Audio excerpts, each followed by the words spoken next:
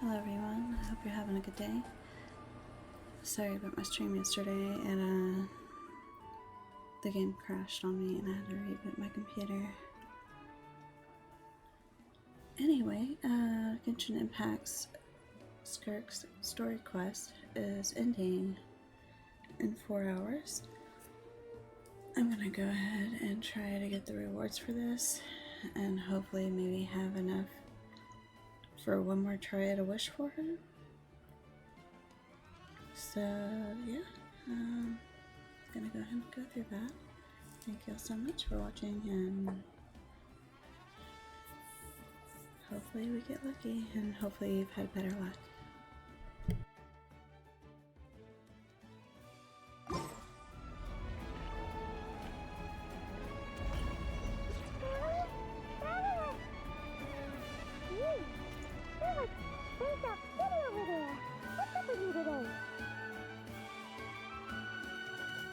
You feeling okay?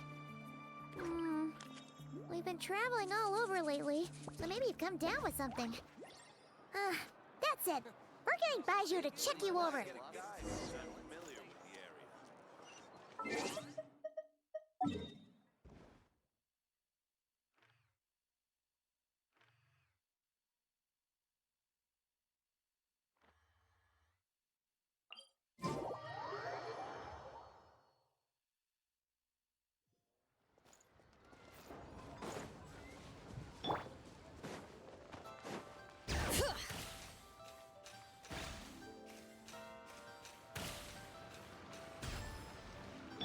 Light it up!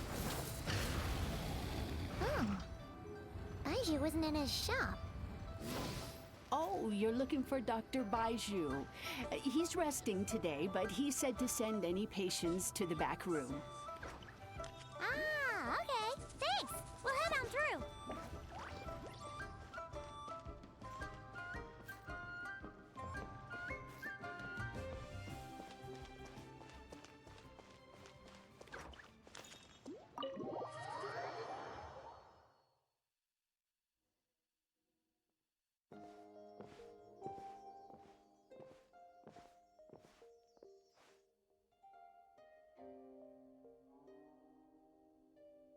Traveler, Paimon, welcome. What can I do for you? It's the Traveler. She looks absolutely beat these days. She has these huge, dark circles around her eyes, like she hasn't slept a wink. And she keeps spacing out.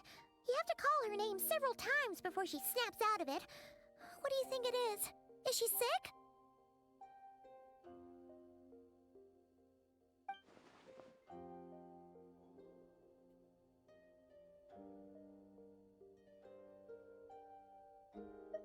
Very peculiar. In all the time we've been acquainted, this is the first time you've come to me with a health complaint. Come, let me take a look at you.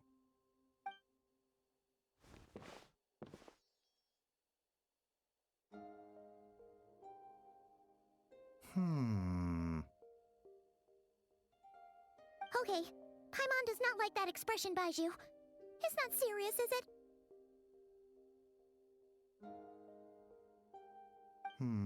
Complexion is good, eyes are clear, breathing is steady, pulse is strong. Physically, you appear to be in good condition, traveler. In theory, your energy level should reflect that. You should be feeling right as rain. Hence my concern. A clean bill of health is usually a good thing, but in this case, it likely means your situation is more complicated.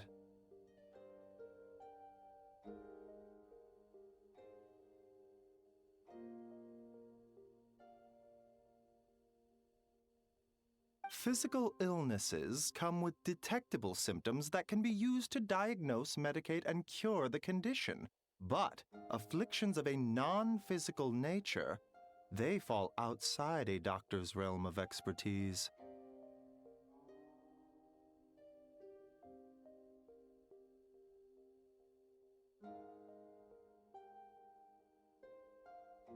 Huh?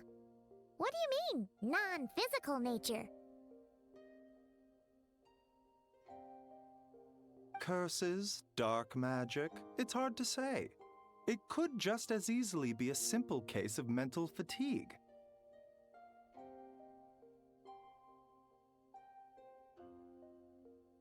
Why don't you rest here for a bit?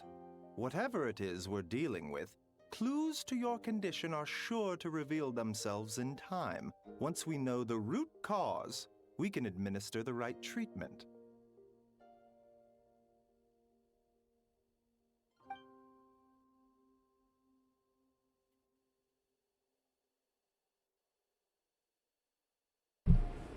Genshin, the snake says, I've seen my fair share of mental afflictions. To start with, some calming incense. A good night's sleep and a good meal will do you a world of good. In the meantime, Changsheng and I will review the relevant literature for afflictions that present with mental fatigue.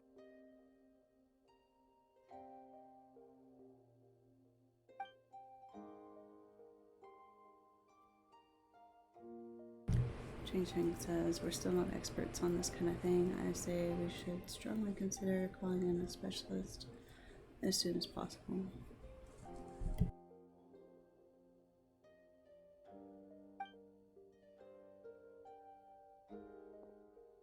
Oh, must be a rare condition if not even Baizhu and Changsheng have seen it before. Well, all we can do is take their advice.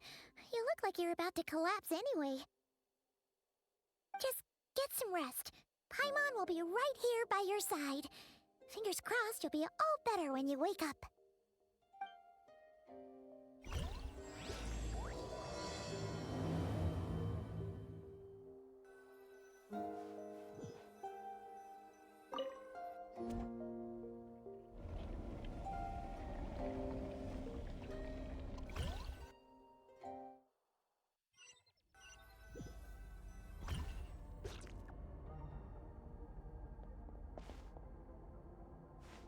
This is interesting.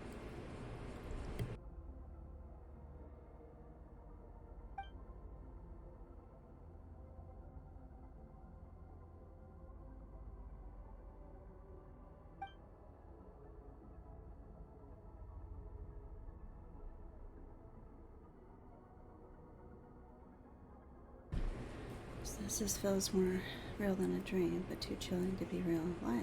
My breath freezes in my throat before I can even exhale it. It feels like my soul has been wrenched from my body and thrust into this strange and unfamiliar space. Whichever direction I look in, there's no end in sight, and worse than that, I think there's something in the fog following me like a shadow.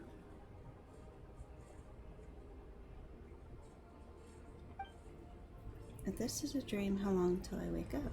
And if not, then where in the world am I?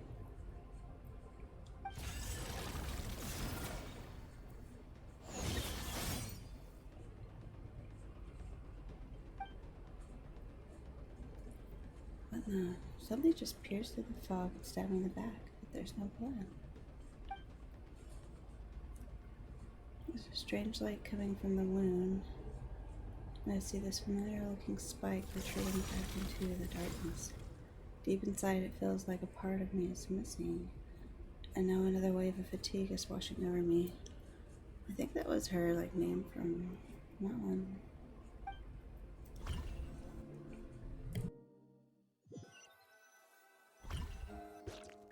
Traveler! Traveler! Rise and shine! Time to wake up!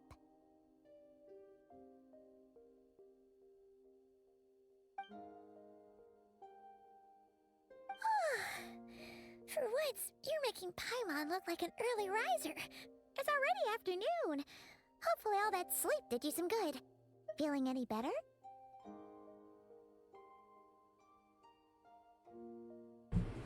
Need you to check if there's a cut on my back. A cut? What? Did you scratch yourself in your sleep? All right, let Paimon take a look.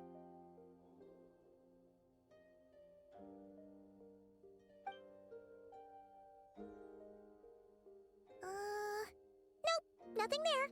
Wait, did you have a nightmare?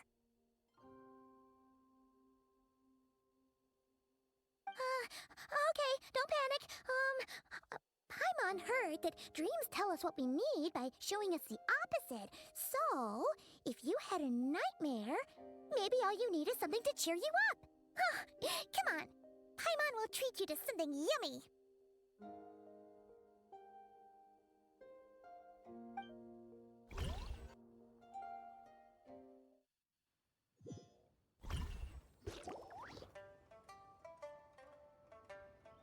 Says you and Paimon head to a Wanman restaurant. Sensing that something isn't right, Paimon orders a bunch of dishes to cheer you up. What? So, in this dream, you were trapped in a weird place with thick fog everywhere, and then a spike came out of nowhere and stabbed you in the back? Oh. Okay, well, that's a new one. Are you sure it was a dream? Because from the way you describe it, it sounds like you were really there. But then again, you woke up right where you went to bed. And you were definitely in a deep sleep this morning.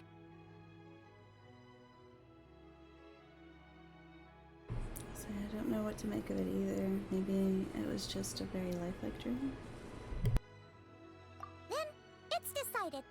Paimon will stay up and watch over you tonight. If anyone tries to mess with you, Paimon will beat him up. Or, wake you up first and then we can beat him up together.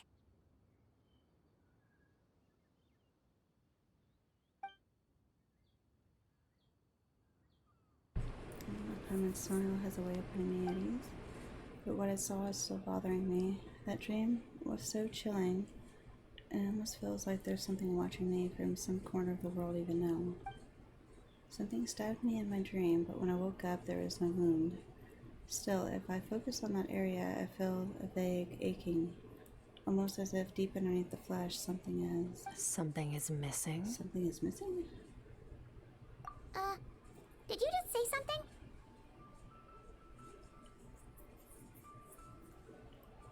Weird.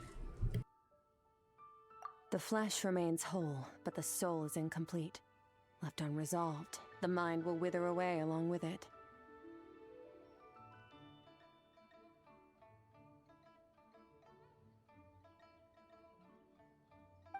What the? Wait! Paimon remembers you! Your child's master! Skirk?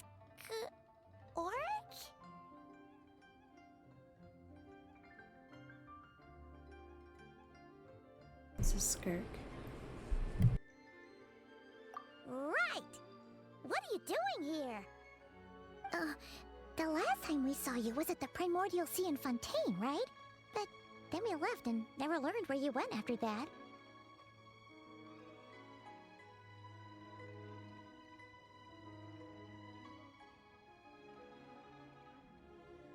I actually still have to finish that quest. Child's been looking everywhere for you, by the way. What brings you to Wanmean Restaurant of all places? You came here looking for us? And were you the one behind that hocus pocus just now?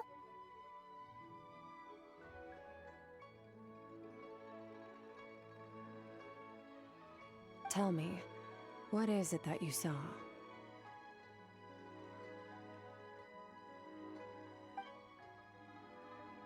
Tight-lipped, huh? I suppose that's fair.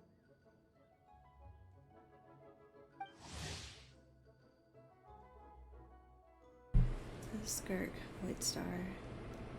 A mysterious figure of unknown provenance. She claims to be a disciple of Surtalagi, the Foul, and the Master of Child. Or Chill? Child. Ice cold and aloof, she shows interest only in beings of immense strength.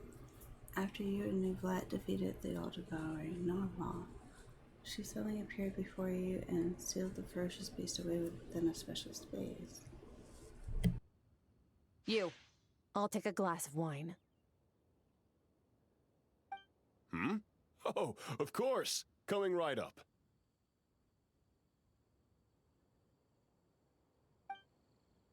We make this one in-house. It's not too strong. Enjoy. Chef Mao, I'll take a grilled tigerfish over here. Coming right up. Ah, if I knew we'd be this busy, I wouldn't have approved Shenhe's vacation.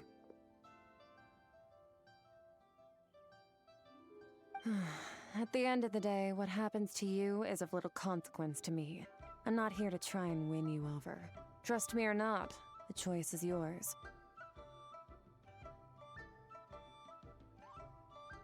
If you want my help, now's the time to speak up. You have until I finish my drink.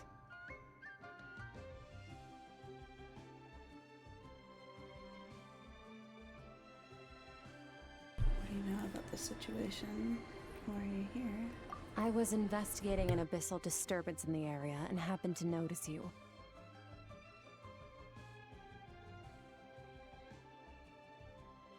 Part of your soul is damaged, and the wound bears traces of abyssal corrosion. Need I say more? Neither of those things sound good.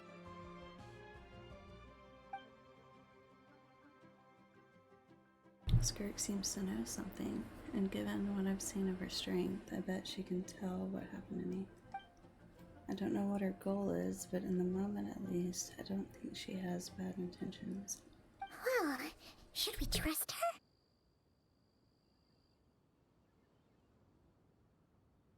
She mentioned an abyssal disturbance. Maybe that has something to do with what's going on with you. But we could always find a different expert on the abyss to help us out. Not on short notice. Yeah, and that thing she said about your soul being damaged is scaring, Paimon. Definitely something we should fix sooner rather than later.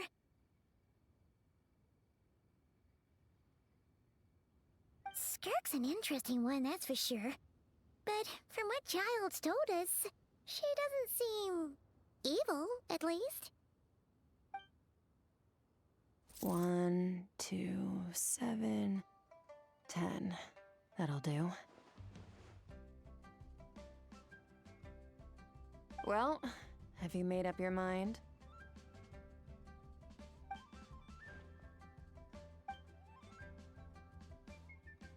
What I saw was a dark space shrouded in a dense fog that wouldn't disperse. You give Skirk a brief description of your dream. So, that's all we know, Miss Skirk.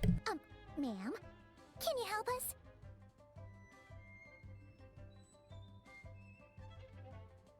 So, you can disperse the fog.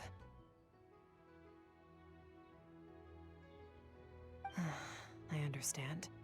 Come find me in the Guili Plains when you're done here. Oh, and I left cash for the drink on the table. Settle the bill for me, will you? Oh, okay. Huh? She disappeared!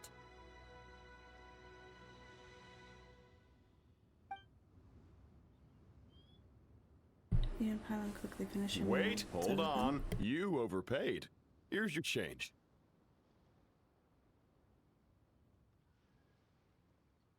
Oh, no. This includes the drink, so it should be the right amount.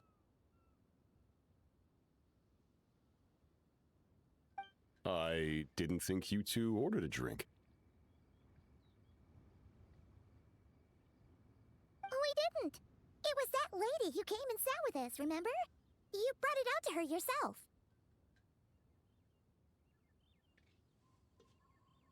You sure? I could have sworn there were only 2 of you at that table.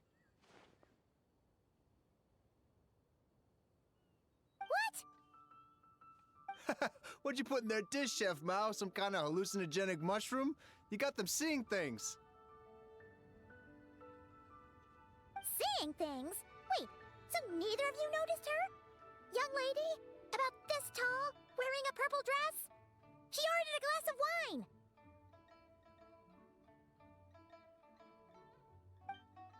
Oh, now you mention it, that vaguely rings a bell. And it looks like I did open the wine jar, so it must have just slipped my mind. In any case, that settles your bill. Come again soon.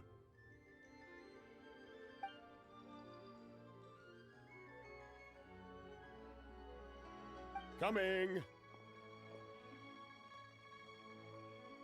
Okay, what was going on there? It's like they didn't remember Skirk being there at all. Even Paimon was half convinced we hallucinated the whole thing. But that Mora she left for us was definitely real.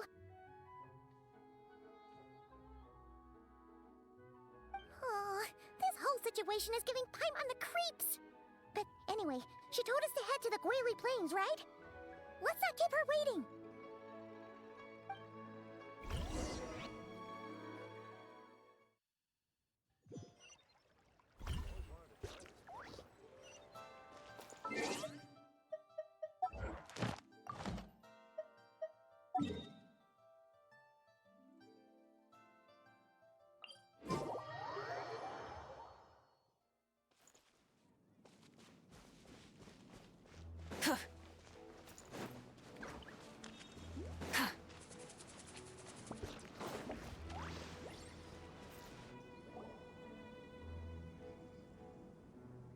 Whoa! What are all these rift hounds doing here? Huh. Looks like they're collecting something. Oh, let's go check it out.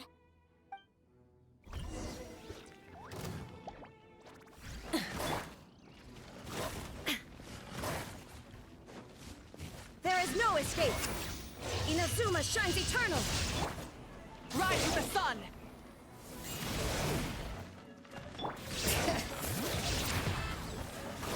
Letting brave names echo! Pyroclastic surge! Incinerate! So, this is what they were collecting. It looks kinda like...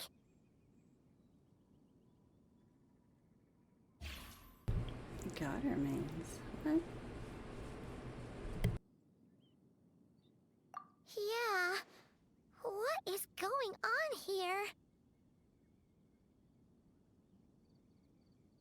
From the moment they are born, all beings with great power have an impact on this world. Even if their body is sundered and their soul extinguished, their influence remains.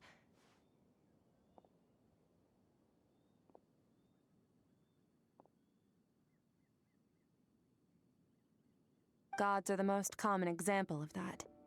The remnants of gods who fell thousands of years ago remain buried deep within the earth, carrying within them a warped will and a dark curse.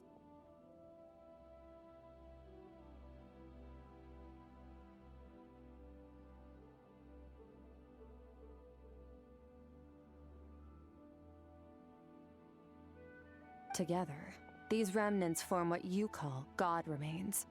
And it appears that some of those sealed here were dug up and removed. There are traces left, but they're fading fast.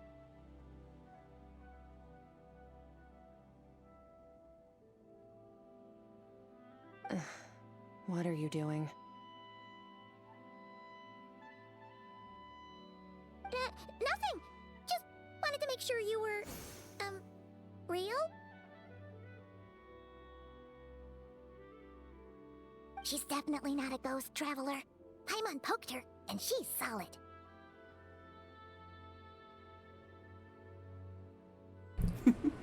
After you left the restaurant, the other diners acted like you were never there. Your life hangs in the balance, and that's what you're fixated on? Strange set of priorities. It was just a trick to avoid being perceived. If someone notices me, those memories are erased. Simple as that.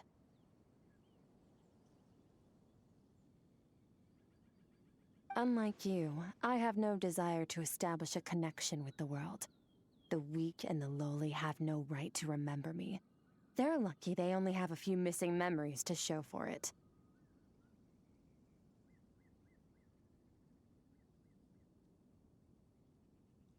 Now, can we please get back on track? Okay. Where were we? Right. The God remains. So, Technically, there's now less of them here than there used to be, right? Isn't that a good thing? In our experience, God remains are 100% bad news. A lot of terrible things have happened because of them.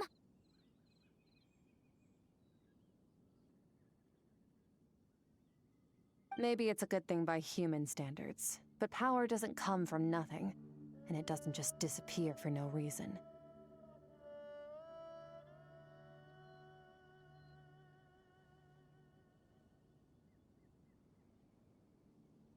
The remains aren't just gone, they were taken.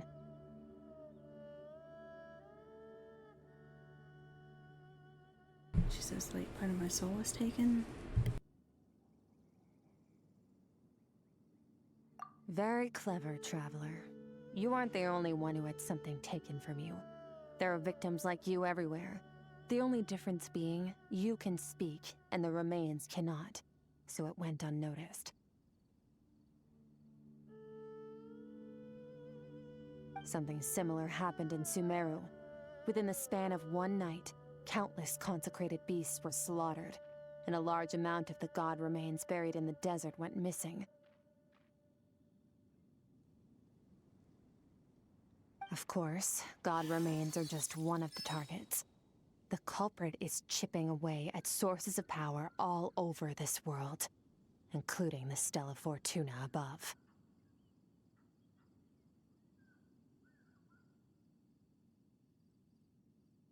Wait, you mean... the stars? Mm-hmm. 42 of them have died out in the past few months alone. In Conria, people believed that powerful individuals have corresponding Stella Fortuna. Even should that individual fall, their Stella Fortuna would not disappear, but gradually evolve into a new constellation.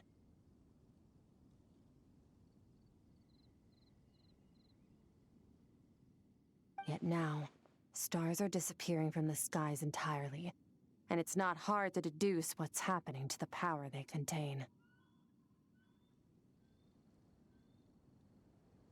Something has been leeching power from this world like a parasite steals nutrients from a host. And now, it's no longer satisfied with the remains of the dead. It wants you.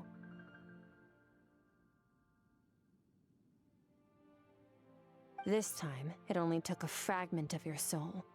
But next time, there's no telling how far it could go.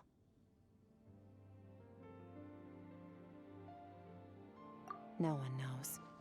All I know for certain is this. Getting back what you lost will not be easy. Considering how much power this entity has stolen, it must be a god-level being by now at least. But that's not the real concern.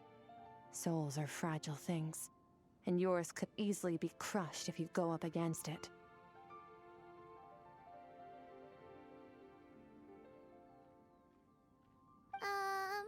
So you're gonna help us, right?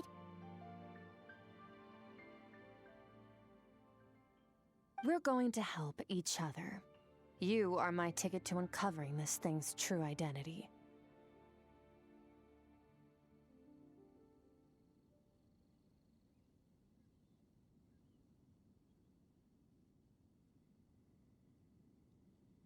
Well, great!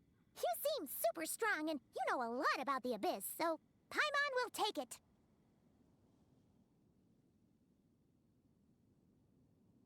Don't get all mushy on me. All I'm doing is helping you get back to normal after a sudden crisis. And I should warn you, getting mixed up with me can have unforeseen consequences. We're on very different journeys. You don't want to be in my debt, trust me.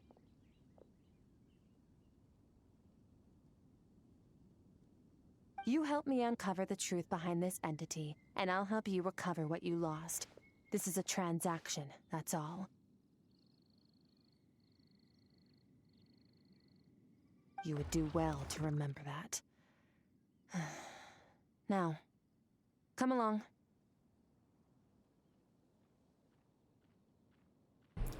Awesome.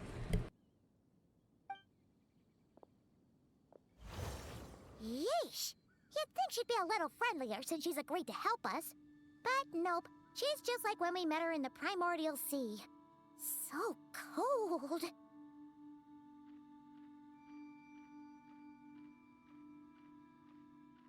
Well, whatever. If that's how it's gonna be, then she doesn't deserve our friendship. What she does deserve is a super embarrassing nickname. I know. Yeah, I agree.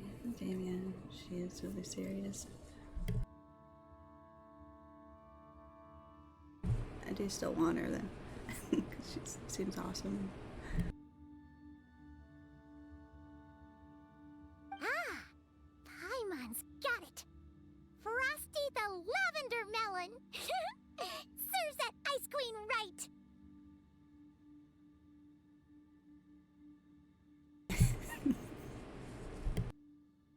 Anyway, the important thing is that we get that piece of your soul back.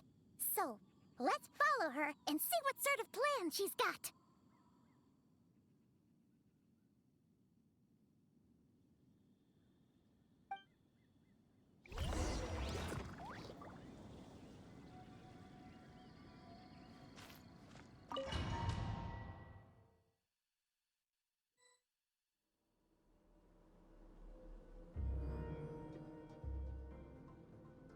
Whoa! This place is way bigger than Paimon expected. Where are we? This is where I live. I suppose it's the closest thing I have to a home here. It seems more like somewhere in the abyss. Wow, that's wild. It is. I brought you here because time flows differently in this place. I don't know how much Ajax has told you, but when he fell into this space, I mentored him for 3 months. In that time, only 3 days passed in the outside world.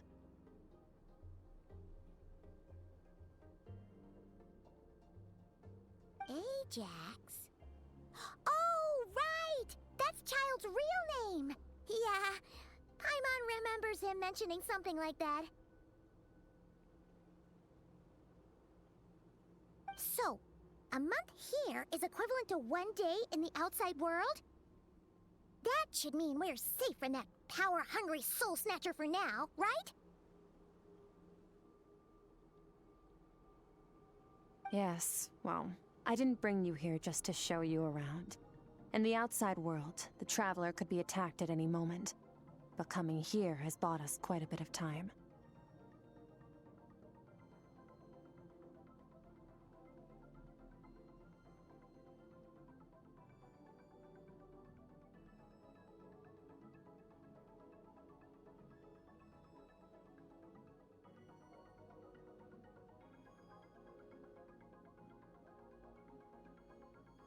Now, we just need to figure out how to investigate that place you saw. The one full of fog.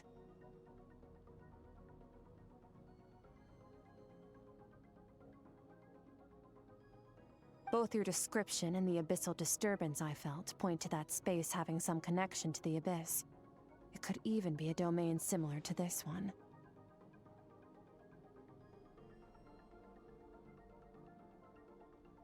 The thief who stole that fragment of your soul is hiding there. But the abyss is a chaotic and turbulent place. If we want to pinpoint their location, we need to see what that space looks like without the fog.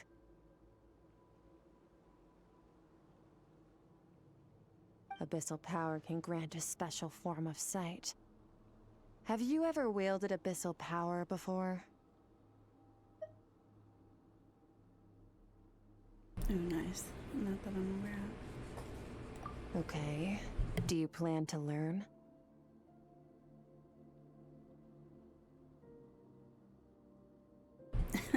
Well, I just for now, no. I'm kind of at odds with this. I'll go with that.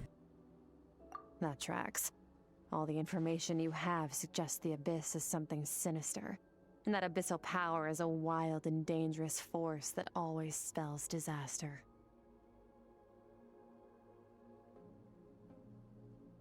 And you're saying that's not true?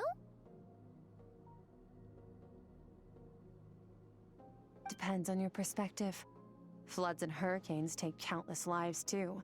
But if one day you gain the power to control them, what was once a calamity is now just another tool in your arsenal.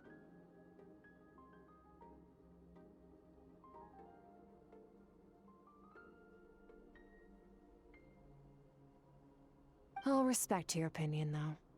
Just means we have to turn to the second best option.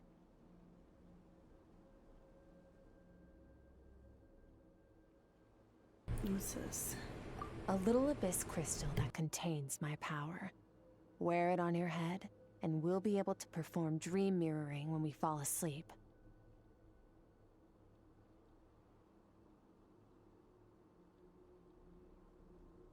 Interesting. Dream mirroring? It means experiencing whatever the other person is dreaming. Everything they see, think, and feel.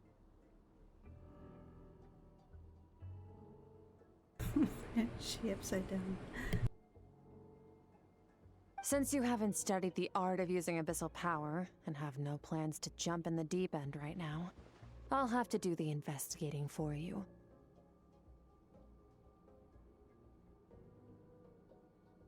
With dream mirroring, every time you slip into a deep sleep, I'll see with my own eyes whatever scene plays out in your mind. Then, I can guide you through the dream environment, and we'll take back what was stolen from you.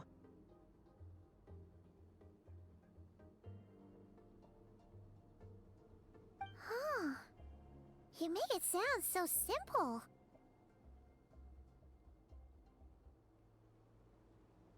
So all I need to do is wait, or is there anything you need me to do? I'll go with that. Tough to say. This is an unprecedented situation for both of us. Even assuming we do manage to find where this entity is hiding. Like I said, getting your soul fragment back won't be easy.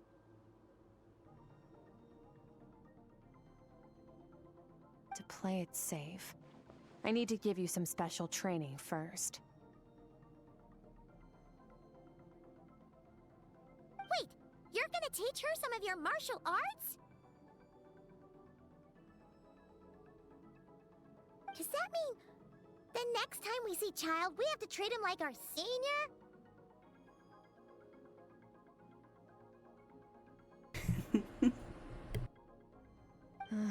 Do as you want. For my part, I don't see you as my disciples.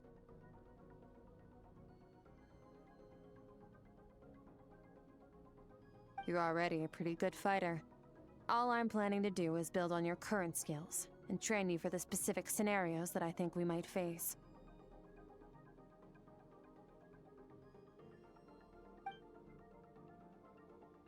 But that's enough talk.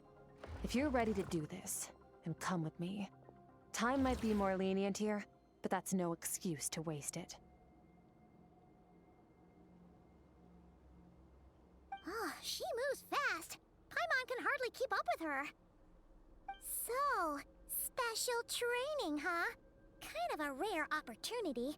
With your skills, there's not a lot of people qualified to train you.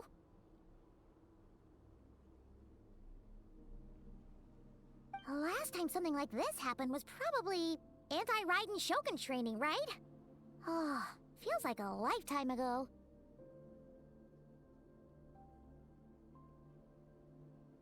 Skirk seems pretty strong too, though. Remember how she said that the all-devouring narwhal was just her master's pet?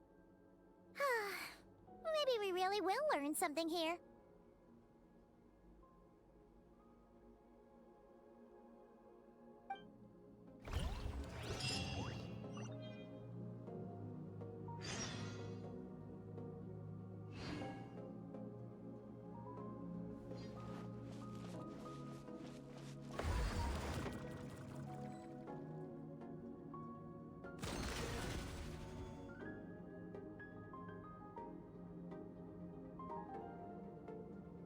Alright, here we go.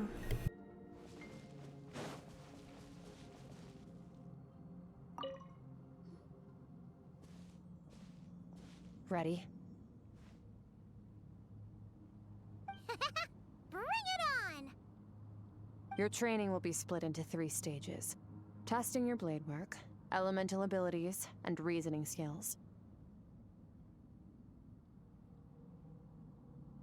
We'll start with blade work. You're no rookie in this area, so I won't bore you with the basics.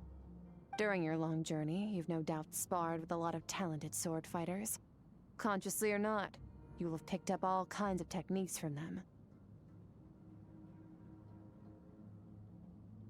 You bet. There's Kaya, Master Jean, Kuching. Oh, and Kazuha, Ayaka. Yeah, we've met sword masters like you in every nation we've been through.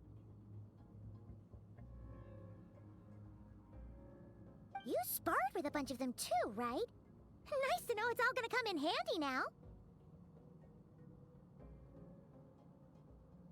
Don't get too smug. In sword fighting, techniques alone are not enough. You need a cohesive system to bring it all together. A style or school of fighting. To use the human body as an analogy, your style is your skeleton, the foundation, the framework. Techniques are the muscles and other flesh attached to the bones. This is where your strength comes from. Improving your sword fighting is like growing that body.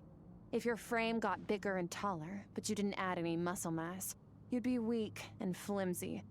Then again, if you packed on pounds of flesh without a big enough frame to support it, you'd end up bloated and unwieldy.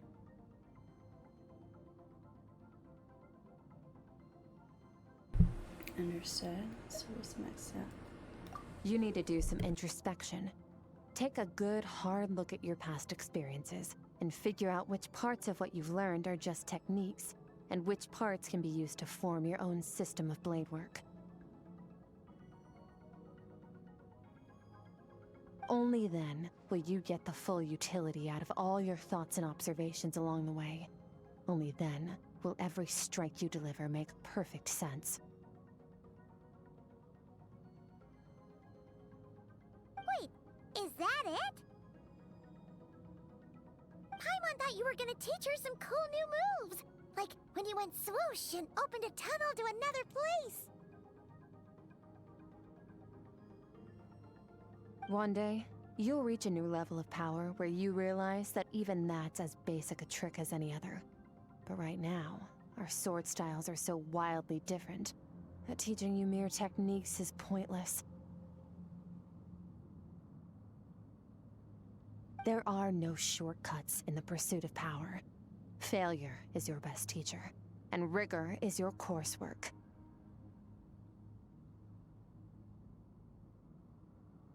That's all I have to say. Time to make a start. Train until you're satisfied with yourself.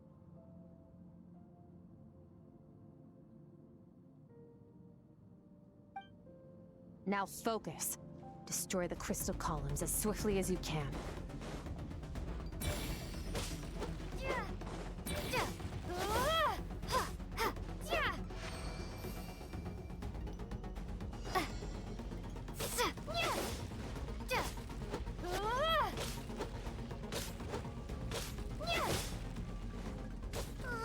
This is making Paimon's head spin.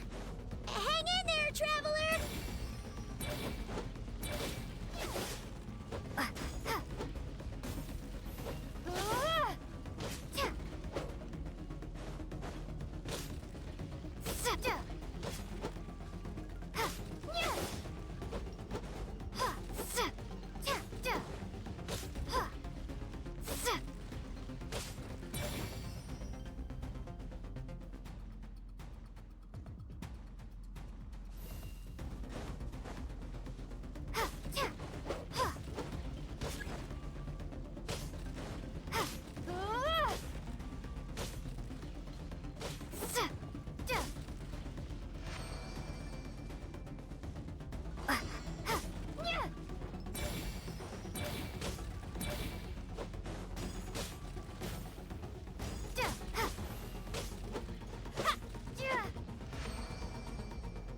Stay calm.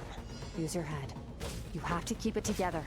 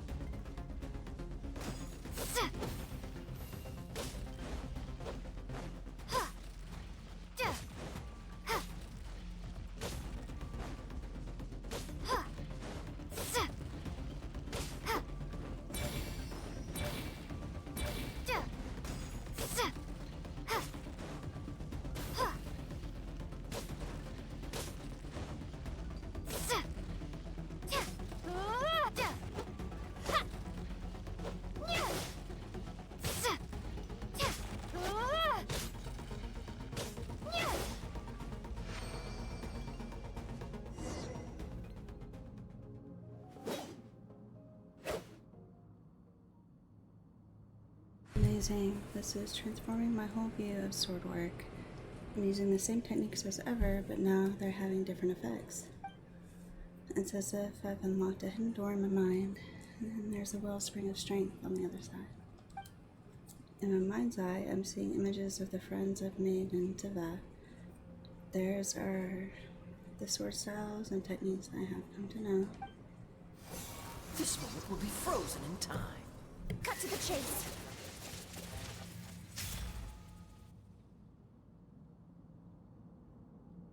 Consider a moment of true mastery that you've witnessed in another person, and ask yourself, what lies beneath the surface? What's their guiding philosophy? What's their state of mind as they maneuver their weapon?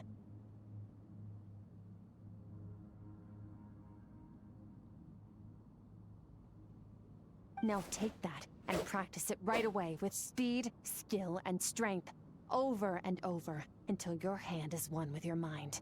This is the only path to true growth.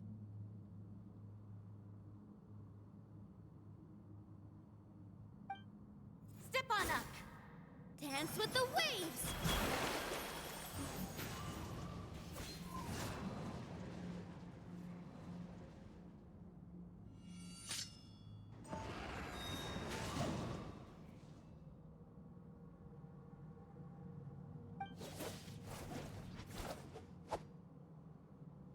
My sword style, my journey. Primal's my little cheerleader.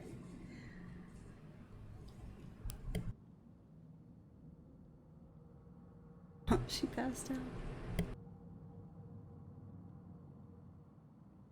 If you start to tire, empty your mind, but do not stop.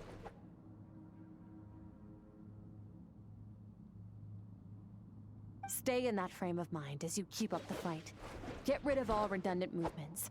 Imagine your sword is an extension of your own body. Wield it just as you wield your arms, hands, and fingers.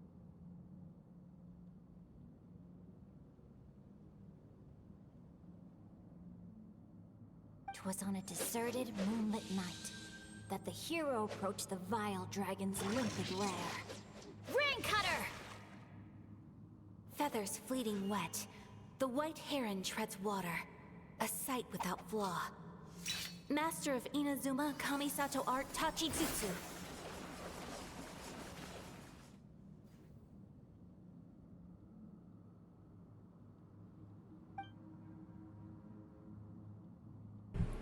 With each slash of my blade, I feel my strength increasing. I don't know if my weapon can contain all this power.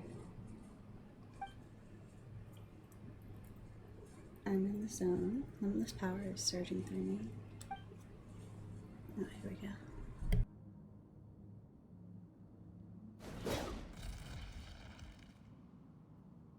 Hey, yeah. Nice. Get some new skills, hopefully. You slash and swipe till you're exhausted every ounce of your energy.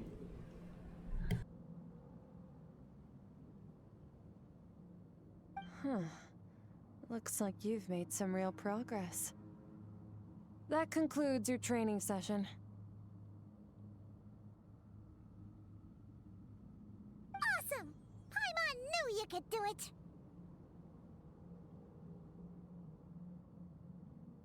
How do you feel? Exhausted. I'm fighting to keep my eyes open. Go with exhausted. As you should be. Time flies when you're training hard. You've actually been going for several days now with no rest. Yeah, meanwhile Paimon's had a whole bunch of naps. But you were so focused, she didn't want to interrupt you. Go get some sleep. I'll be doing the same very soon. Let's hope you see that foggy place in your dream, so I can get this investigation over and done with.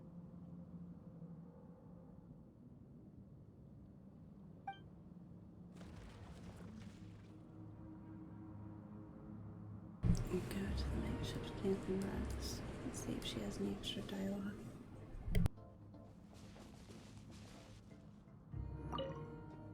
Sometimes, you have to practice a single movement 1,000,000, maybe 10,000,000 times, before the breakthrough moment comes. Nothing in the outside world can help you in this process. The most important thing is to remain patient.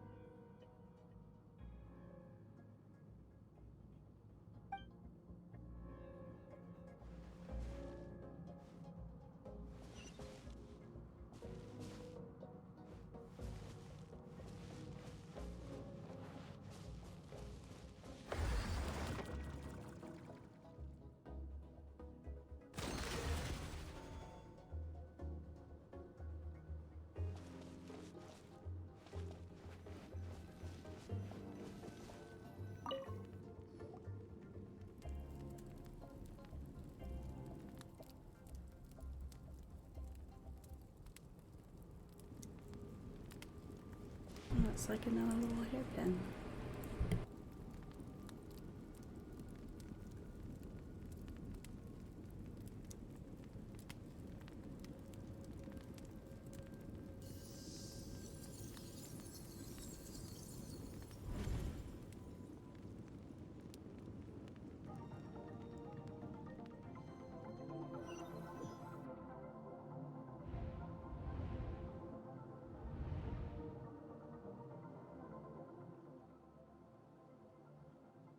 What is this place?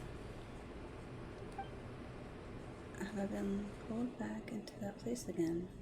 But Skirk said the dream mirroring would kick in when I fell asleep. So why am I back here? No? Closer inspection. This isn't the same dream as last time. It's dark and gloomy, but there isn't that chilling fog that made my hair stand on end. Hold on. If dream mirroring is a two-way process, maybe I'm seeing inside her mind while she's exploring mine.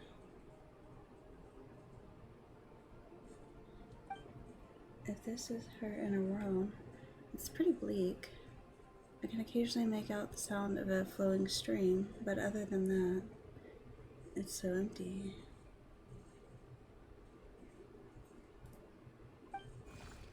Strange creature. Oh, that's cute.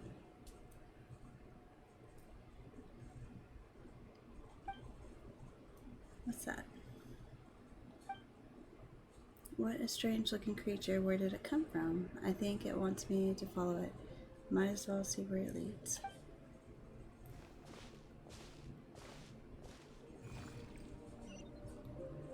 Okay.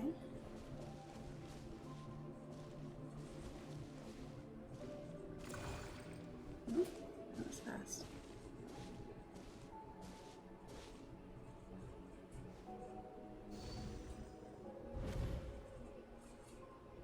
Skirk, why are you skipping classes again? We've talked about this.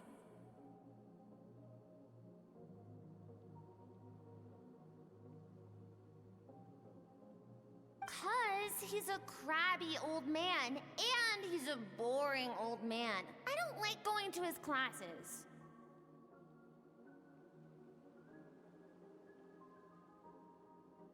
Excuse me! You shouldn't talk about your teacher like that! It's very disrespectful!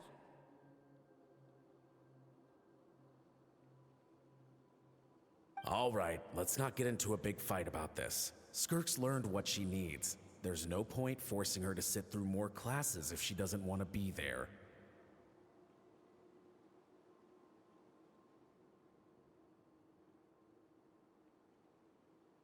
But I'd still love to hear about what you got up to yesterday. Why don't you tell your dad all about it?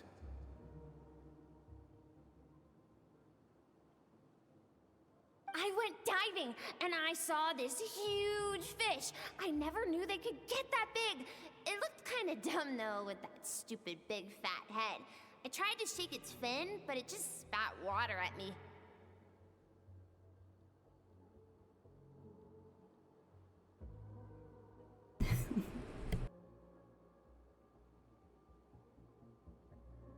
Oh, and today, I'm gonna go to that prairie up north.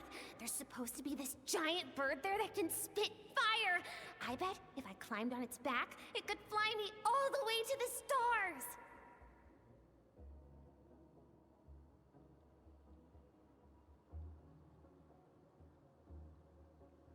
the stars. Then I suppose your old dad should get one as a pet too. Otherwise, how are you gonna hear me call you for dinner up there in the stars?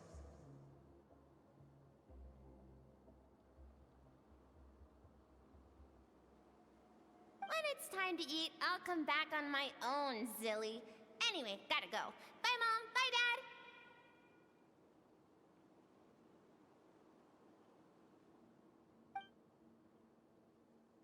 Wait! Put on a coat at least, you'll catch a cold! I'm talking to you, young lady!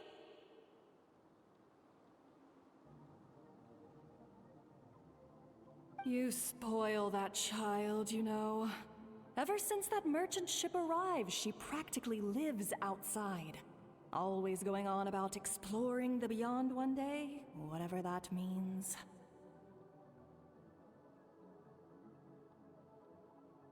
Ah, let the kid do what makes her happy. Besides, we both know you're all bark and no bite.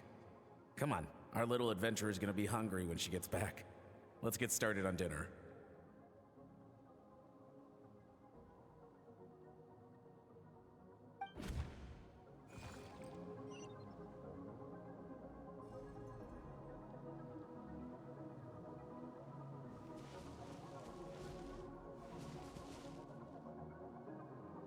Doesn't know. The weather's wonderful today.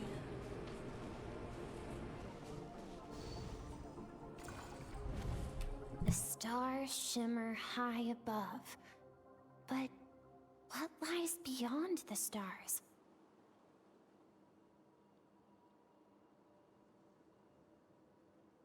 Mountains as far as the eye can see?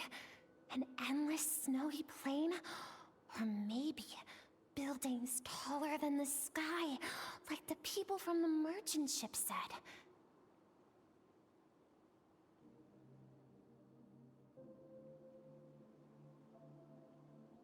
I can't be the only one asking these questions.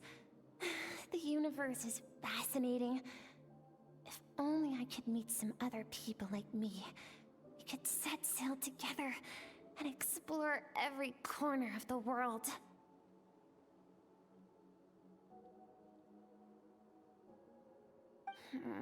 I'm sick of being a kid.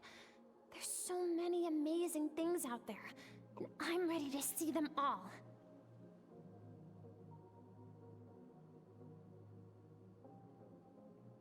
Yeah. But for now, I'm starving. Better get back.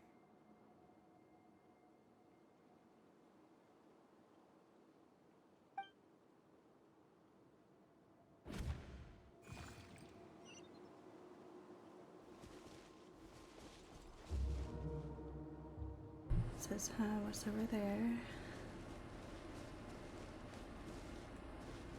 Something's going on.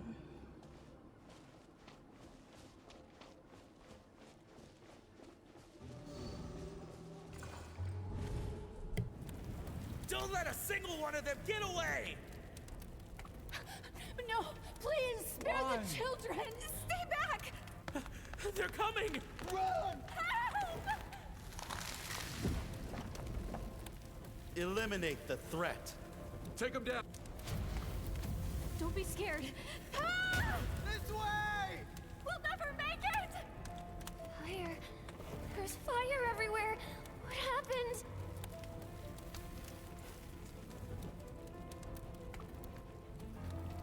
I told you we shouldn't have trusted these outsiders!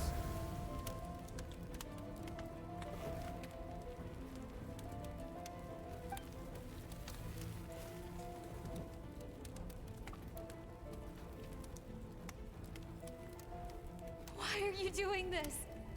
What did we do to deserve this?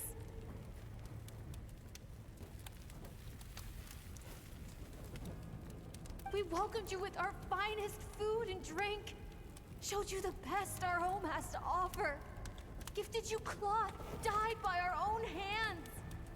And this is how you treat us?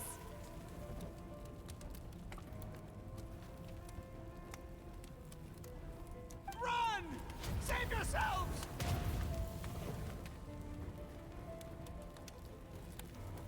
Captain, Zone 3 is clear and we have Zone 2 surrounded.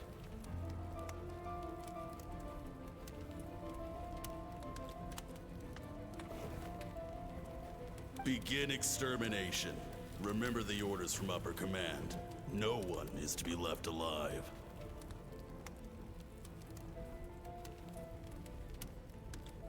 It's horrible. Rest assured, sir. We have enough munitions to annihilate these savages and burn their entire civilization to the ground.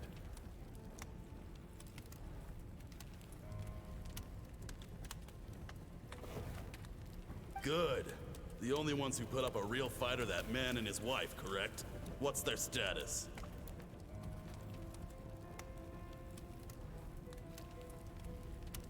We shot the man in the ankles and the wife broke her wrist attempting to fight back.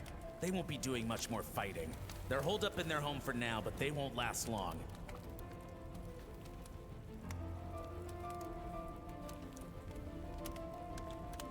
To prevent them from making some kind of last stand, we're planning to clear out the other zones first so we can send a bigger squadron to surround them.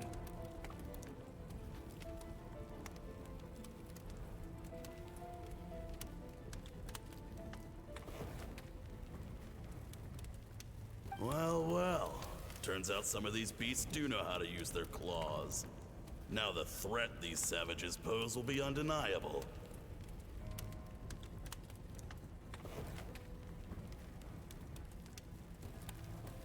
Let them cling to what's left of their lives for a little longer. Once the other zones are cleared, I'll cut off their heads myself. Oh my goodness.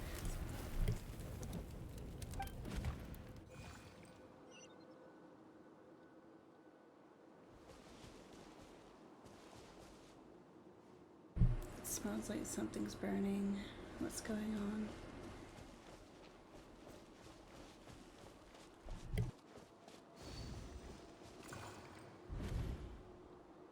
Dad? Mom?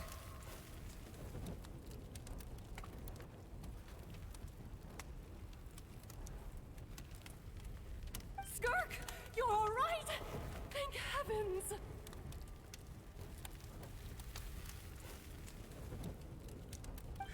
I'm so happy to see you, sweet girl.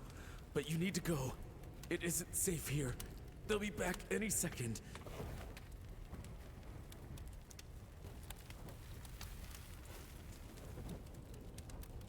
What happened? You're bleeding a lot. Dad?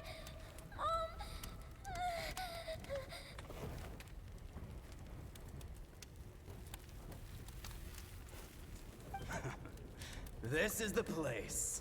Alert all units. Prepare to surround.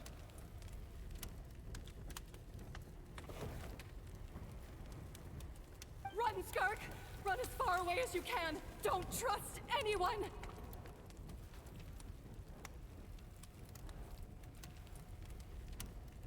Your dad and I, we're not afraid to stare death in the face, but we need you to survive.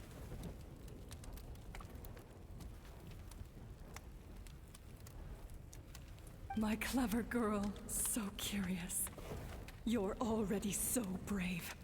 I know you're going to grow up to be such a positive light in this world.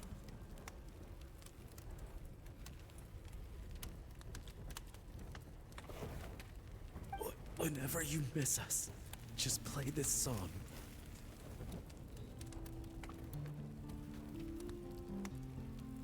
Remember, life is a gift.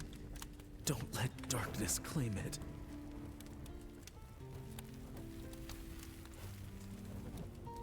Break down the door! Look what we have here. A savage that can pluck a tune. Well, the show's over.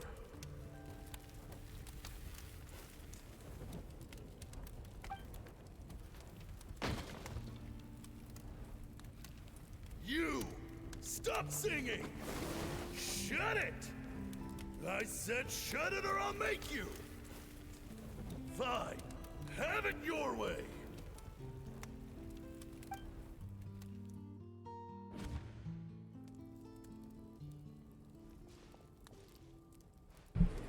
Let's see, what was that?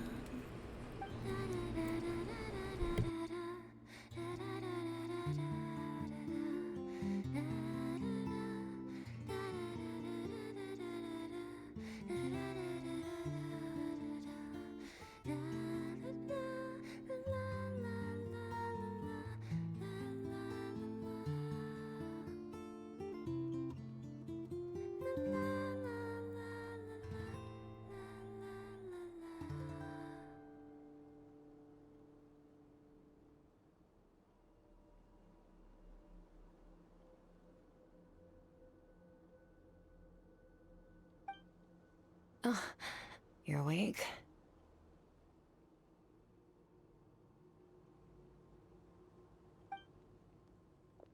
I found a few clues while you were asleep, but it's only a start.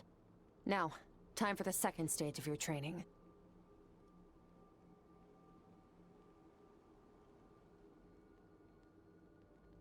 This time, the focus is elemental energy. Come find me when you're ready to begin.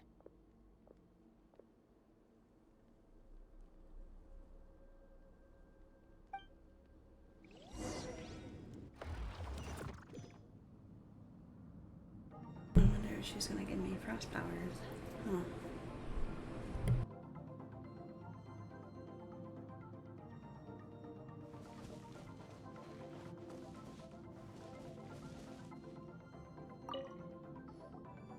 Man, staying in the abyss feels so surreal, don't you think?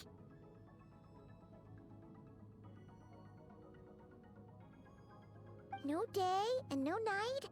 It's like time hardly exists.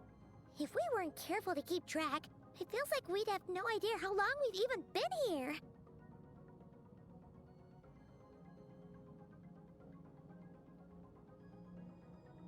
Well, except for the fact that Paimon still gets hungry like clockwork. You go do your training. Paimon's gonna grab a bite. Where's she gonna get a bite in there?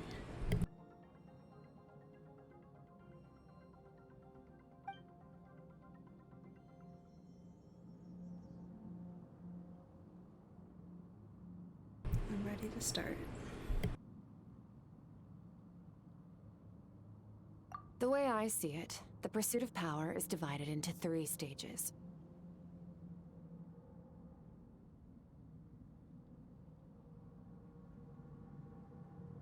The first is mastering the use of standard weapons. Next is learning how to harness natural energy. And after that, you're free to challenge even higher dimensions.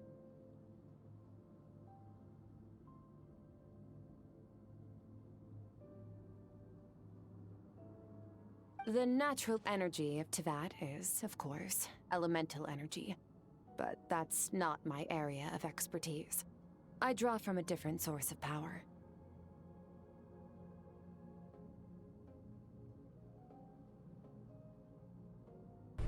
A different source of power, that must mean... Abyssal power, yes. Also known as the power of the Void Realm.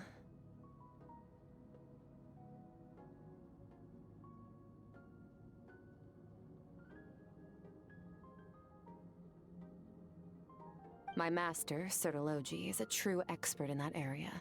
After all, he was one of the group of 5 that infamously stole the all-encompassing power of the Abyss, an act for which the people of Conria gave them the epithet, the 5 Sinners.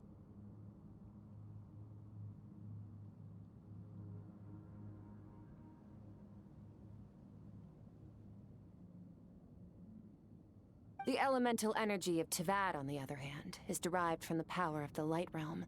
These 2 forms of energy exist in direct opposition to each other. Suffice to say, there's not much I can teach you this time.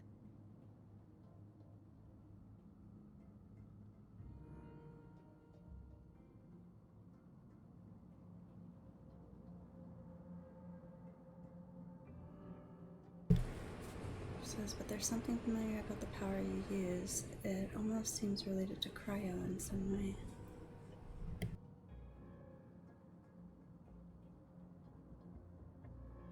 A keen observation, traveler.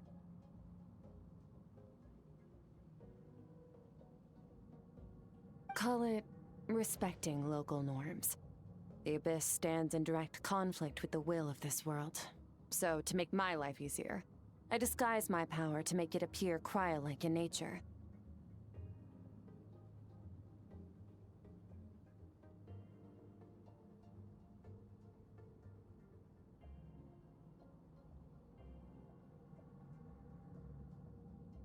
It's a technique I learned from some Conrian ruins, known as the 7 Shifting Serpent. If you ever change your mind about delving into abyssal power, I can teach it to you.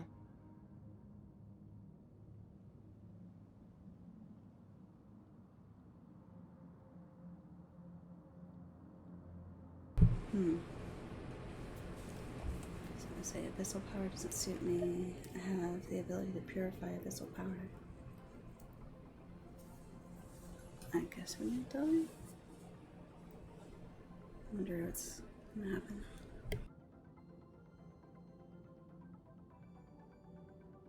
So I've heard. You seem to have a knack for removing abyssal power.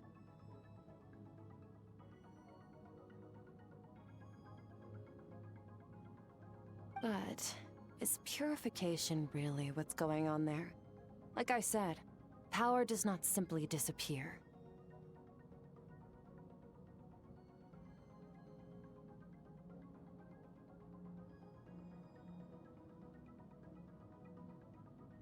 What are you trying to say? Just thinking out loud. Let's focus on your elemental training. That's what's gonna help us if the situation gets tricky.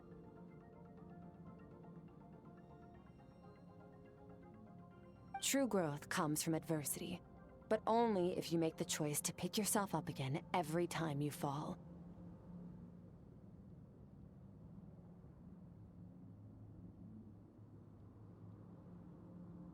So, it's time to push yourself to the limit, and then keep pushing. This is the only way to advance at pace.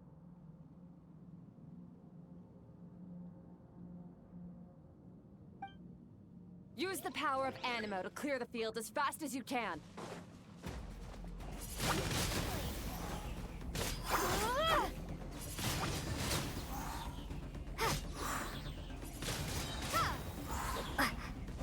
Prepare to be blown away!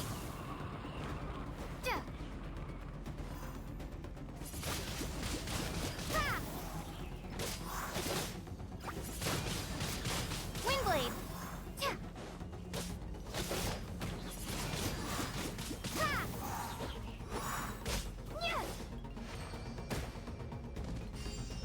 Observe your surroundings. Look for things you can use to tilt the scales of success in your favor.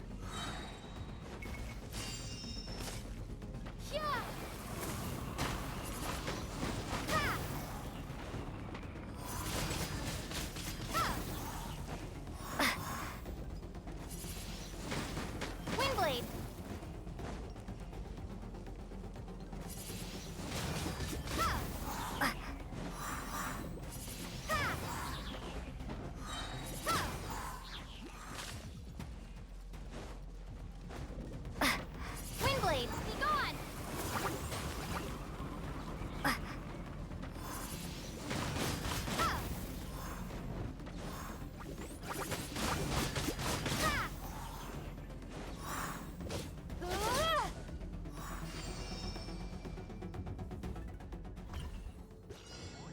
That was fun.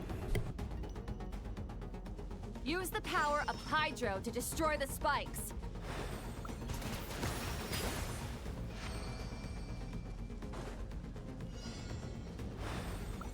Faster. Don't give them a chance to strike you. You need to be quicker than you were in your dream. You can't afford another injury like that.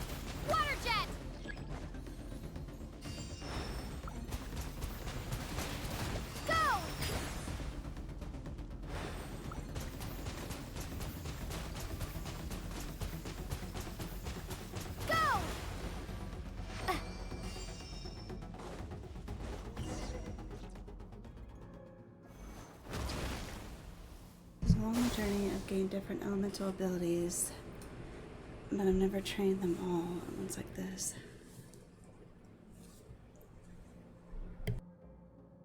You need to understand what makes you special.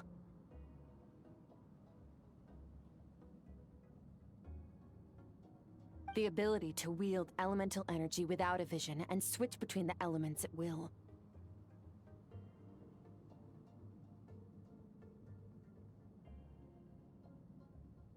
It means your aspirations need no approval from the gods. Your power is not bound by the rules of this world.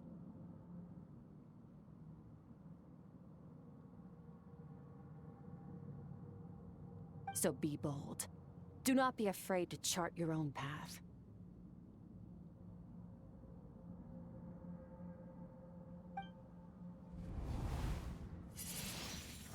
Graceful as wind, tough as stone, nimble as lightning, flourishing like foliage.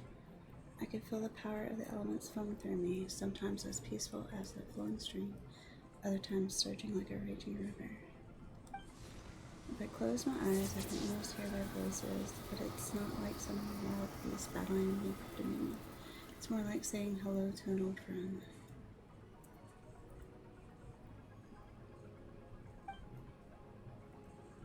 Nice. Oh.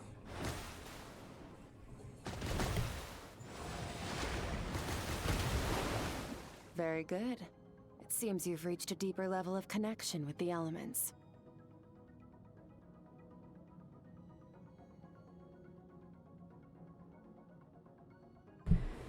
I say, how long has it been this time? I'm exhausted. Go with how long has it been?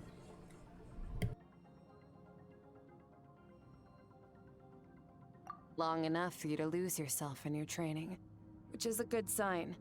Relentless practice with the elements has drained all your strength, but it's also what allowed you to make progress.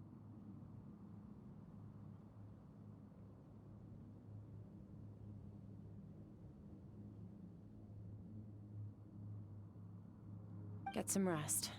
When you wake up, we'll proceed to the final stage of your training.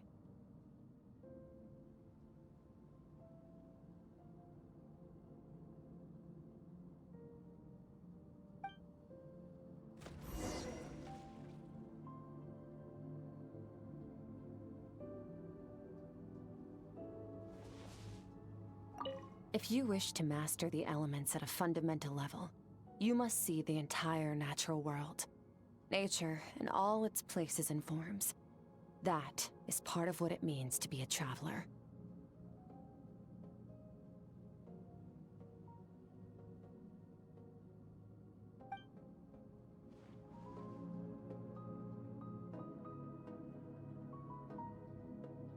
Okay, I'll be back real quick and then we'll continue the story.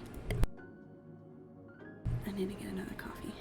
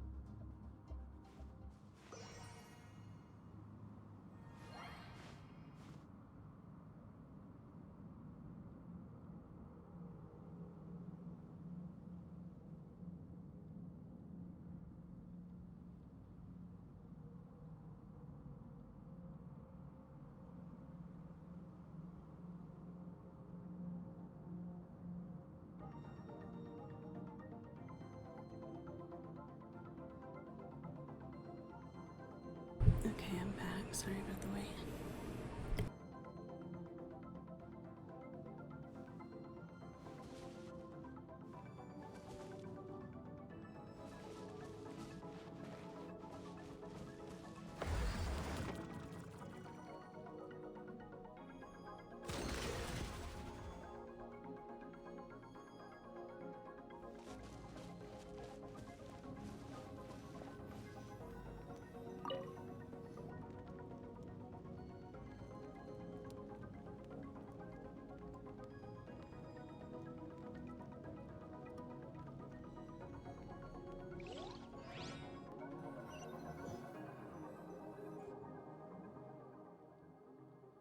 This place again.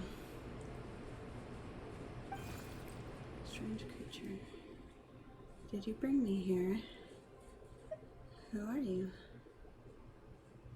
Well, I know who it is. It's a childish version of Skirk.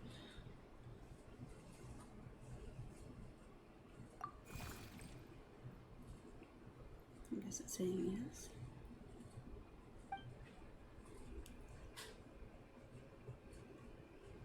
No response. The strange creature just floated away.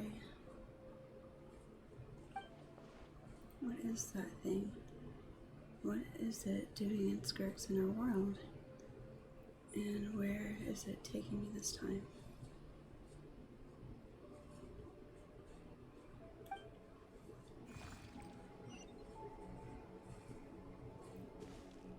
Oh, the strange creature. What is the secret to power?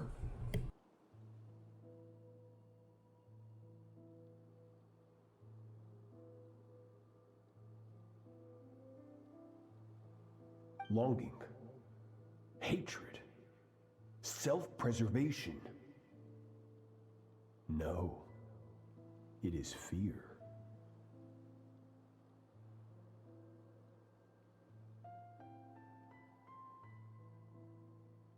The fear of losing those you love. The fear of watching your home burn. Fear of loneliness. Fear of death.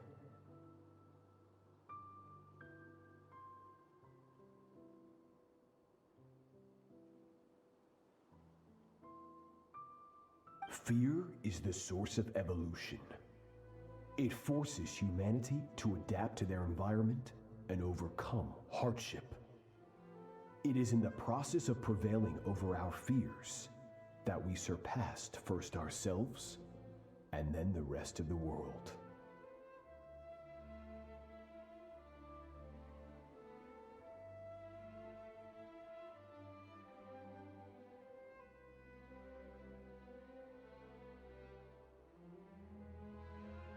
That fear is now part of you.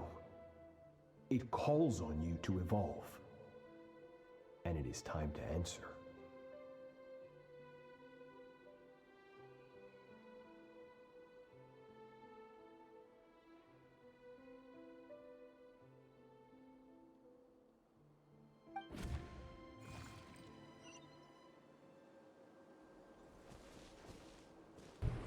Saying, oh, it hurts. Daddy, mommy.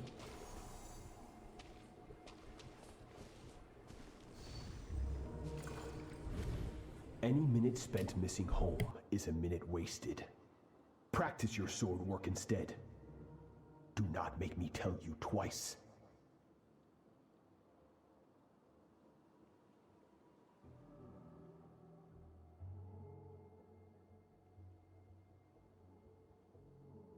But, Master, I can barely lift the sword anymore.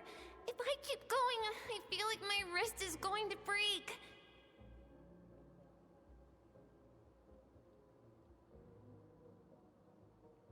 So it has not broken yet.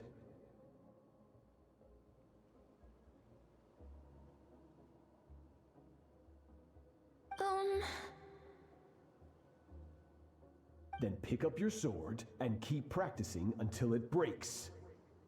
I want to hear the cracking and splintering of bone.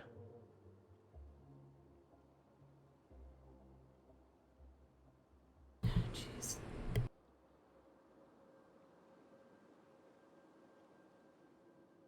After all, bones can always be reset.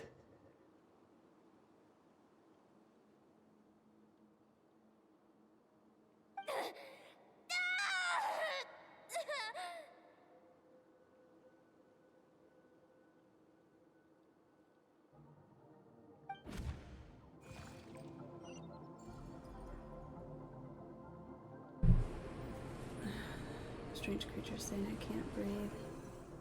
Everything's gone black.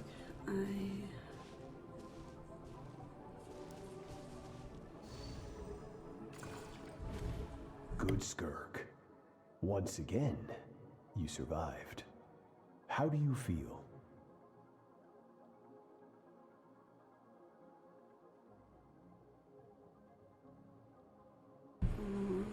She's no longer white.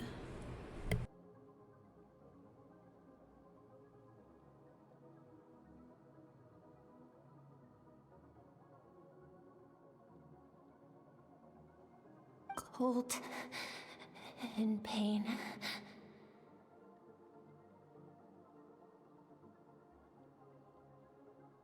These are signs that you are adapting to the abyss.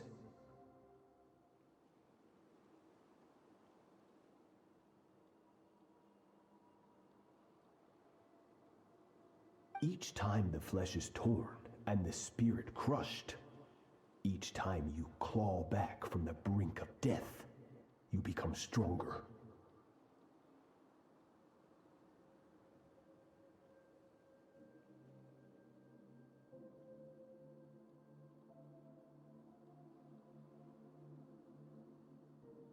I now understand why these people sought to destroy your homeland. Your potential goes beyond even what I could have anticipated.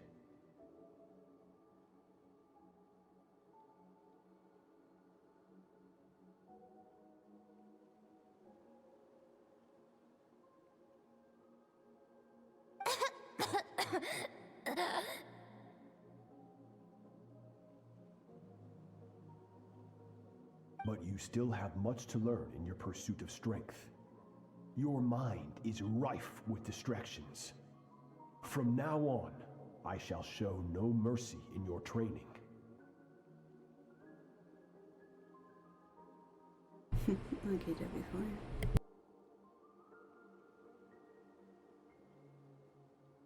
You must learn to shut out all the pointless emotion. Crush the self that makes you weak, and become master over your physical form.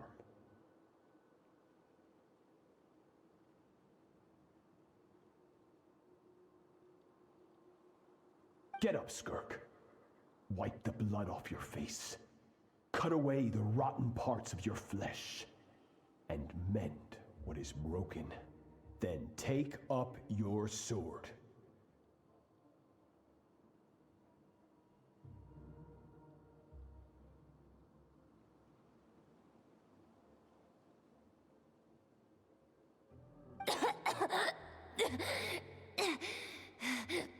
Yes, Master.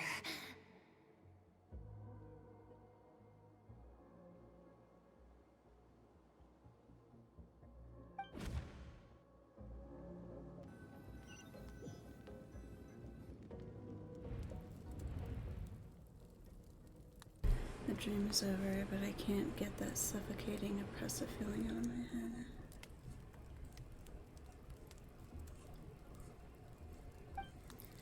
So many questions about Skirk's past. Where does she come from? What has she been through? You're up! Hopefully you got some good rest.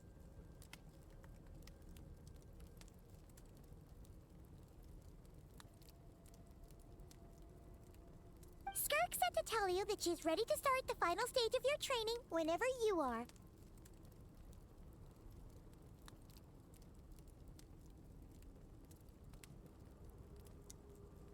So, want to head over now?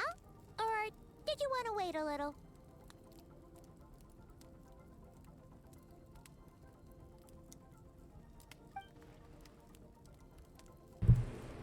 I really want to answers, but right now it's vital that I complete my training.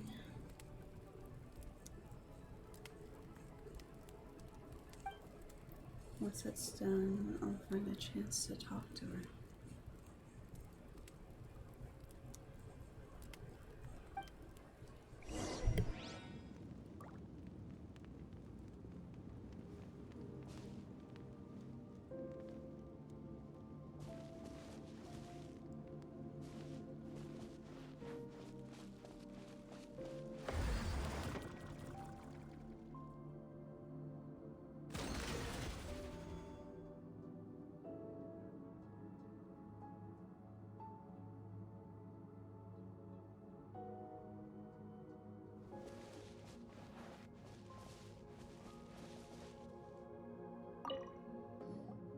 From your training so far, you have gained a better command of the sword, and more control over your elemental abilities.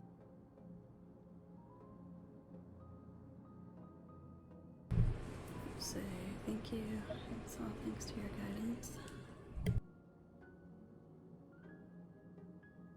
That's only part of it. Experience is the real teacher. Your journey, the friends you have made, the dangers you have faced. These have taught you more than I ever could.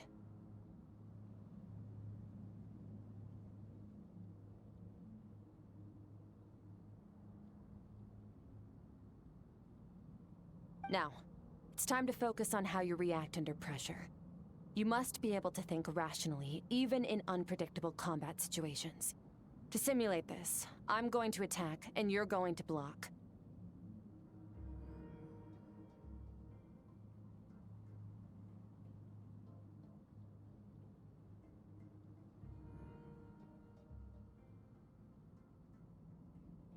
Ready?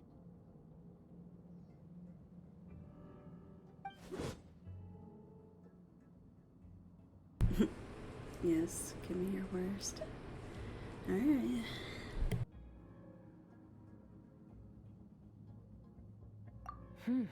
Not bad. That defensive stance looks near unbreakable.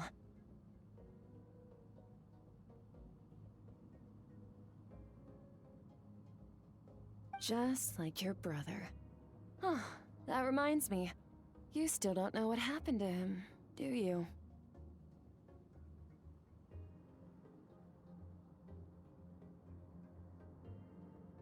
And what do I find out here?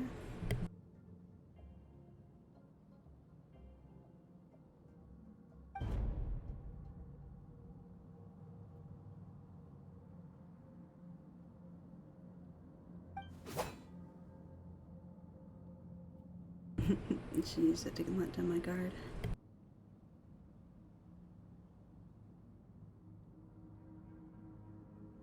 Hey, no fair! That's cheating! Fights are unfair.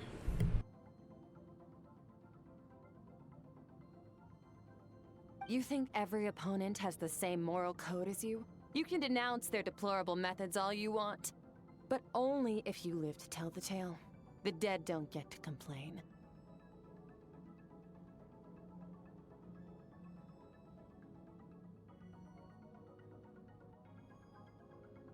Strong emotions will always arise in combat. Anxiety, anger, fear. But a true warrior is never at their whim. Only when you are free from the influence of emotion can you make the right choice, no matter the situation.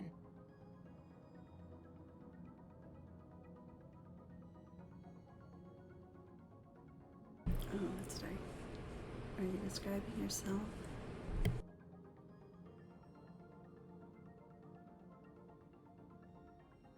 How amusing. Almost sounds like you think you know me.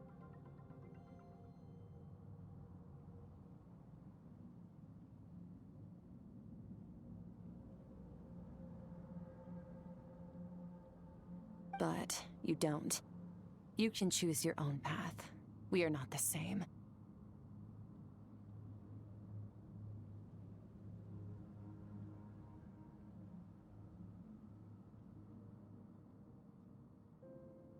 Let's begin. Try to use reason over emotion. Make the most rational and advantageous decision in any given moment.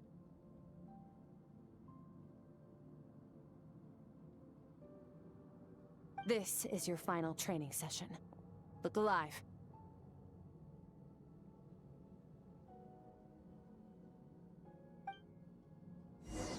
Same drill as before, but this time I'm going to interfere.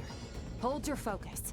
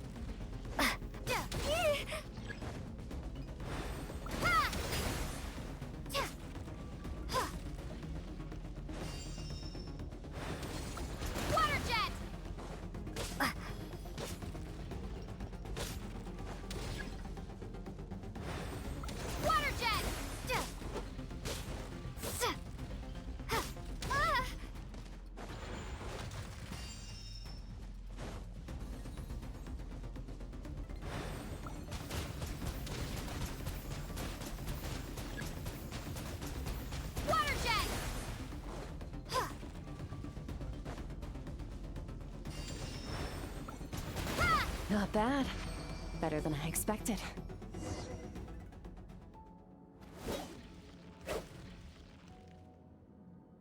It's not easy to control my emotions. The battle is overwhelming, but if I can just focus all my attention on what my opponent is doing and how I should respond, it's almost like my emotions take a back seat.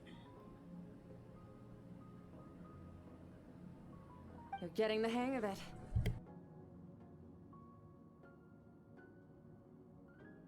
The first step to controlling your emotions is controlling your mind. You want a unified train of thought. It all comes down to focus.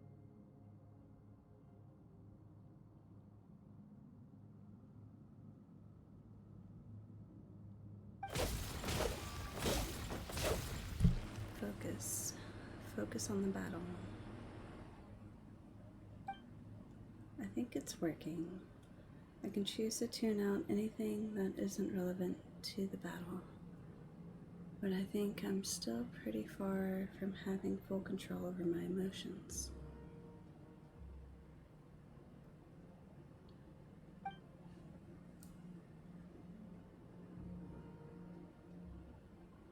Your mind is rife with distractions. From now on, I shall show no mercy in your training.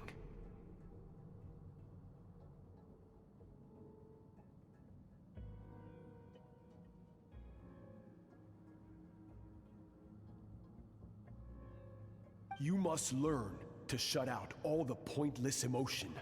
Crush the self that makes you weak, and become master over your physical form.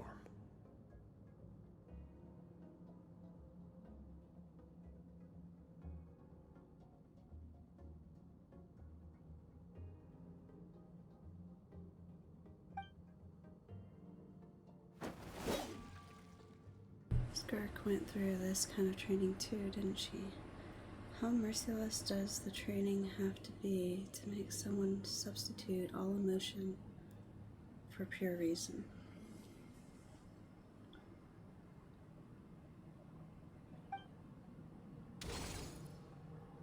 Stop. Let's pause here. One look, and I can tell your mind has wandered.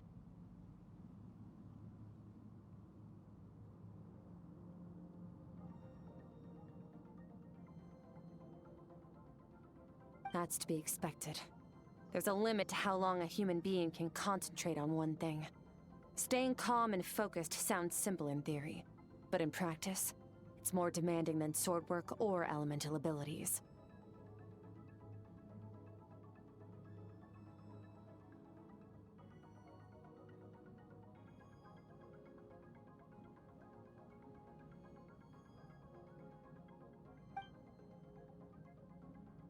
Skirk is right.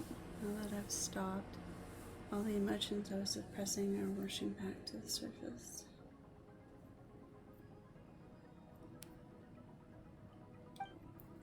Pain, exhaustion, frustration, doubt, but exhaustion is the main one. I feel like I could fall asleep on the spot. Get some rest. No point training further if you're already dead on your feet. Like I said at the beginning, the only goal of this training is for you to reach a point that you're satisfied with.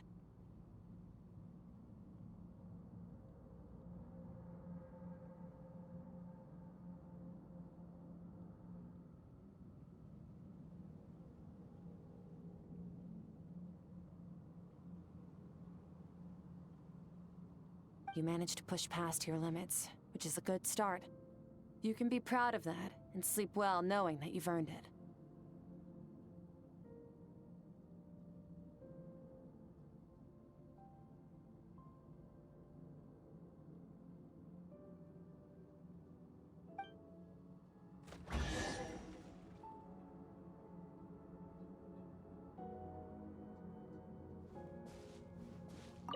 Warriors will train day and night to perfect their skills. But when the battle comes, their fate may be decided in a matter of minutes.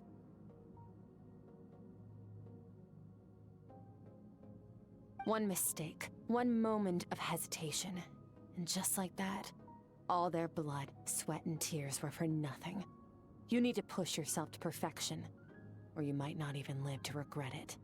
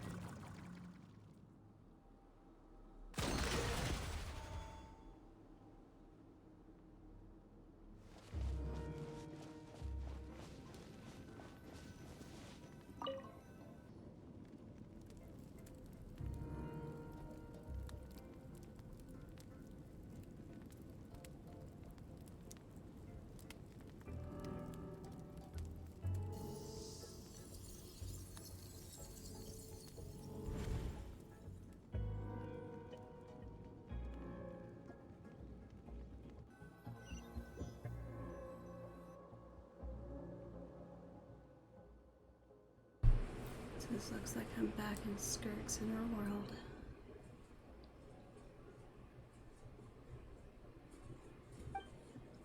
I don't see that strange creature this time, but I think I can navigate this space on my own now, even without it here to guide me.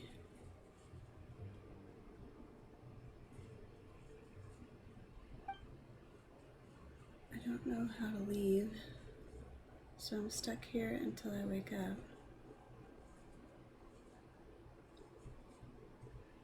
Can't hurt to take a look around while I wait.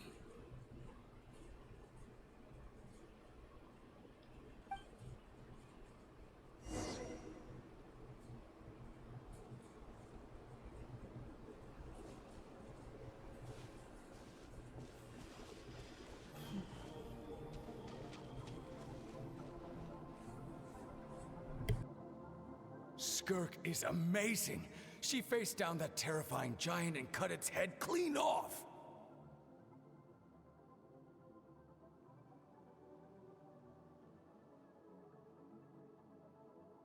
Oh, she got hurt though, didn't she? I heard it was pretty bad.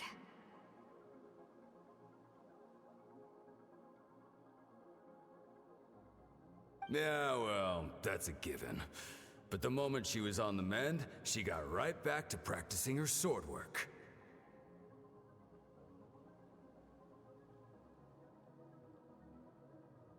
I heard Master suffered a grave injury once too. Lost an arm and a leg and still came back stronger than ever. Skirk's becoming more like him by the day.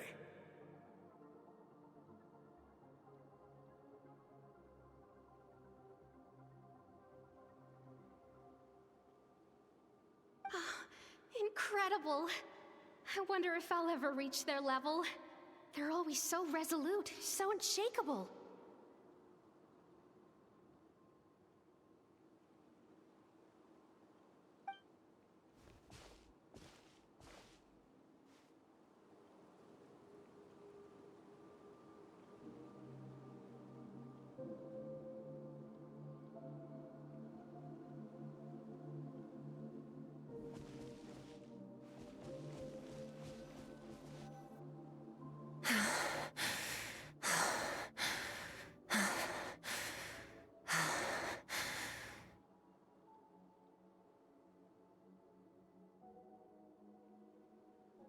Pathetic. You're not even trying.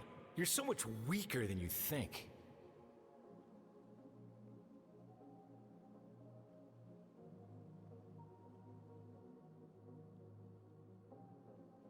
Skirk, have you become a positive light in this world?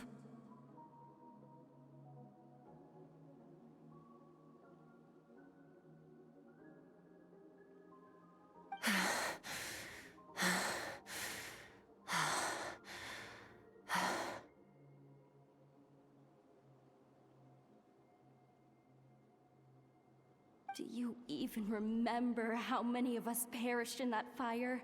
How many bodies were left to rot on the scorched earth? Yet you alone live on.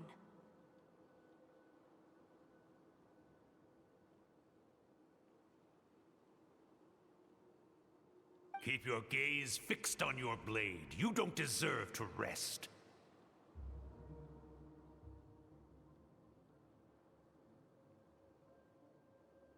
I have so many questions. I just want to jump in a spaceship, explore the whole universe, and get answers from the stars. I just need to wait till I'm grown up. Then, I can do anything.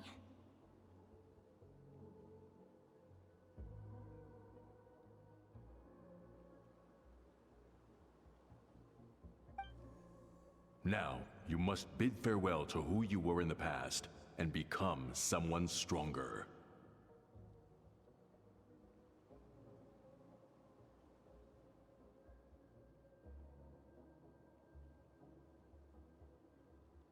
Run, Skirk, run! Only death awaits us here. Keep running, and don't ever look back.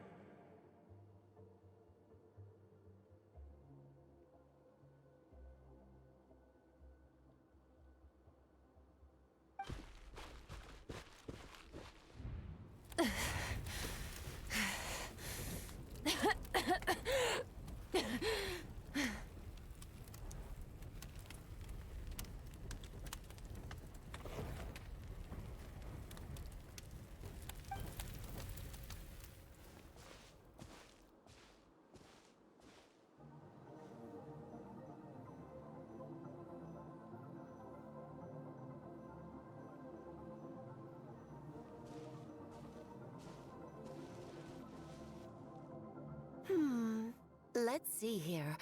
First things first, you need a new identity.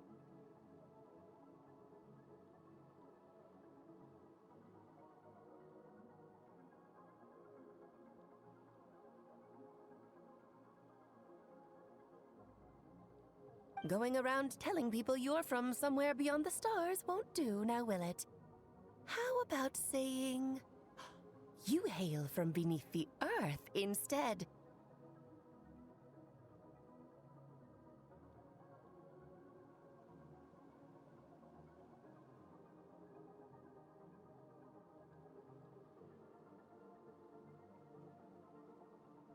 As the Conrian saying goes, venturing out into the universe and down into the abyss are the same in that both are braving the dark unknown.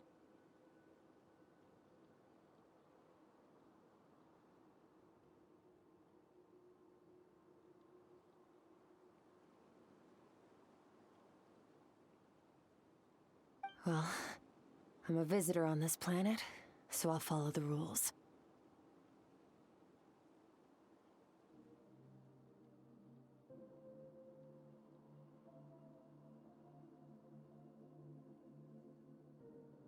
Ah, splendid. That saves me quite a bit of trouble. Let me offer you a piece of advice in return, although it might not be what you want to hear.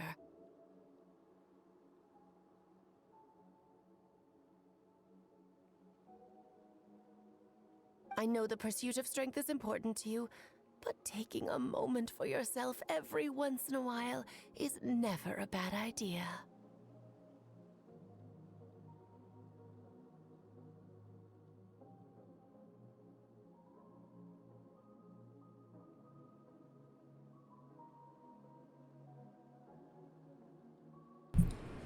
Isn't Alice Clee's mom? I wonder.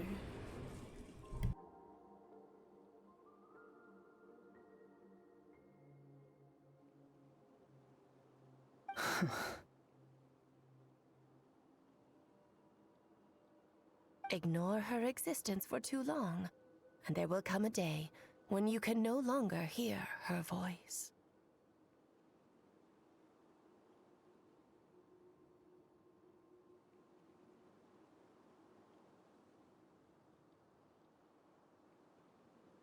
She's talking about her inner child.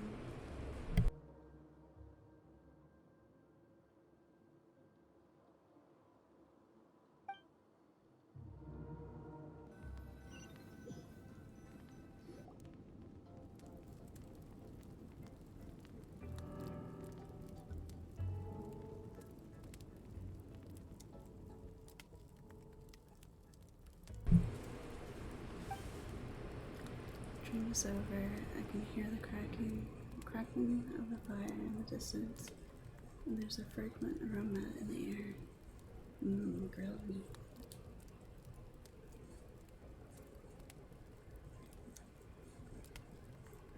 You're awake!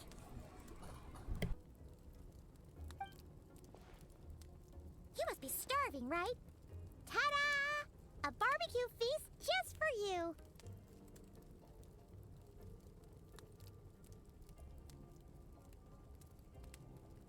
I am a little hungry, or yeah, I'm starving.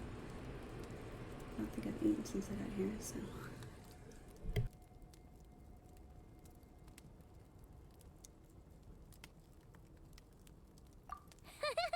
Of course you are! That's why Skirk and Paimon got this all ready for you. Dig in, before it gets cold.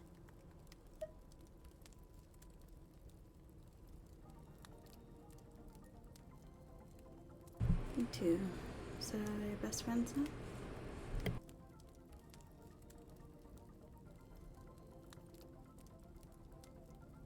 Ah, well, if you're around someone long enough, it's bound to happen. Plus, Skirk can cook. So, Paimon decided she can forgive the whole Ice Queen thing. Paimon's not one to hold a grudge.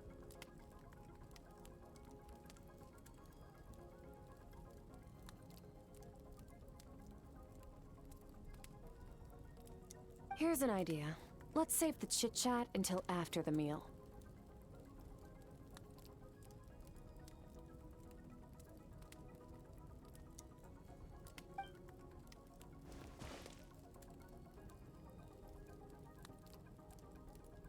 Yeah, I'll dig in and make quick work of the food. So full.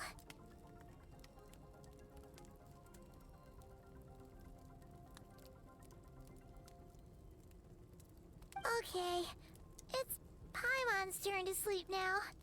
Wake her up when it's time to go.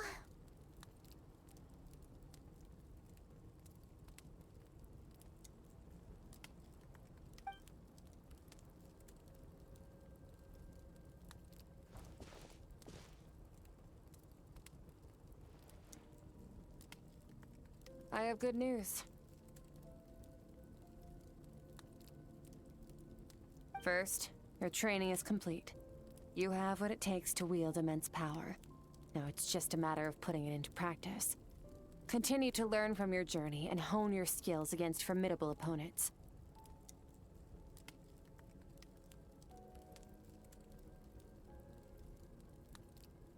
Second, I've located the culprit we've been searching for. Next, we just need to retrieve the missing part of your soul, and our business will be concluded.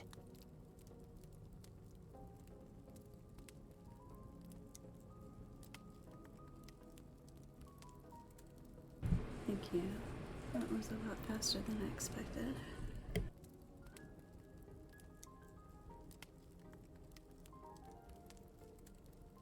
When Ajax trained with me, he once told me he was bursting with questions. So I allowed him to ask me 3 of them before he left.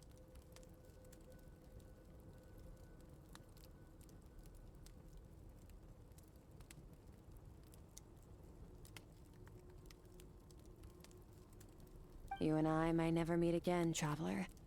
So if there's anything you want to ask me, now's your opportunity.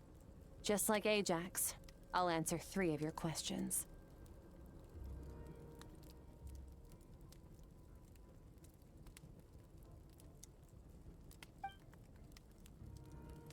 After spending time in Skirk's inner world and witnessing her memories, there are so many questions I could ask, but the most important one is...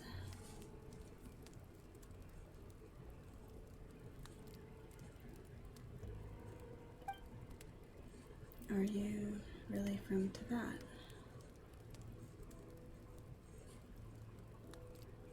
Okay, not the angle I was expecting. What makes you ask that?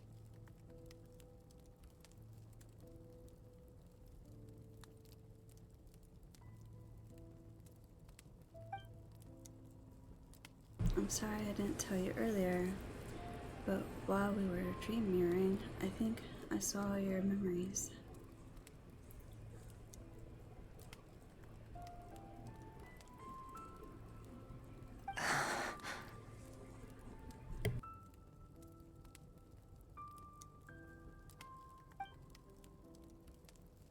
This is the first time I've seen Skirk break her composure.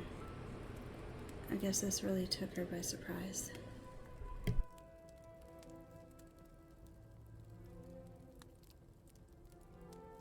I knew that was a possible side effect. Closed off my mind to you for that exact reason.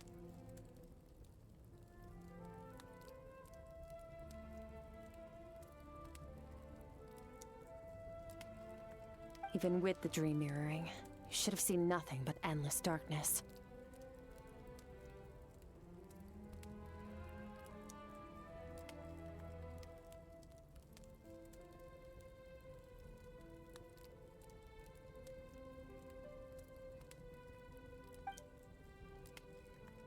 So Skirk didn't share those memories with me on purpose, and in fact she tried her best to keep them from me.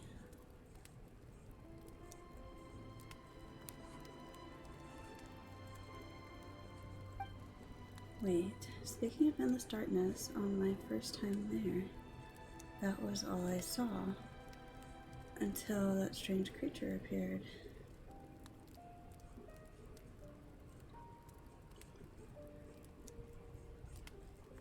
Whatever. Must have been a flaw in my execution. I shouldn't be too surprised. Due to some recent circumstances, my self-control has been lacking as of late.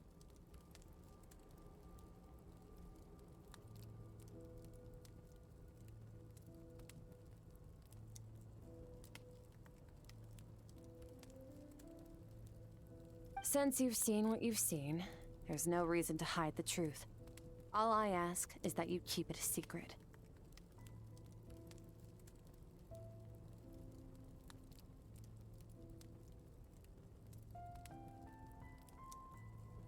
No, I'm not from Teyvat.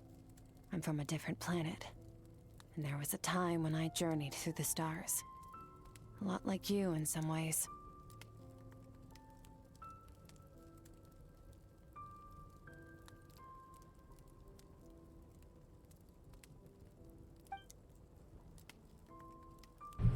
Like me, Do you mean you're also a descender?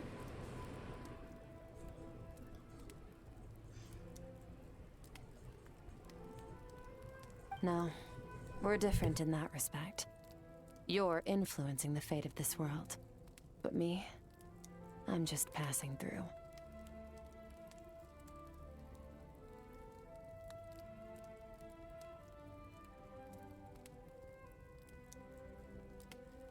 Several hundred years ago, my master, Sertologi, opened the border between worlds and sent me here.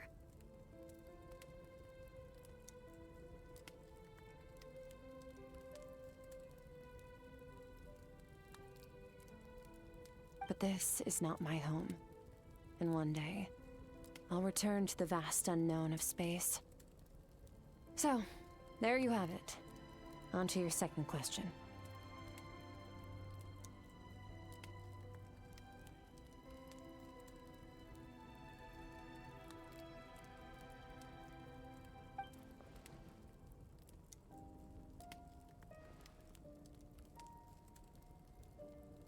What is your goal in coming here?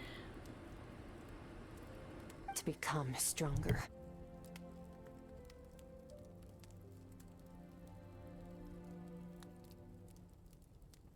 For certain reasons, I need to bridge the power gap between me and my master as quickly as possible. But first, I need to understand the source of his strength.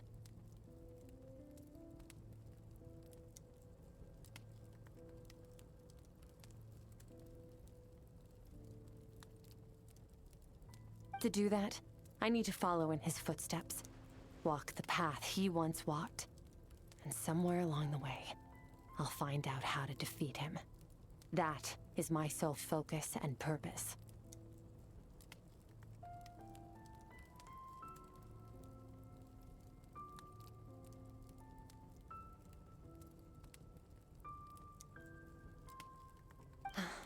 Okay. You have one question remaining.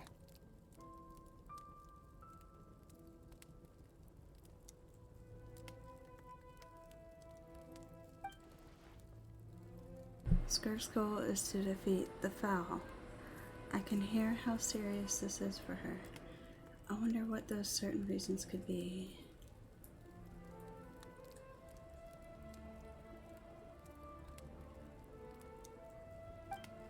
But given how quickly she plays through that answer, I doubt she wants to talk about it. I have one question left. What should I ask?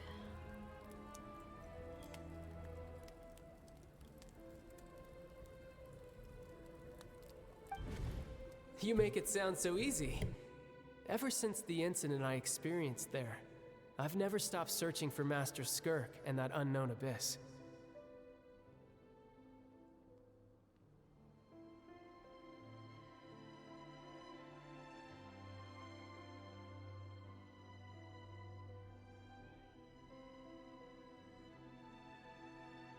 But it's been years now, and I've still found nothing.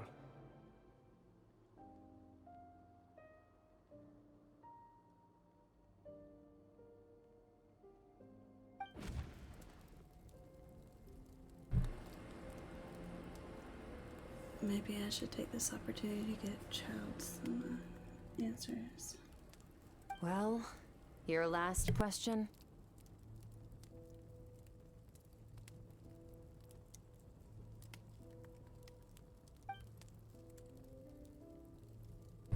You know Child is looking for you, right? Are you going to let him see you?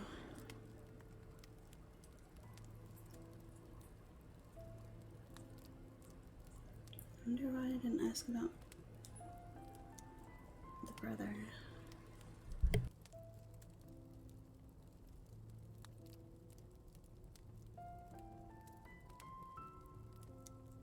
Hey, Jax.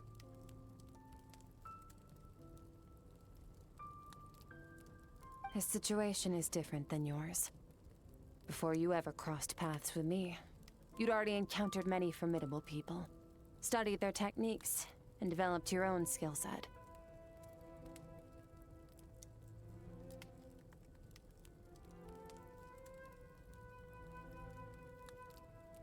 So, during your training, All I had to do was build upon that foundation.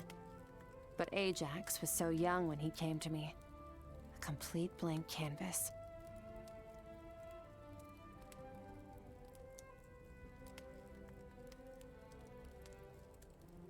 Children can't help but imitate their role models. In the long run, that would only hinder his growth.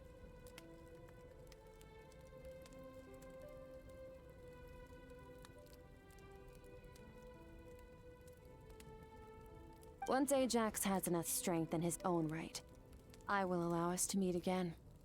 Until then, let that motivate him to reach his full potential.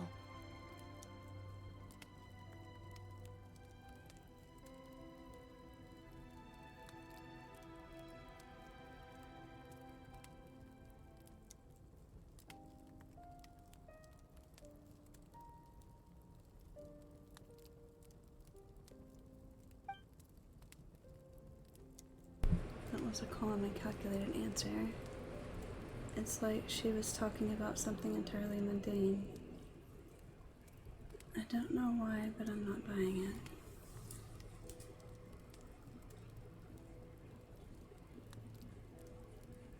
it. She makes it sound like the decision has everything to do with Joe and nothing to do with her.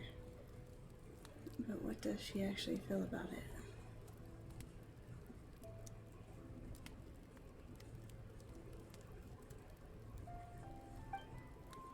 The abyss is completely silent. This domain must get lonely after a while. Not to mention, she said it's been hundreds of years since she arrived in Teyvat, and even longer than that if you account for how slowly time passes in here.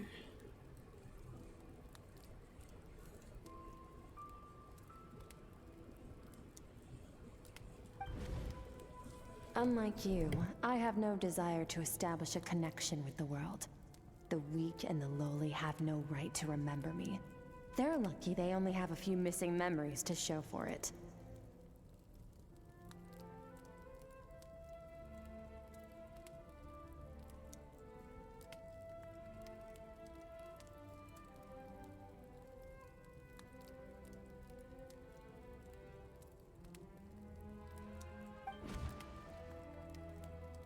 In all that time, she never established a connection with this world.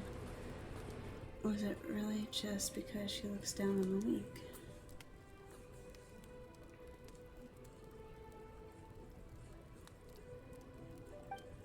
I doubt she'd give me a straight answer if I asked.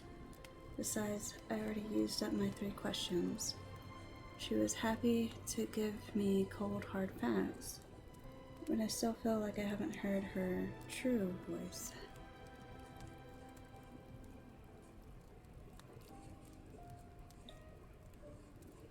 Wake up your companion. It's time to go.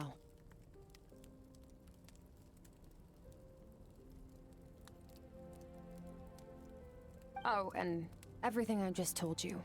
Best keep it a secret from her as well.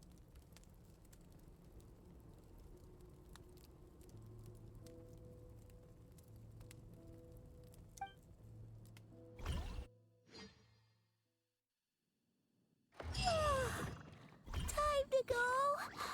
Oh, finally. Where are we headed?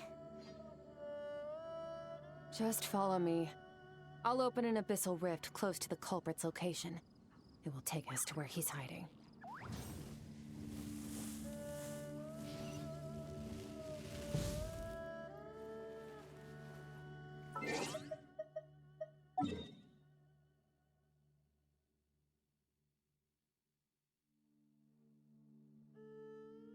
By the chasm. Alright, I'll be right back.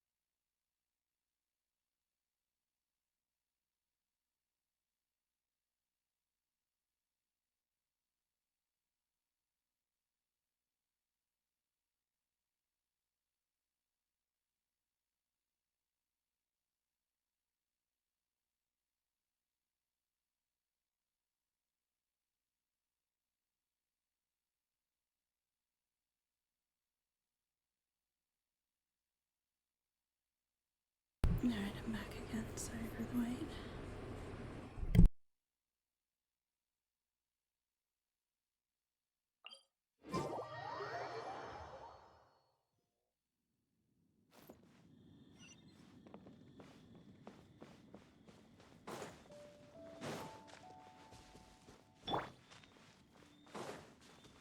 Bring it!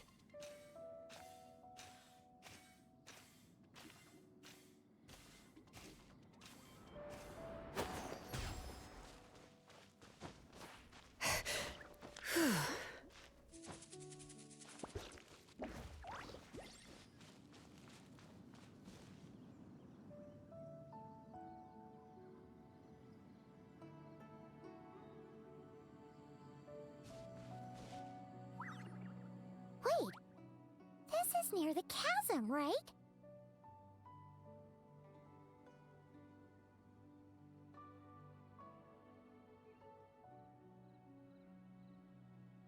Yes.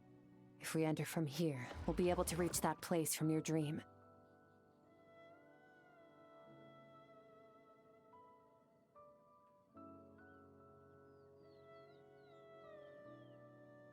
You have some experience with abyssal domains by now, but still, this is someone else's territory. Best to proceed with caution.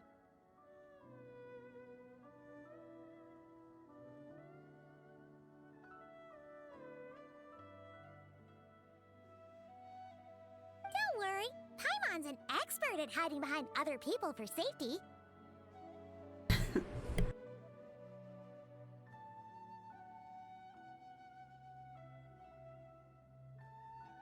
Oh, but, that means you need to stay safe, traveler.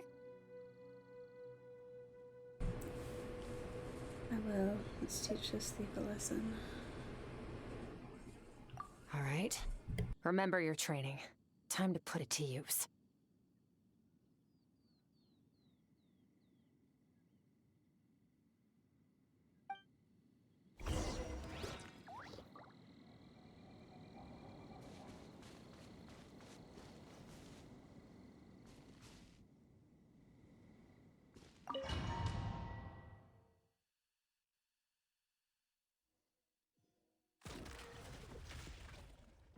Is it gonna play as her?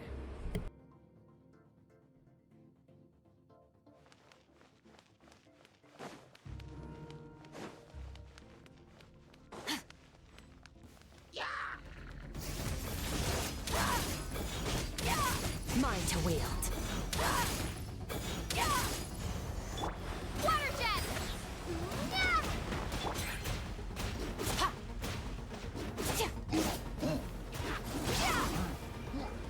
Annihilate. Mine to wield.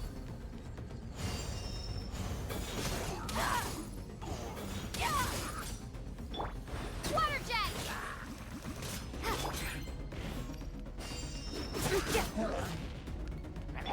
Water jet! Extinguished. Wipe out!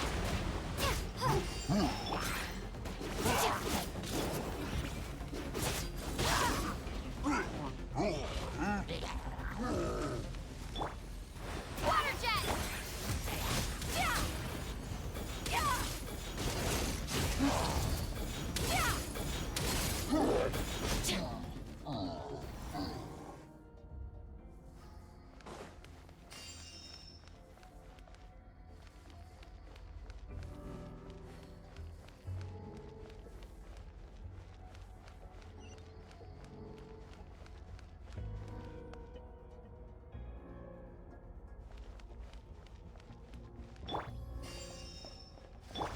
Whoa!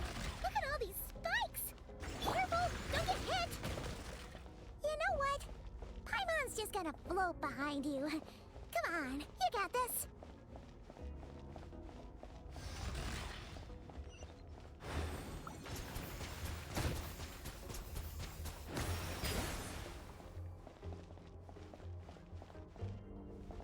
A little bit of stick drift in my controllers. My aim's not perfect right now.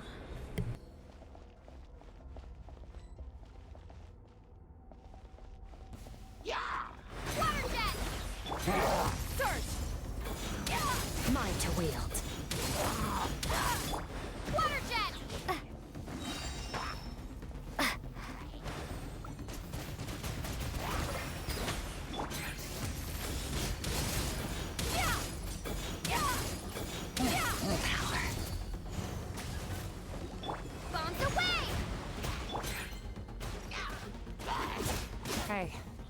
What are you two doing here?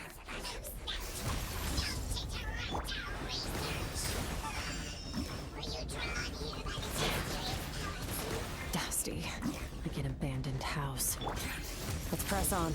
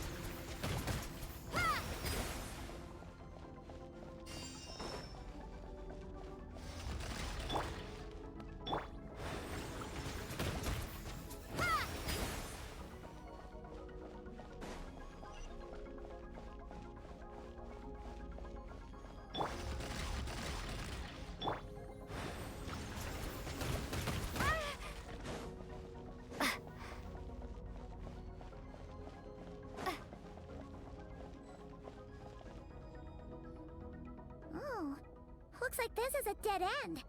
Did we make it to his hiding place?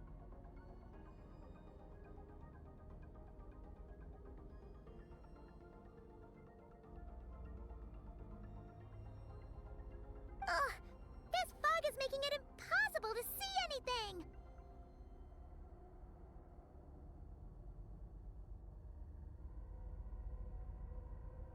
This should be the place where you were attacked, Traveler.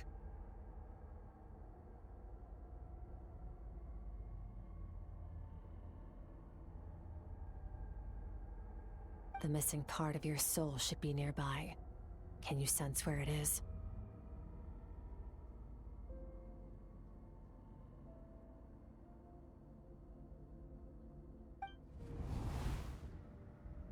I closed my eyes and focused on the light that came from my wound back then. Yes, I can sense something, and it is nearby, but I can't tell the exact location.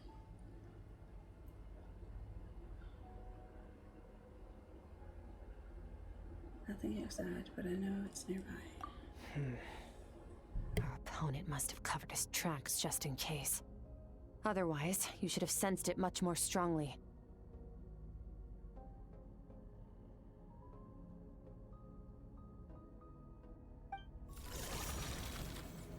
Hold on! Look! The spikes are back!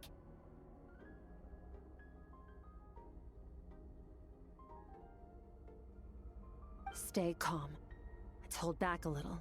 Give our enemy some wiggle room so we can see what we're dealing with. If you're too reckless, we might be playing right into his hands.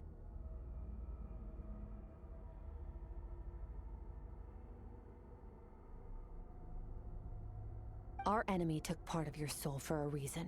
It's likely he integrated it into his attack somehow. If we're smart about this, we can track it down.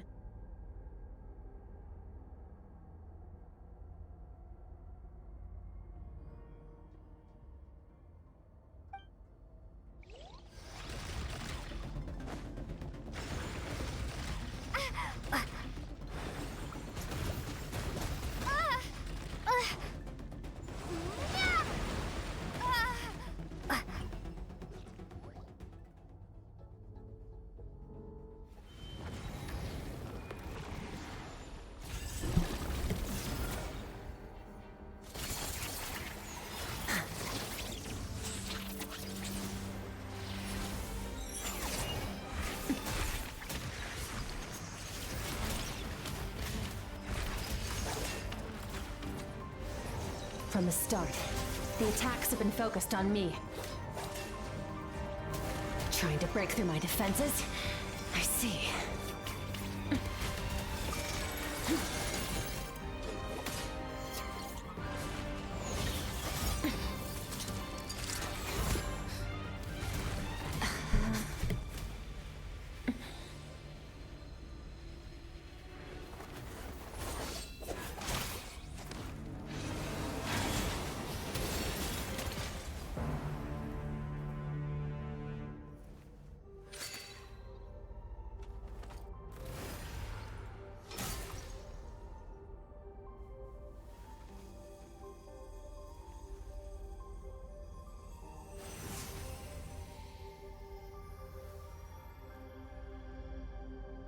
There. I got it back. Traveler! Skirk!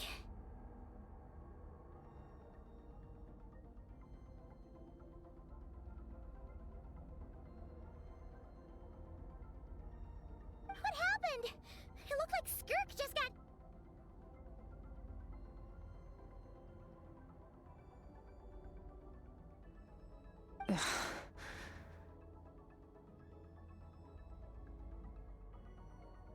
In the Grayley Plains, you ask me why this enemy chose you as his target.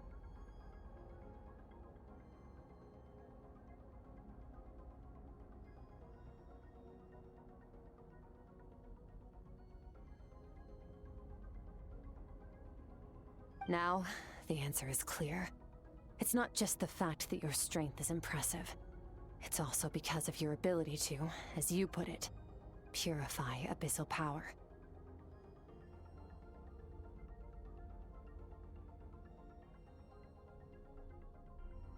Whatever that actually means.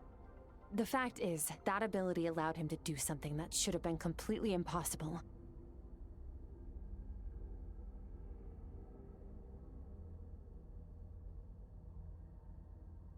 Namely, break through my defenses and steal my power.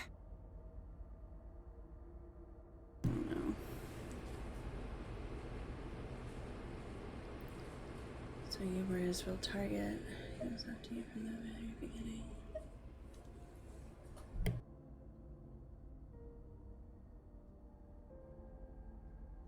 No. He couldn't have known I'd come to his domain. He only stole your soul fragment because he knew the value of its power. I doubt he expected it to come in handy so soon.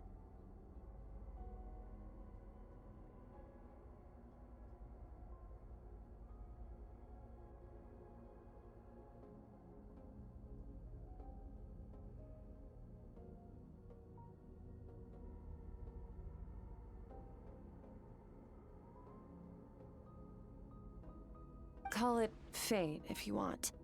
I believe that's the term they use in this world for arbitrary coincidences like this.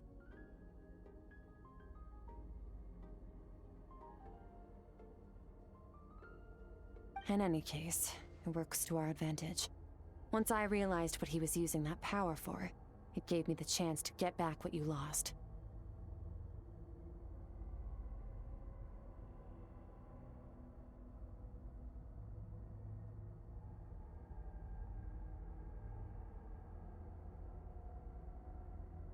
But you... I'll cope.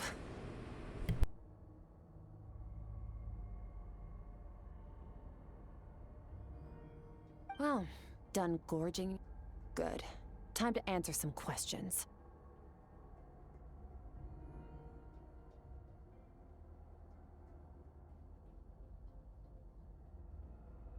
How did you get the power of the all-devouring narwhal?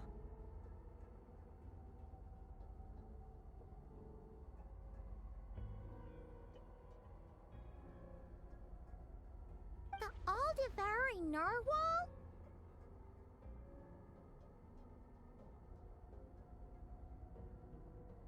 Oh, of course! Paimon knew that spike thing looked familiar. It looks just like that narwhal's horn!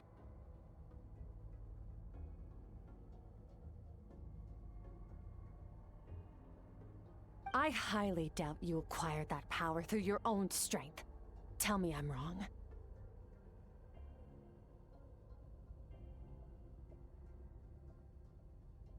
You're desperate enough to scour the land for god remains and whatever vestiges of power you can find. That alone proves you wouldn't be able to defeat a creature like that.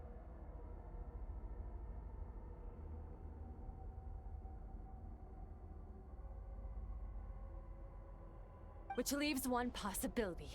You know my master, the Foul, Sertologi.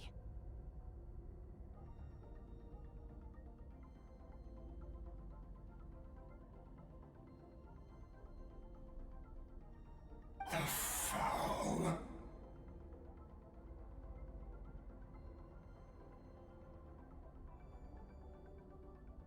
Who dares call him foul? Sertologi.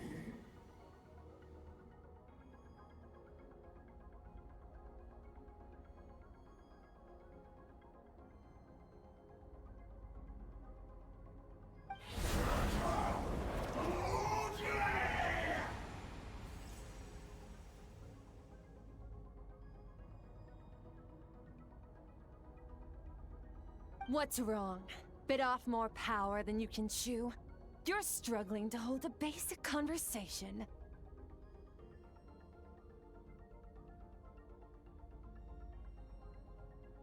Just a little longer.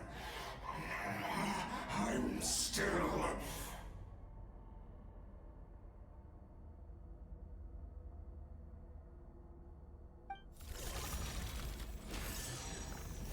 Look!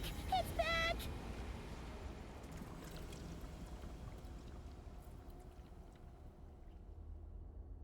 Those obsessed with power will let it devour them before abandoning their pursuit.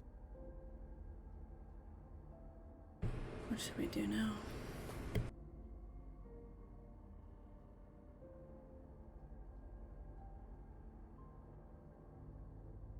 Keep calm and use reason to decide the best course of action.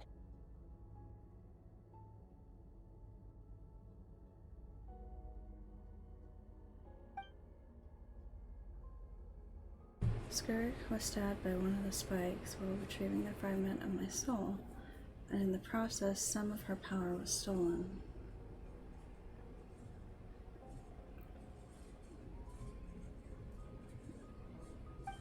The culprit is hiding somewhere beyond the fog. I have a good understanding of his attack pattern from the fight just now. If we pursue him, our chances of winning are high.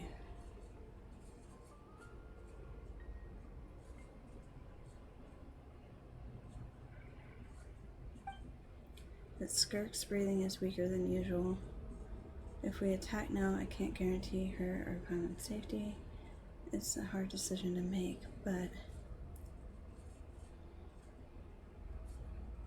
think we should get out of here.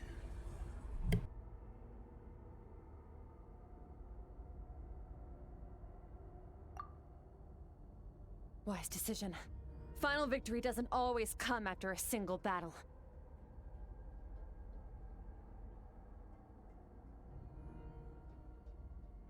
You've got your soul fragment back, so we both got what we came for. Let the enemy draw breath while he can. It won't be for long.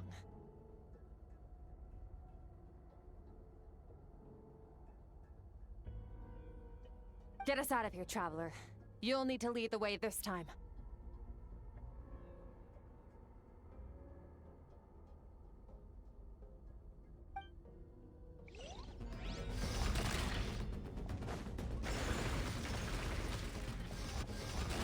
Skirk, is your shoulder gonna be okay?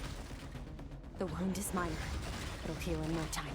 You should focus on getting out of here alive instead. Uh-oh! Falling spikes! Run!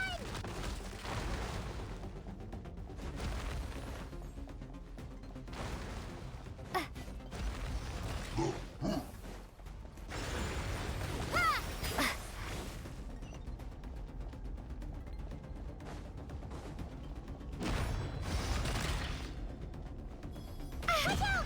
Looks like this place is about to collapse!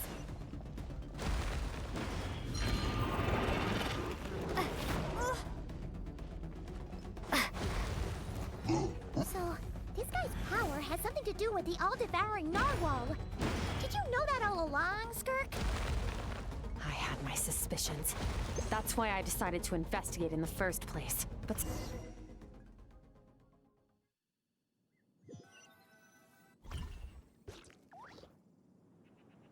Phew.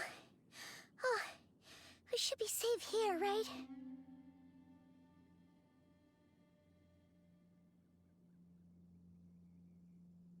I miss her final dialogue.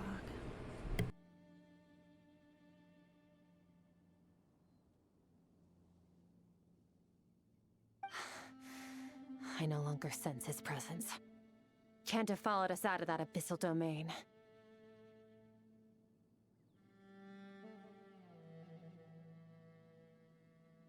Weaklings like him will find that my power is not so easily controlled. He won't be leaving that place until he's managed to digest it.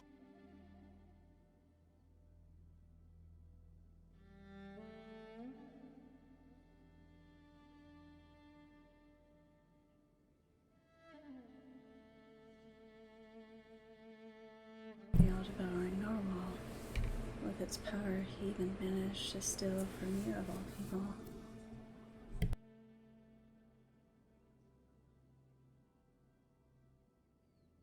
You seem surprised. I suppose that's fair. You've seen but a fraction of what that whale is capable of. That gaping maw could swallow a planet whole.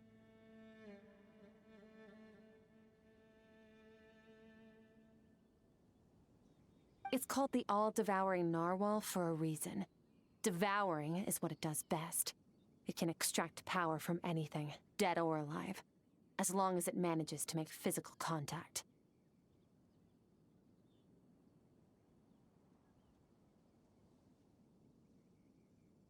Yeah. When we had our run-in with that thing, Neverlet mentioned that it has an instinct to devour.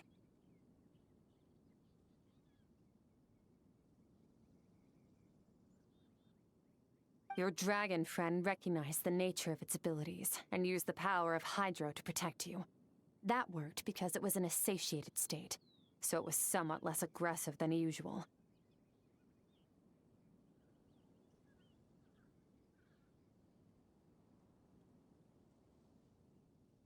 Stop to finish that story.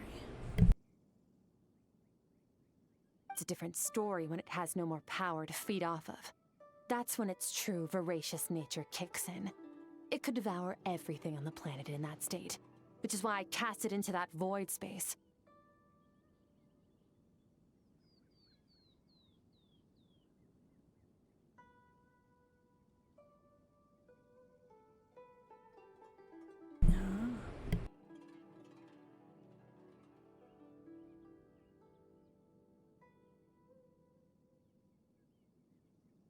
But I hadn't counted on there being anyone left on this planet capable of wielding its power. To me, that says he must have encountered the whale a long time ago. Meaning, he must have known my master.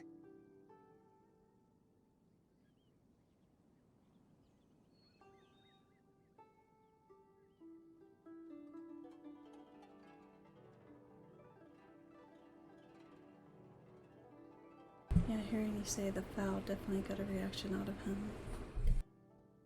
Exactly. It told me everything I needed to know. Hence why I said we both got what we came for.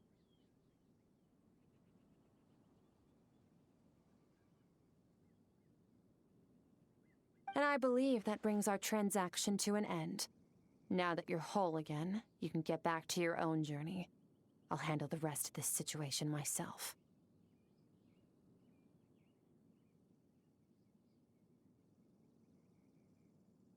No way! We can't leave now! Something was stolen from you because of us! We have to help you get it back! This isn't my first taste of failure or losing power. When you fall, you get back up again and become stronger. That's how it is.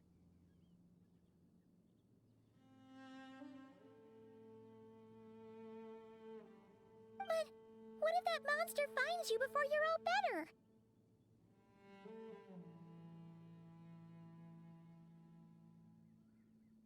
Plus, how are you gonna get home? It's not like you can just go swoosh and open a door to the abyss again. Not without your full strength.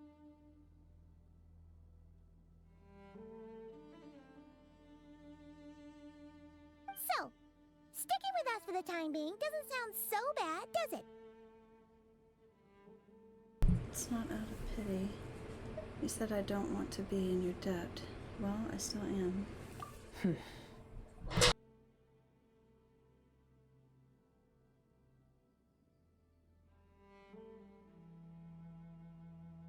Fair enough. Then take this. What is it? A bag of Mora. Nothing in this world is free. I know that much.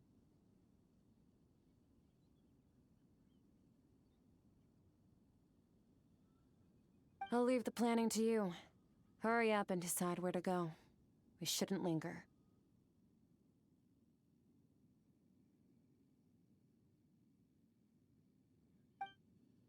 We should take Skirk somewhere she can rest. But where? Paimon gets the feeling Skirk wouldn't like being around a lot of people.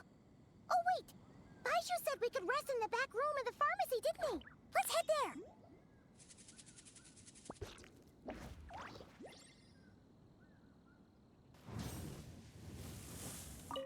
He'll know something about Master.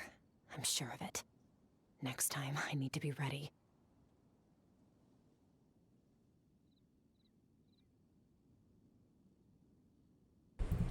How's the shoulder? Your outfit looks different. Let's go.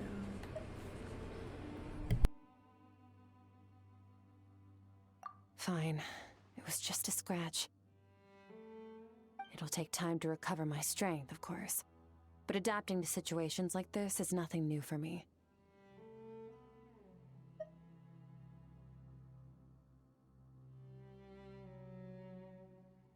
Outfit looks different. Oh, this. It's a star crystal suit. Abyssal energy is scarce in Tevat. Wearing this helps me access it more freely.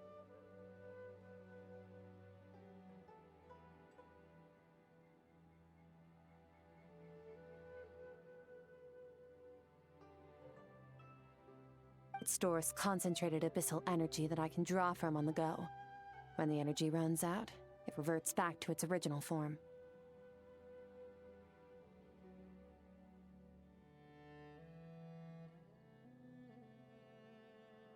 That's neat.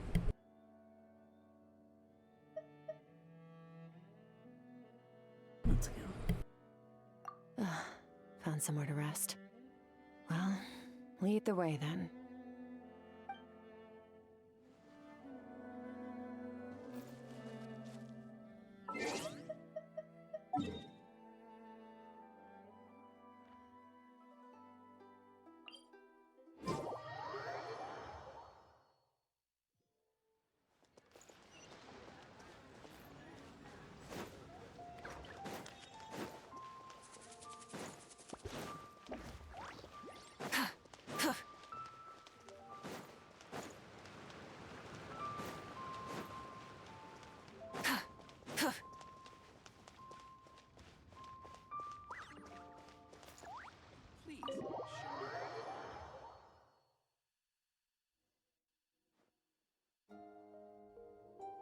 Huh.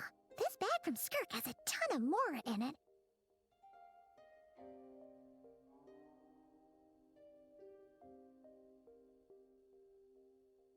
Does she have a job or something? Wait, no. After what we saw at Wamin Restaurant, that seems impossible. Can you imagine? It would go something like...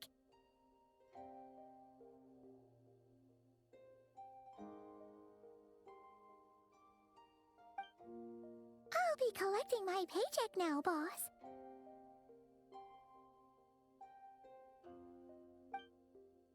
Oh, sure thing. Wait, who are you? Have we met?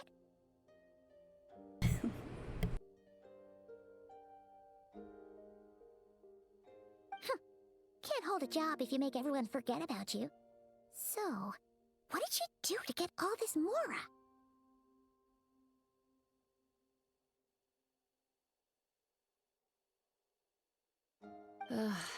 Claimed some buried treasure, took care of a few monsters that were causing trouble. Nothing untoward. It's safe to use.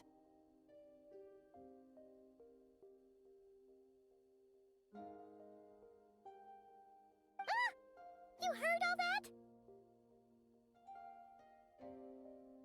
A sonorous voice like yours is hard to miss. I wouldn't be surprised if the sound of it traveled to the nearest mountaintop.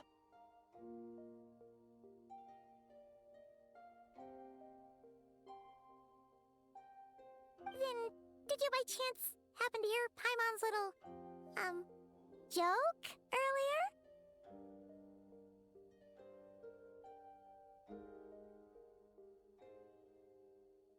You mean when you called me Frosty the Lavender Melon?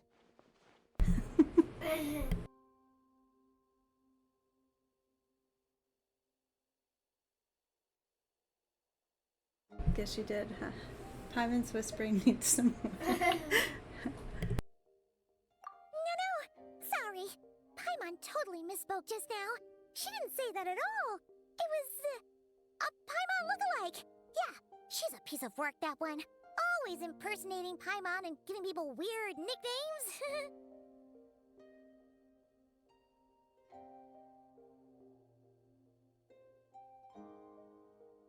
Okay, fine.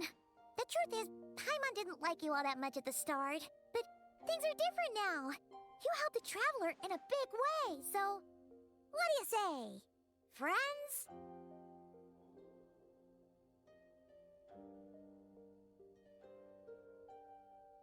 Ugh. I noticed there was only one bed. Go ahead and get some rest.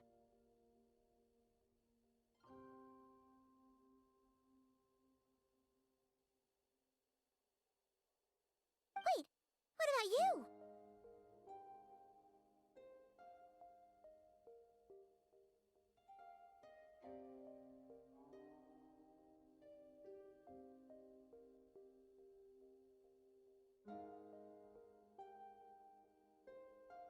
I don't get tired, and I don't need rest. I'm going to practice my sword work. That should help me regain some strength.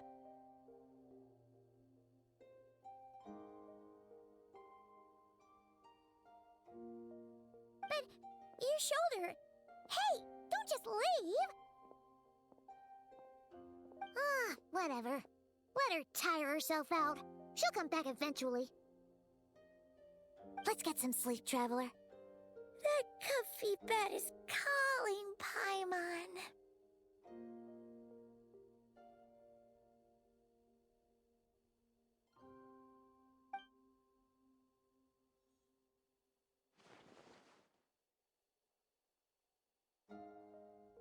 Skirk is stubborn. Even if I tried to convince her to take it easy, I doubt she'd listen. Paimon is right. Skirk will stop and take a break when she gets tired. I hope I should just get some sleep.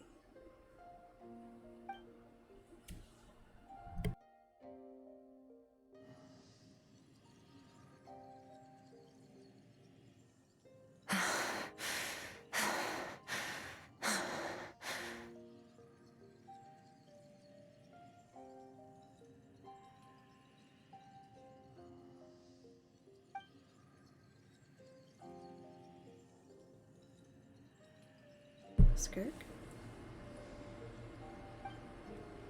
Of course, she's acting like she didn't just get stabbed in the shoulder. Something seems off with her, though. I thought Skirk was like an invincible character.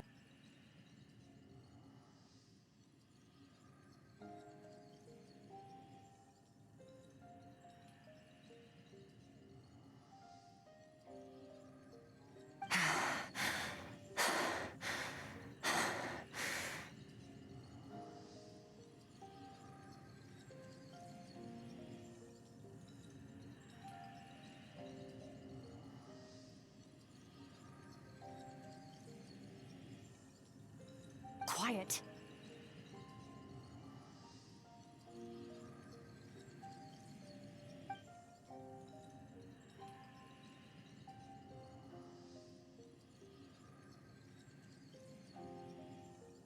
Who's she talking to? There's no one around unless... Do you even remember how many of us perished in that fire? How many bodies were left to rot on the scorched earth? Yet you alone live on.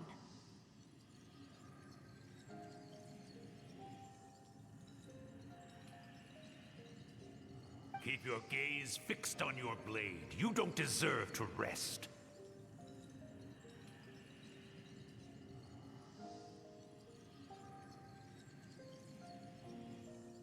Run, Skirk. Run! Only death awaits us here. Keep running, and don't ever look back.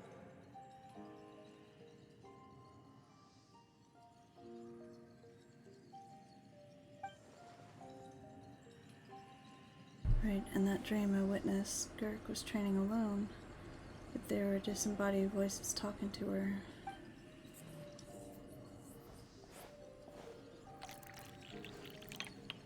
One of them mentioned a fire.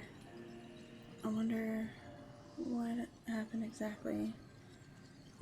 If only she could just talk to us.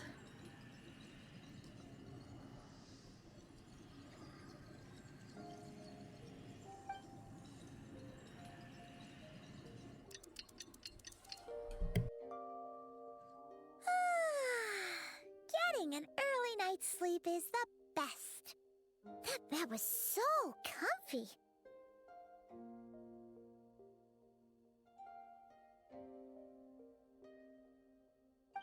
Wait, Skirk? Have you been sitting out here the whole night? The bed's all yours if you want it.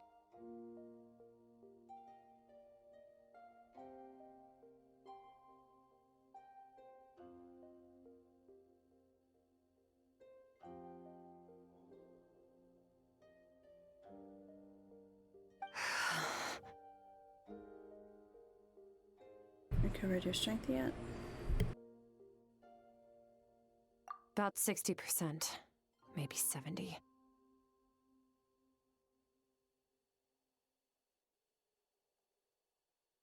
Whew! Paimon thought it would take at least a couple of days. That was fast.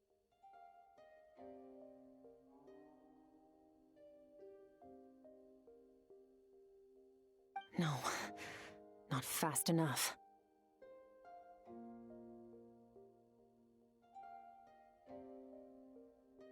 That's 20% less than last time. Same training regimen, same intensity. Nothing felt different, but somehow the outcome fell short.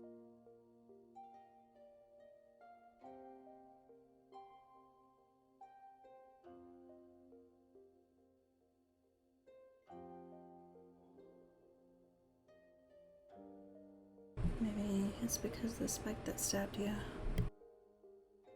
No, I think the problem's with me.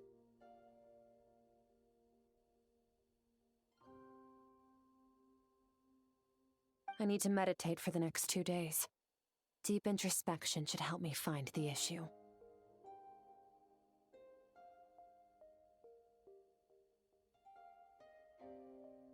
Ooh, sounds intense. We'll watch over you in the meantime, then. Thanks. See you in 2 days.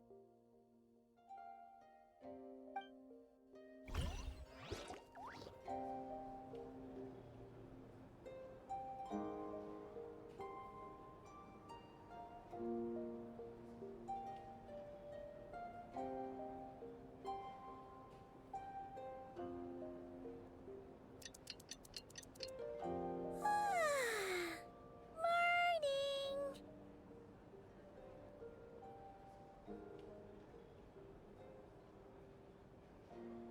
Skirk is still meditating, huh? It's been 2 days already. Shouldn't she be awake by now?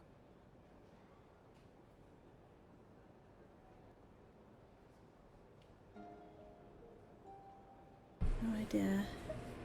Maybe it's not going too well. Paimon can't think of anything we can do to help. Oh, wait!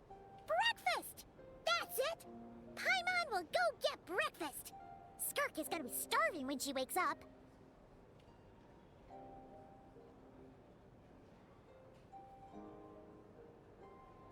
Be right back.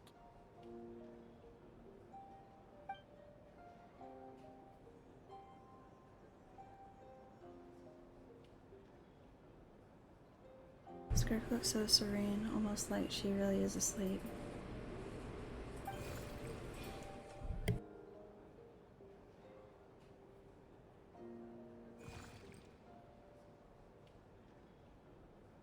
Strange creature. You again. What are you doing here?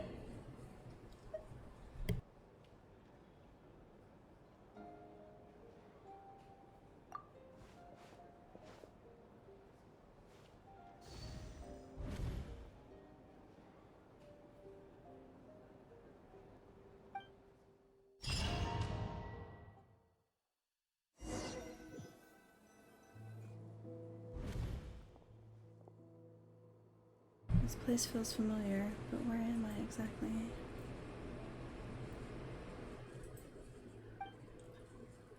There are towering cliffs, withered trees, and a strange river flowing from the horizon all the way here. It is broken up several times along the way, with a waterfall at each breakpoint.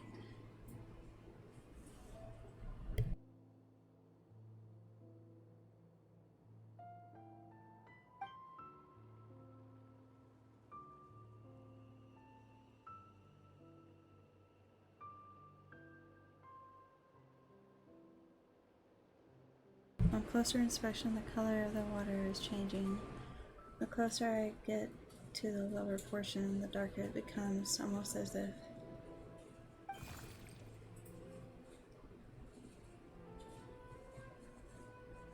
did you bring me here? Then that must mean this is... That's right. This is Skirk's inner world. Think of it as the threshold between the soul and dreams.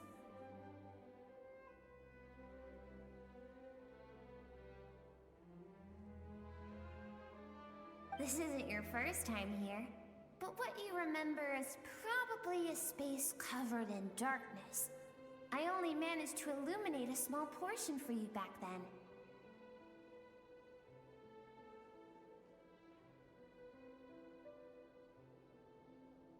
It talks so you can speak.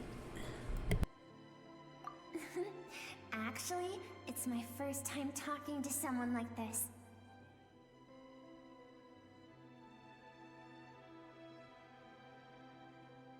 I only managed to break free and bring you here because the injury weakened her power. I guess that's why I can speak again, too.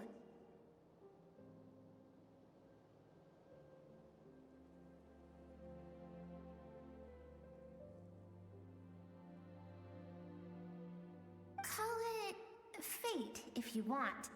I think that's the word they use in this world for lucky coincidences like this, right?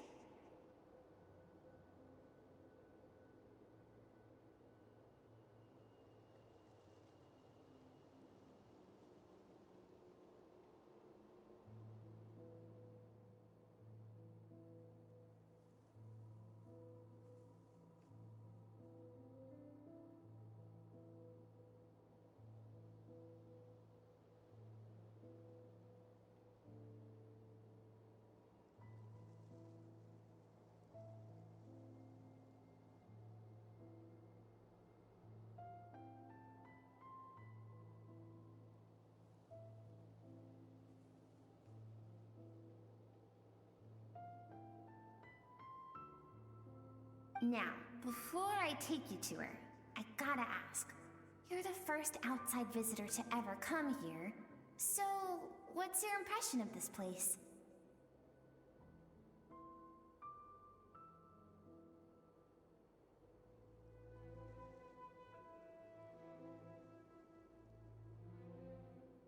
What is that river? Why are there so many cliffs and waterfalls?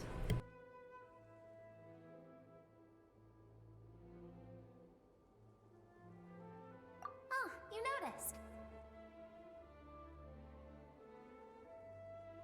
This river represents Skirk's strength.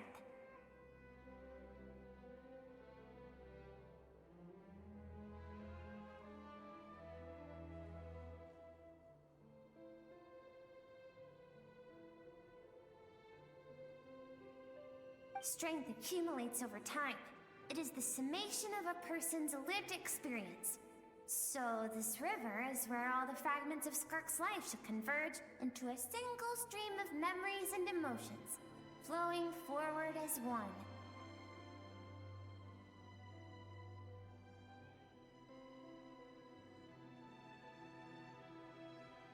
But as you can see, this river has been severed numerous times.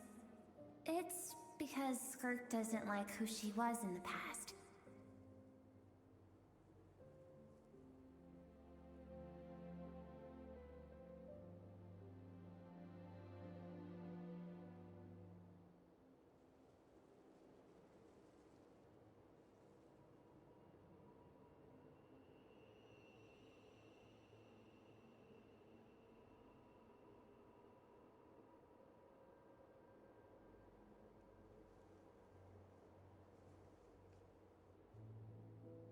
And all she sees reflected in the river is a disgraceful shadow of who she was. She cuts through water and rock with the sword of reason, severs her connection with the past, and begins anew.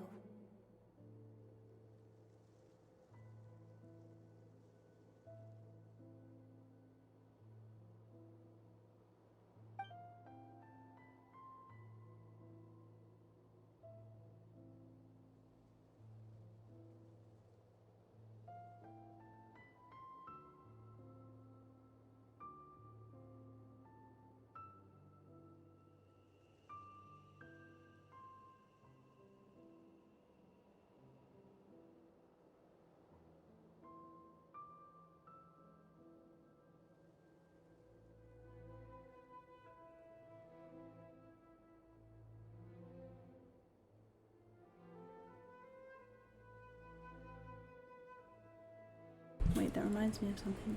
You must learn to shut out all the pointless emotion. Crush the self that makes you weak, and become master over your physical form.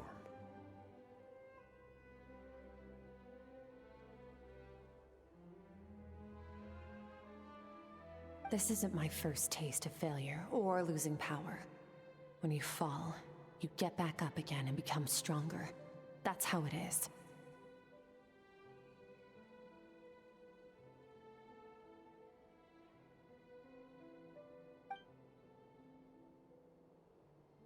I see, so it was Sirtolagi who taught Skirk to replace all emotion with reason.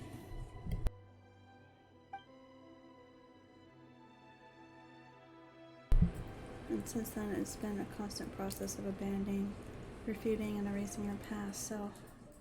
I suppose that's the secret to her strength. But it's such a sad thing to think about. What has she been through? Why does it have to be this way? The answer to one mystery invites another question, I see.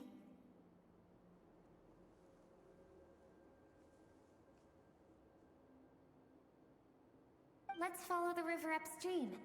There among the cliffs, among the memories etched into her heart, lies the truth of it all. Soon, you'll understand everything.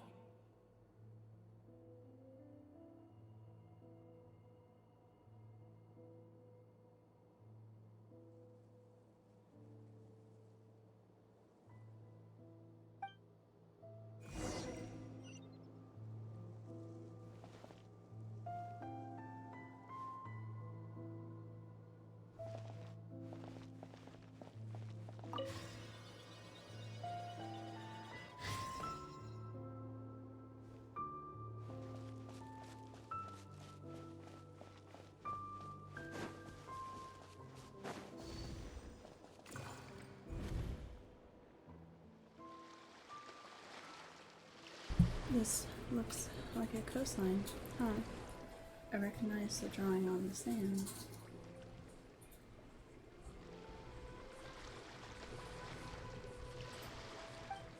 Wait, isn't that the picture I drew for Paimon? Why is it showing up in Skirk's memories?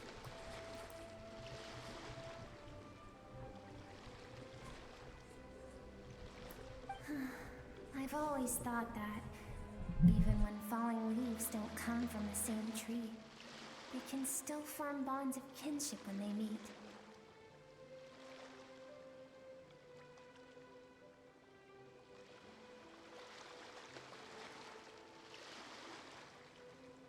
Like meteors, you both made a journey through the stars. Both travelers who have landed on a planet that is not your home.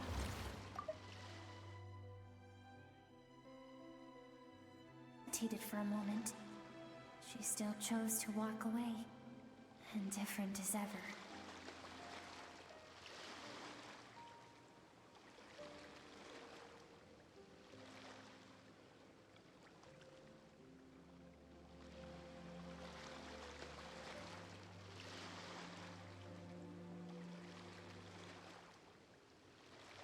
Hey, sweetie.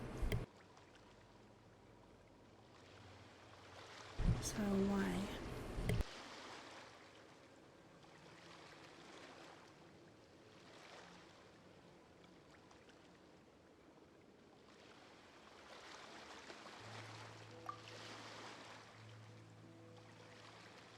If I think about it, it's not surprising at all. After what happened at one restaurant, it's obvious she prefers to disappear from other people's lives.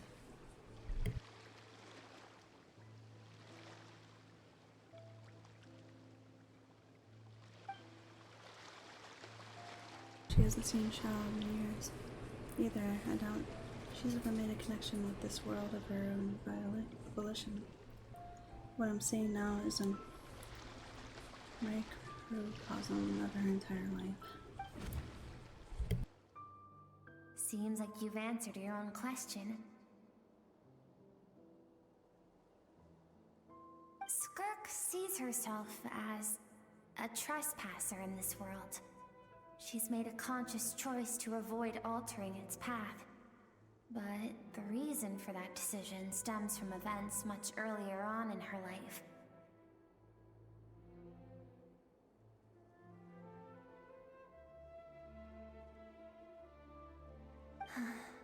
Let's keep going.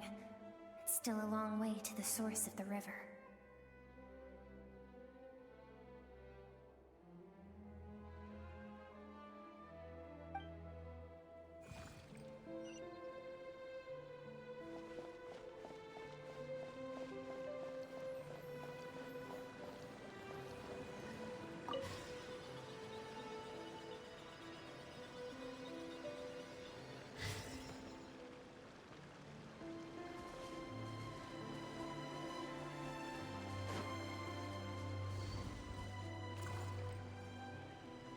You now have what it takes to wield immense power.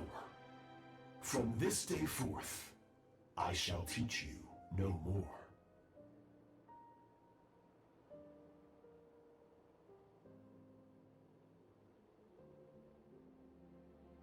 No one can become a worthy warrior through imitation alone. I have given you fangs and claws. Now, you must learn to hunt.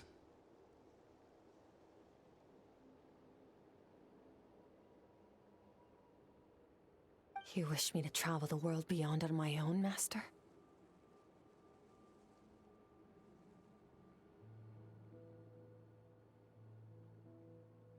Indeed. Make new friends. Embark on your own journey. And piece together a new future from the shattered remnants of your past.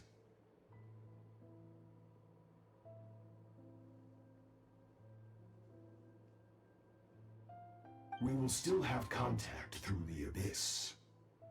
But know this. One day, I will take the life you worked so hard to rebuild and reduce it to ashes.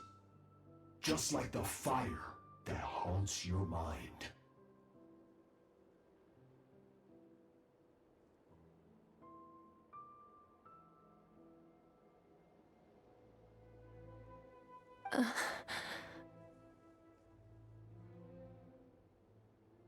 Why would you do that?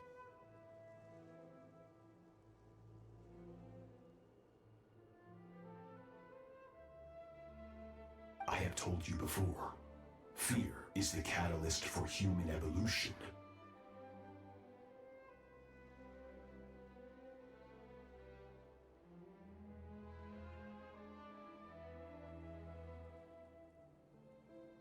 You have tasted loss. You have known fear, so deep it can be felt in the bones.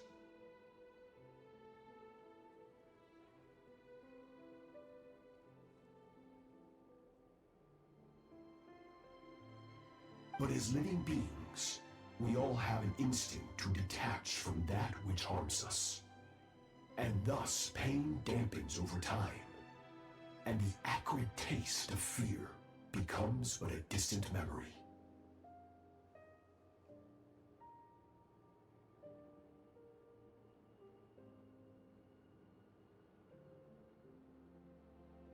Yet now, I have bestowed upon you the gift of fear eternal. It will drown you in the nightmare of your childhood, or it shall drive you to defeat me, whatever the cost.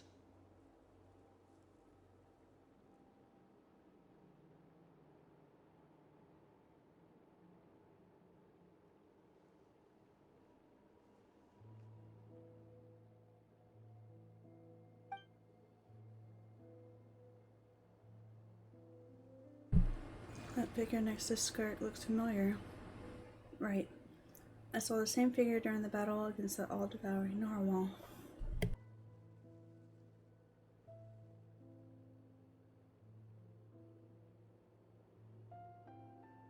That is what Skirk's master, the foul Sertologi, looked like at one point in time.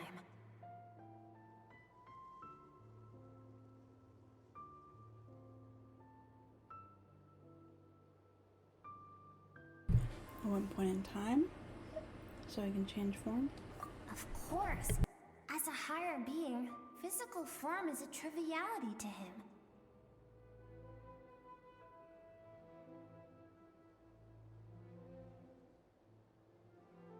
He could appear as a beast, a human, or even a monster that defies description. The form you see him in here, clad in abyssal armor, is the one he usually wears when traveling through the stars.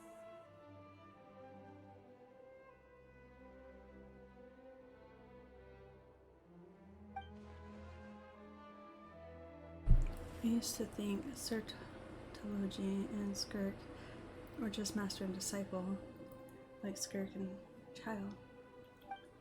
Now I see why Skirk chose to distance herself from humanity. Sertology told her to plant down roots here, while at the same time threatening to destroy whatever life she managed to create. For certain reasons, I need to bridge the power gap between me and my master as quickly as possible.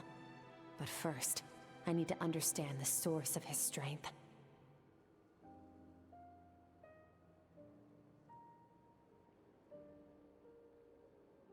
To do that, I need to follow in his footsteps, walk the path he once walked, and somewhere along the way, I'll find out how to defeat him.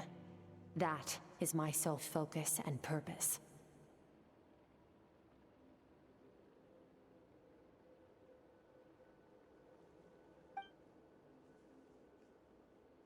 So that's what she meant, but I still don't understand why Sertology would do that. From what he said, I didn't pick up on a conflict between them. I'll let you in on a little secret. The real Sertology is terrifying.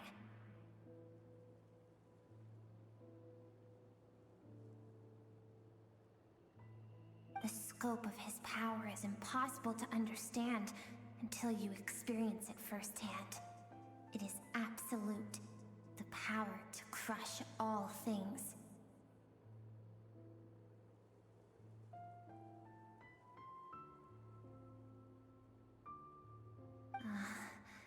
Shall we keep going? Let's see. We're about halfway there.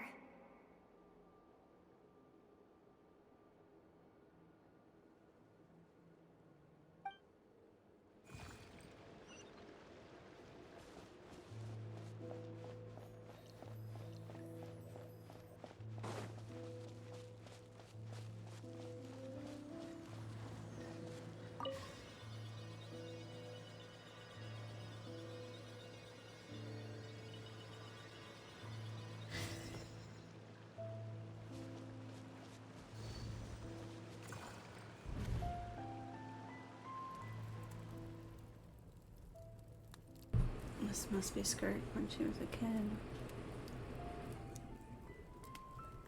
We've made it quite a ways already. This is Skirk, when she first began training under Sertology.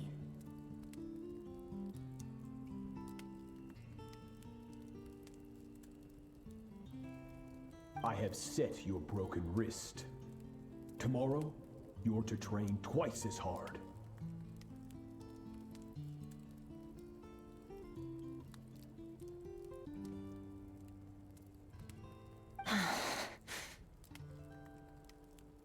No tears this time. Good.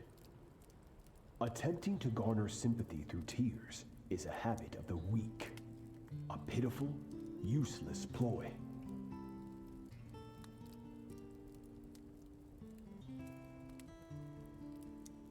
Can I ask a question, Master? Why did you save me?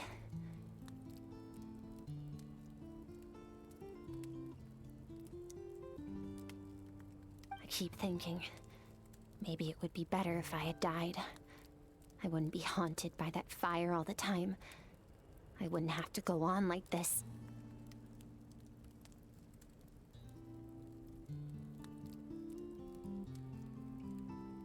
I saved you because I have a plan for you.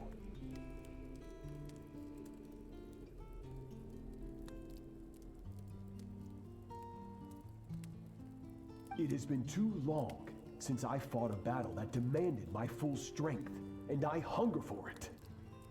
Every so-called genius and prodigy I have faced has crumbled like sand underfoot. Before me, even fate bends the knee.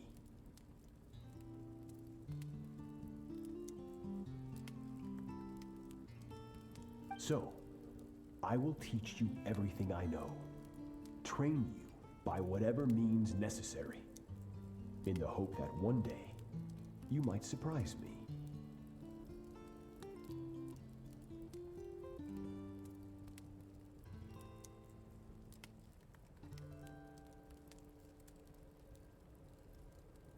But I don't want to draw my sword against you, Master.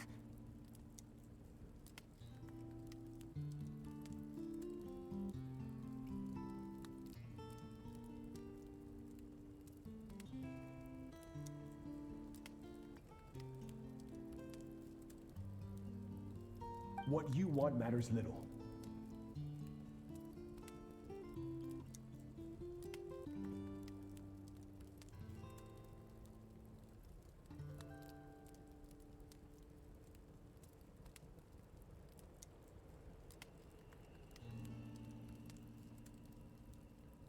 Among the boundless sea of stars, the cries of the weak are but faint murmurs that disappear into the void.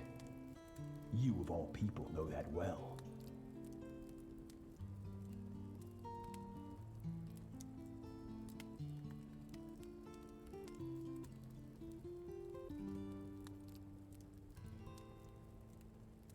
Yes, Master. From that day forward, all she knew was grueling training, emptiness, and fatigue.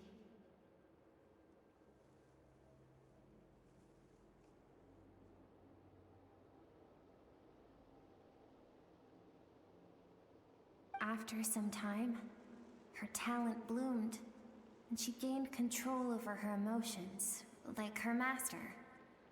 How should I put it?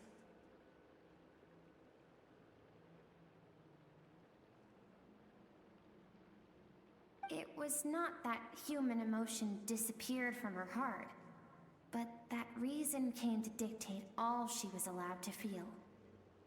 I suppose it was at this point that she became the Skirk you know today.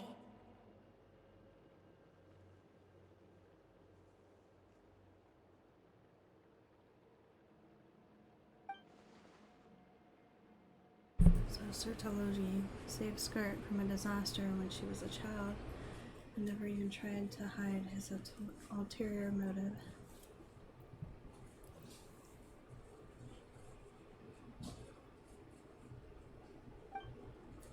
I suppose that leaves one final mystery. What really happened with the disaster back then? Sertologi's final words to Skirk were cold and cruel, but Skirk's reaction made it seem like it was a truth she knew all too well. I have a feeling it all comes back to what happened back then. We're nearly there. I almost don't want to reach the end. Well, shall we? This is the final stretch.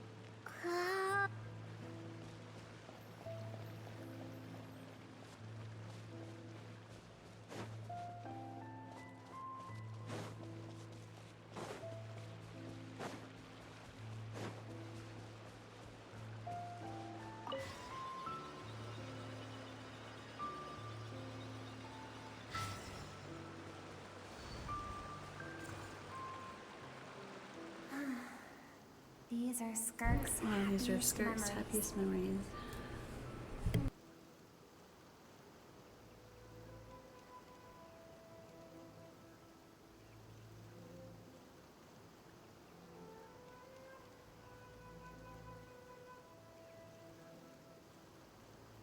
What a simple and carefree time it was. Wisps of clouds dotted the sky. The sun bathed everything in golden light.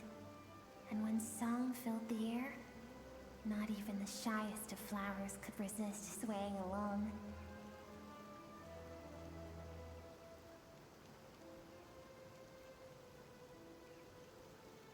This is Skirk's homeland. She was so curious about everything as a child, always skipping school to go exploring instead.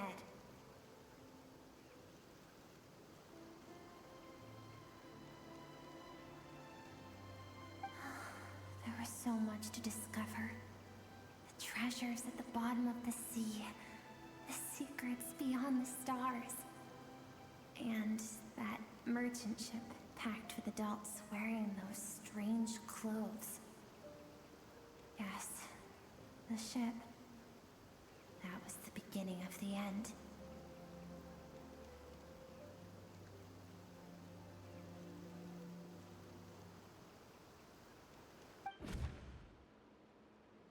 It was a spaceship. When it arrived, the people that disembarked wore smiles on their faces and spoke of friendship. They claimed to be merchants from a neighboring planet, looking to establish trade.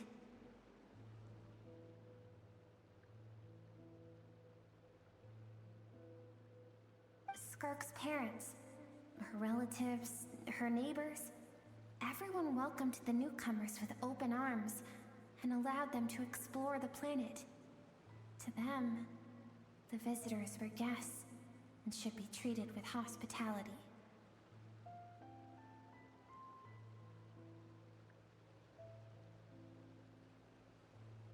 No one had any idea of what was to come. Several months later, an army of unknown origin arrived without warning and carried out a ruthless campaign to destroy everything and everyone on the planet.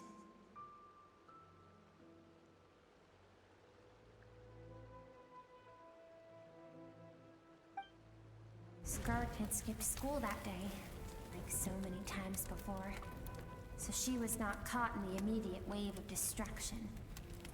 But when she came home that day, only fire and ruin awaited her.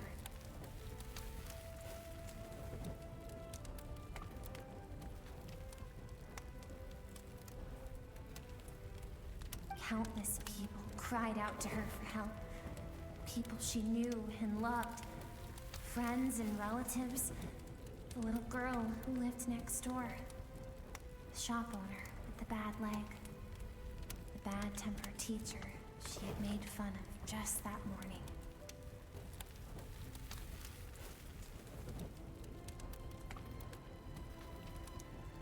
Their lives were discarded like worthless trash as the fire consumed one life after another. Skirk was helpless. All she could do was run.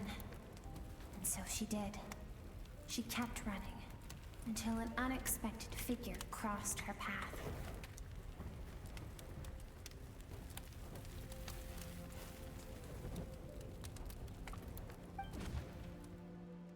If Sertology hadn't been there in that moment, the fire would have claimed her life too. And there she would have remained, left to rot in the scorched earth, with no answer as to why any of this was happening.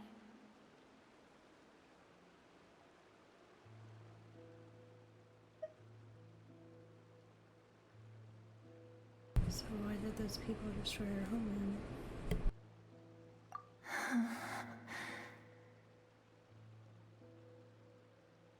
Because she and her people were seen as a threat.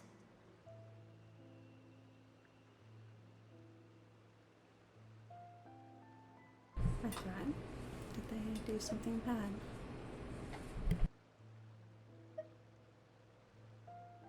As the initial merchant ship explored the planet, they discovered that it hadn't always had the condition to support life.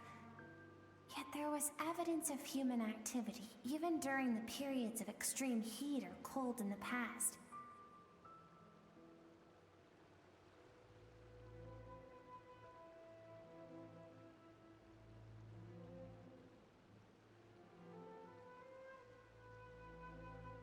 Further research revealed that, over time, the people of this planet had evolved the ability to adapt to any type of environment or energy source.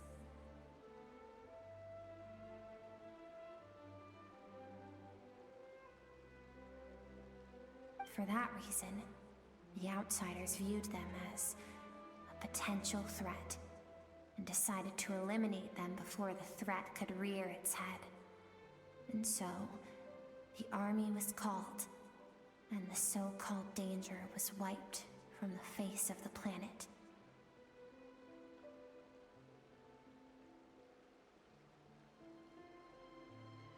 Just because of speculation, all those innocent people. Senseless, isn't it? Deemed a threat because of a gift they didn't even know they had. Perhaps it was their own innocence and kindness that doomed them. But in the end, that was lost to the blaze as well.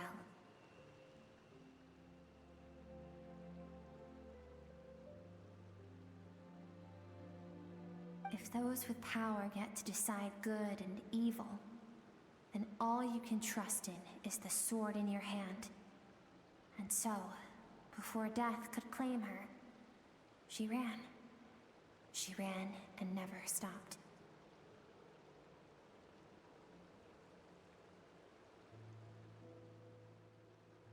Now I see why Sertologi's threat is such a terrifying prospect for her. And now I see why she distances herself from the world.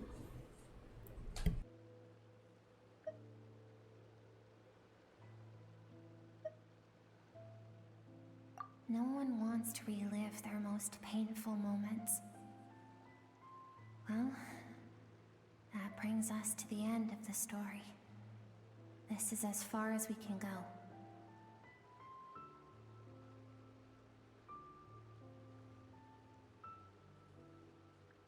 Skirk is waiting over there. For both of us.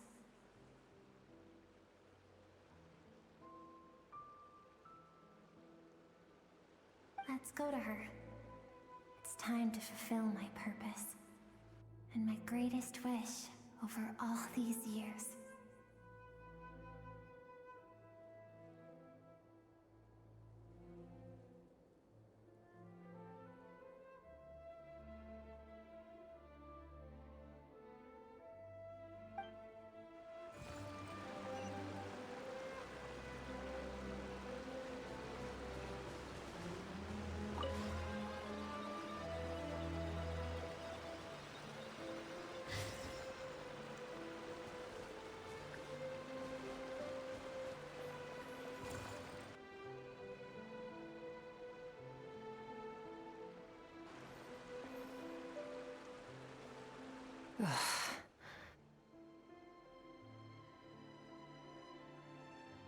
So all this, just so you could bring her here?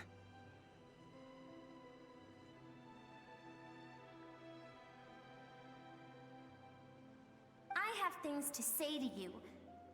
Well, to me.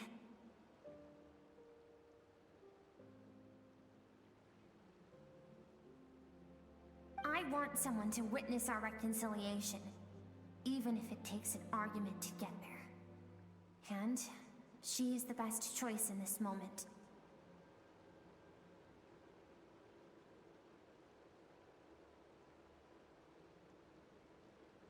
Wait, then it must be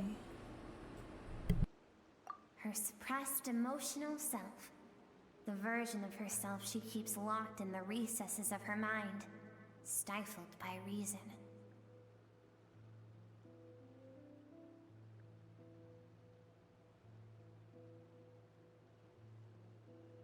All those rejected impulses, those discarded aspects of your past selves, they are a part of me now.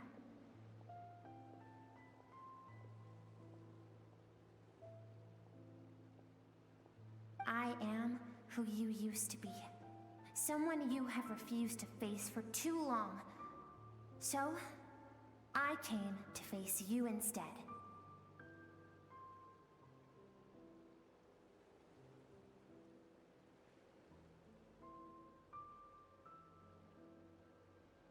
You're wrong. I've faced you all along. And that's exactly why I keep you locked here.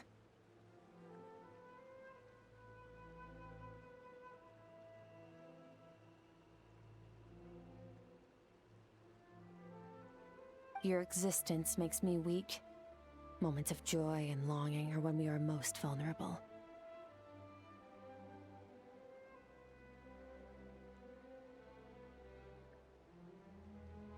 Don't forget, it was a penchant for goodness over reason that doomed our homeland in the first place. The vastness of the universe renders everything insignificant. Our feelings most of all.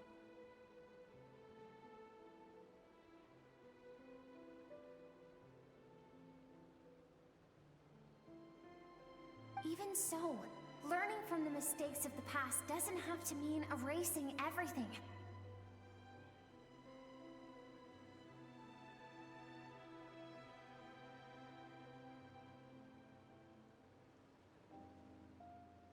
Strip yourself of your so-called weaknesses, emotions like kindness and empathy, and what makes you any different from the ruthless soldiers who slaughtered our people.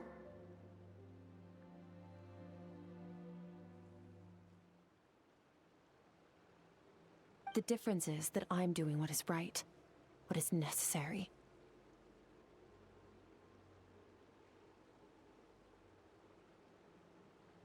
I allow you to exist, but with limited freedom. That is the greatest kindness I can offer.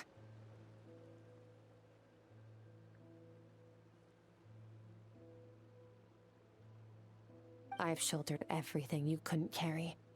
I rose above the numbness and emptiness, and it was cold, unfeeling reason that brought me this far. It made me who I am. It made me strong.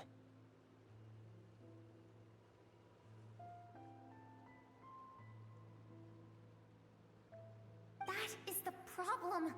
I want to shoulder those things together.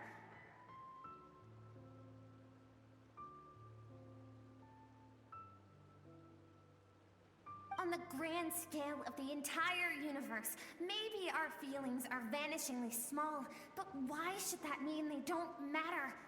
Emotion gives warmth to the cold expanse of space. It gives meaning to the world around us.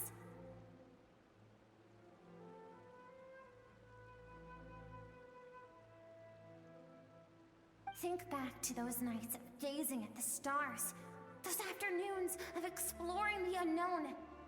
Think back, and let them grant you peace. A brief respite from the pressure you put on yourself.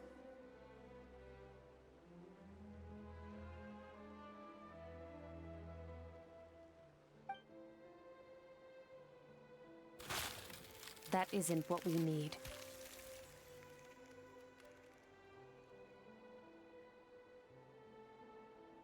Exactly what we need! Aren't you curious about why recovering your strength has taken longer than normal this time?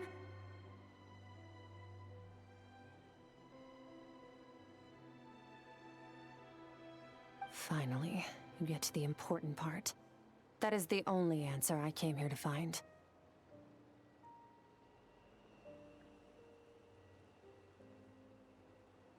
Then look around. Look at your inner world.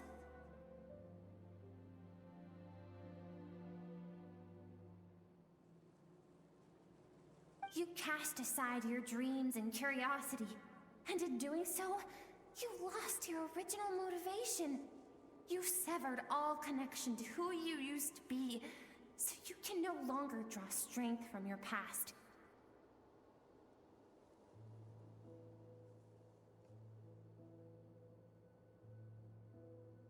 Now, the only things driving you forward are fear and survivor's guilt. But these cannot take you far enough. And so, this river, the source of your strength, grows more polluted by the day.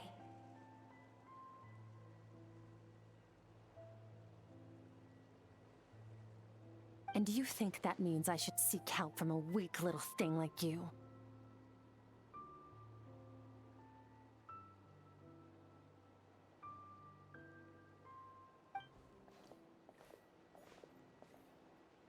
emotional self isn't weak.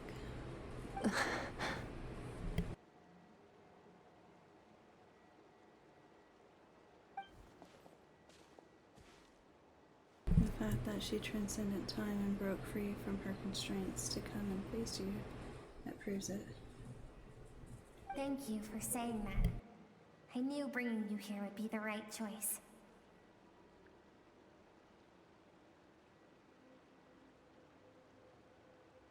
To be honest, I'm not here to argue with you. This isn't about who's right or wrong. And in fact, I agree that in order to make it through the wake of that tragedy, we had to distance ourselves from the pain through reason over emotion.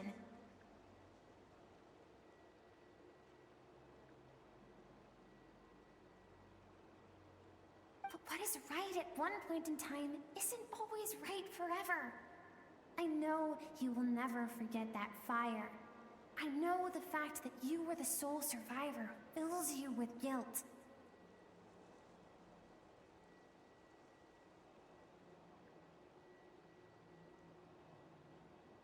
And I know that among the voices that haunt you, mine is there too. Because deep down, you know that you didn't turn out to be the person you wanted to be.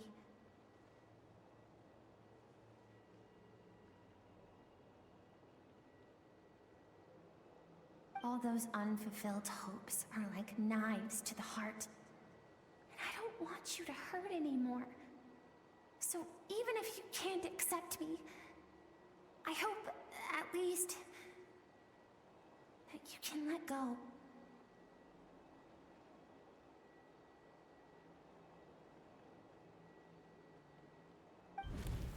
I keep thinking, maybe it would be better if I had died. I wouldn't be haunted by that fire all the time. I wouldn't have to go on like this.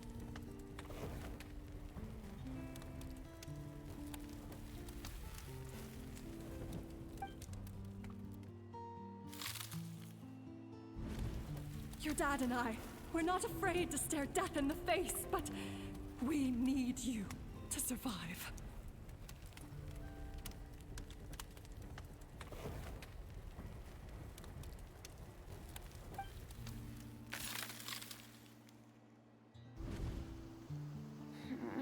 I'm sick of being a kid. There's so many amazing things out there, and I'm ready to see them all.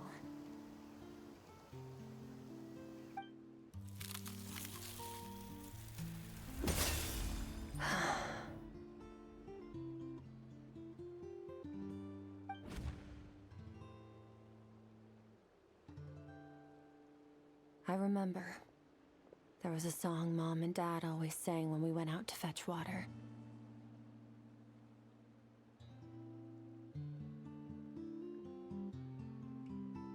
Dancing water. The sand along your path is begging for your song and movement. Will you carry this burden with you on your journey?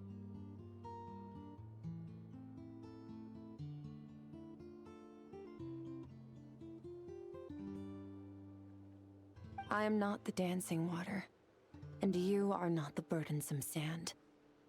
But if this is your wish, then I will carry you with me until the end.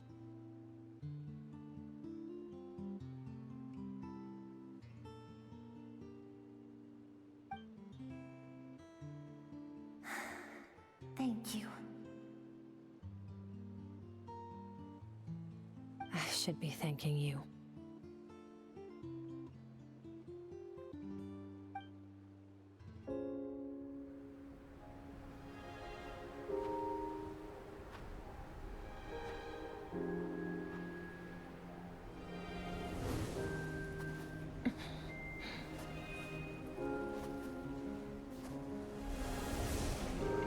Run, Skirk, run!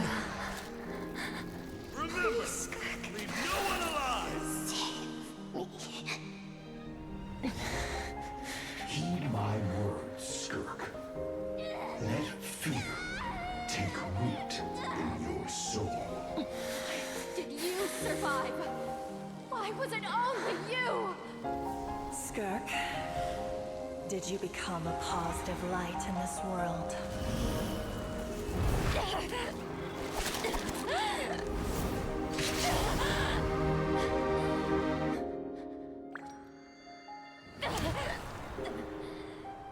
Hey, this doesn't have to be the end.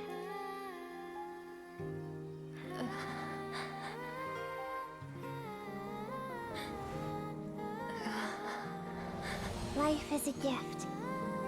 Don't let darkness claim it.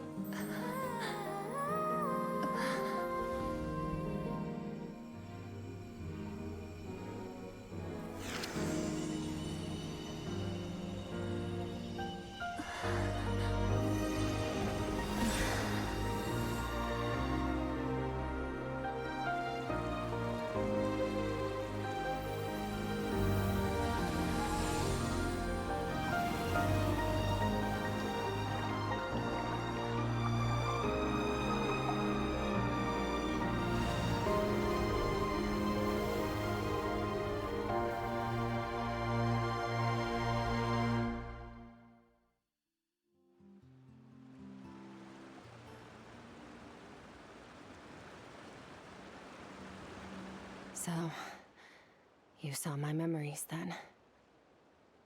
I once asked my master if survival of the strongest was the law of the universe. He said no, but in a world without order, those with no moral boundaries tend to be the ones who survive.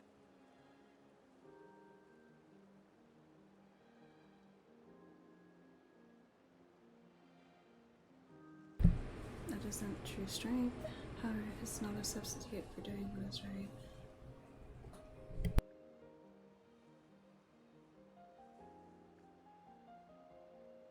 That's why, after hearing his answer, an idea came to mind. An idea that, one day, I would create a new world order. One in which there would never be another tragedy like that fire. One in which power was not the law of the land.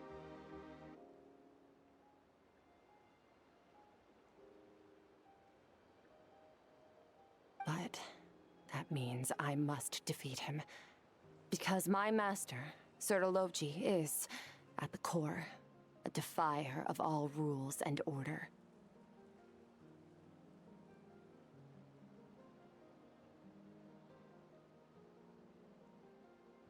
Sounds like you have your work cut out for you.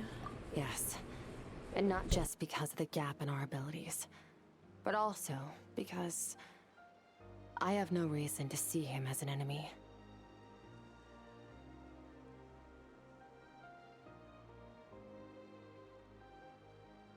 Although his decision to train me was not made out of kindness, he did everything a master should. He saved my life, taught me the sword and the principles of strength. And for that, I respect him.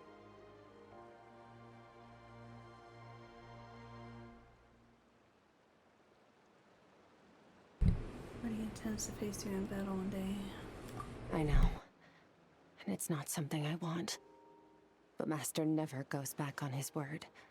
I have to treat everything he says as a promise.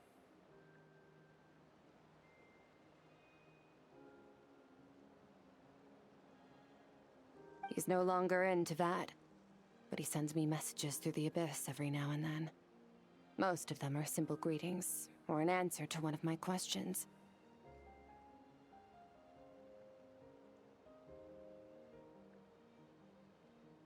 Every time I hear from him, my heart skips a beat. And I wonder if this is the moment where he'll finally appear before me and tear down everything I've built to pieces.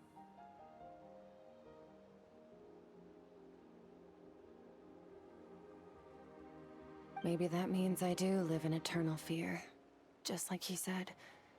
Yes, I respect him, but I'm also afraid of him. And for that reason, the pursuit of strength consumes every moment of my life.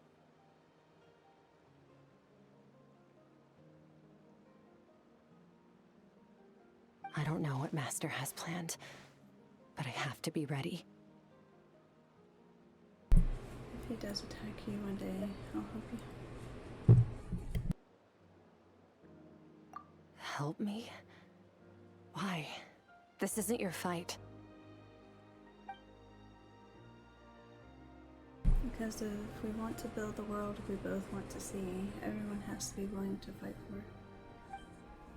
If we all do our part, we can make the entire universe a kinder place.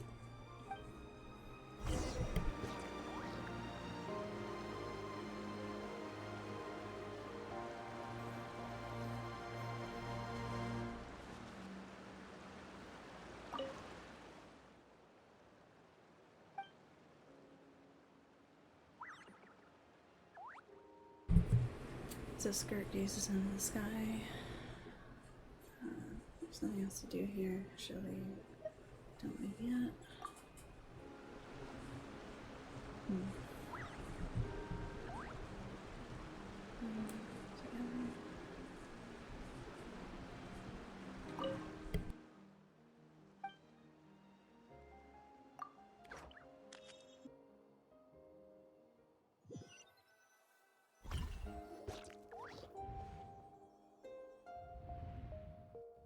Oh, you're finally awake!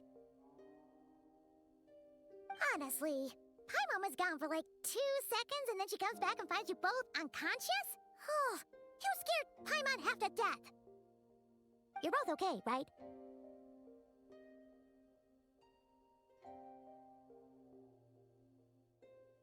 What does it look like?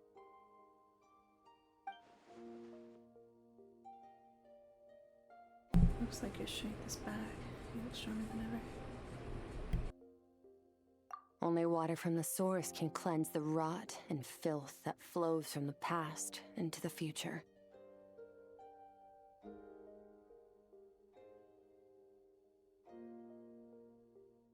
I taught you to incorporate the experiences from your journey into how you fight. I suppose what happened today will become an inseparable part of who I am.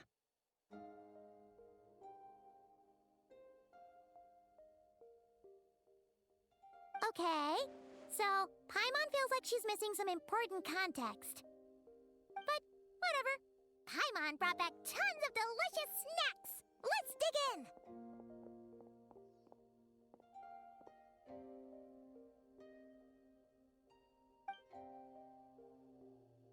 Three of you enjoy the snacks. All right. It's about time we finished what we started.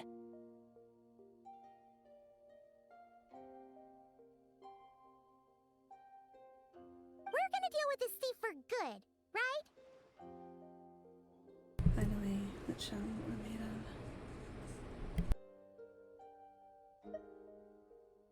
This time, I'm not going to tell you to hold back.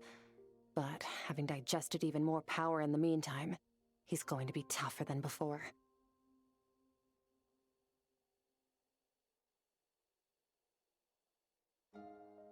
The good news is, we have no reason to pull our punches this time. So, let's go. Same place as last time.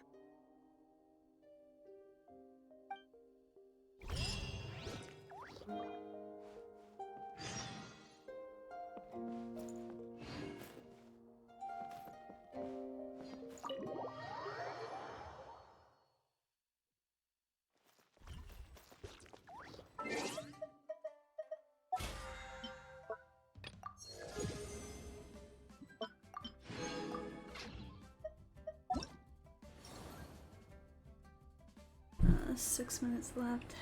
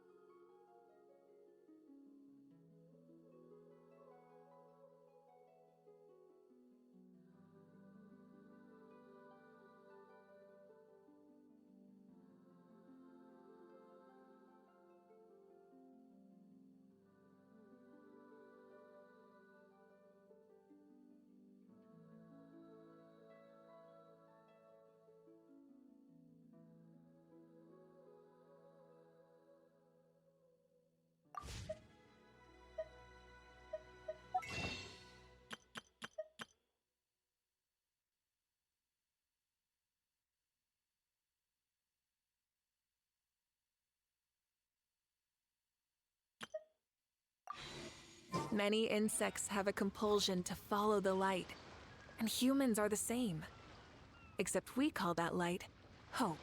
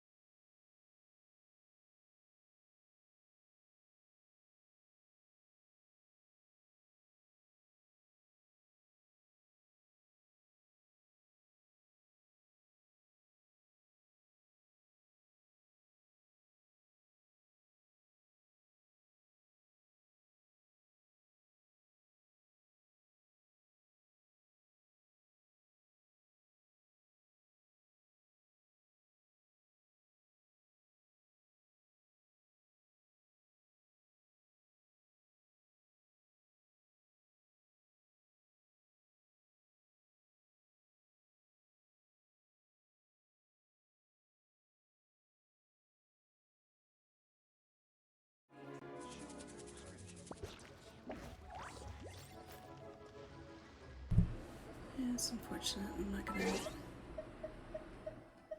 be able to get her. I'll finish the story even though I'm not gonna get the reward in time.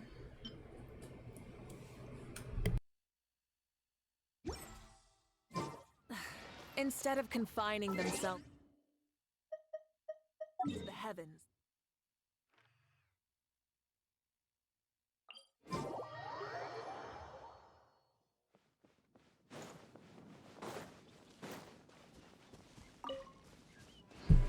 Hopefully she'll become available again for me to wish for her.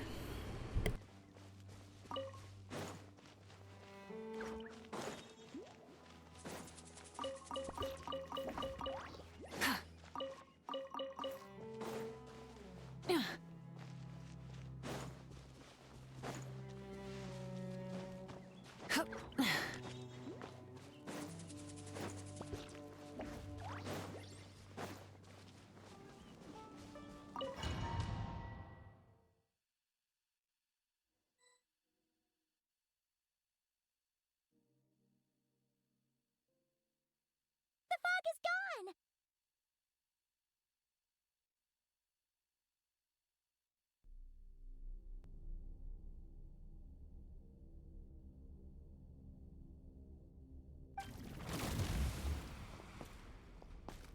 Wait, isn't that the form the all-devouring narwhal changed into? How come he knows that, too?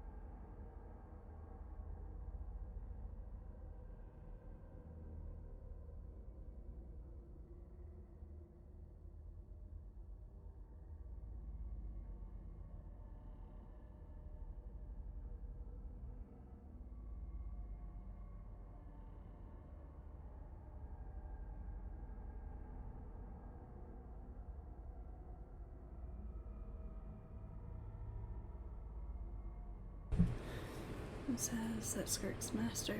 That's what the foe used to look like.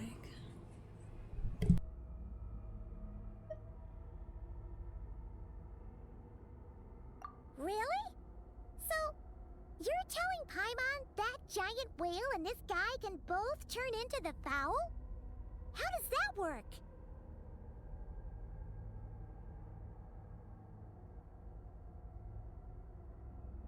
It's a subconscious instinct. Any intelligent being who longs for his level of strength is bound to mimic his appearance. It's a natural response after encountering someone as powerful as Master.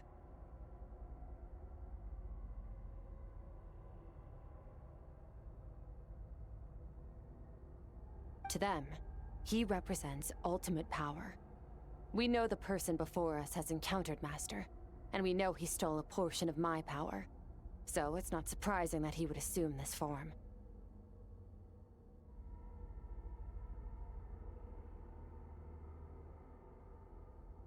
Okay. Oh, the closer Paimon looks, the more intimidating it gets.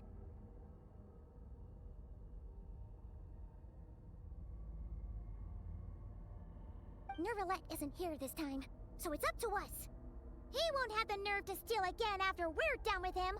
Let's teach this guy a lesson.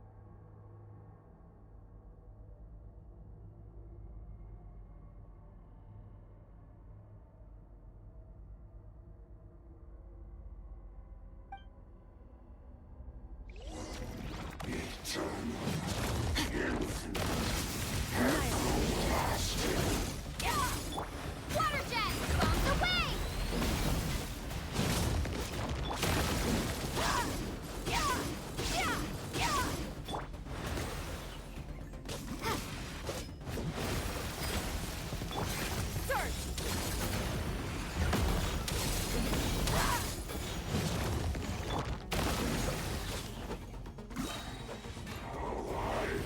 Water jet! Wipe out! Extinguish! Power! Water jet! Haven't forgotten your training, I hope.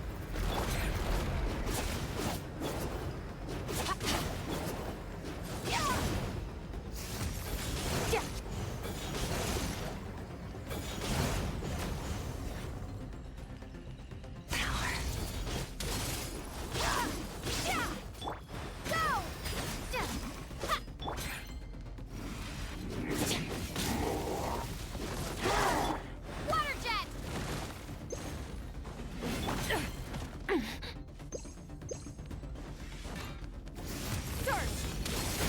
Mine to wield. Water jet!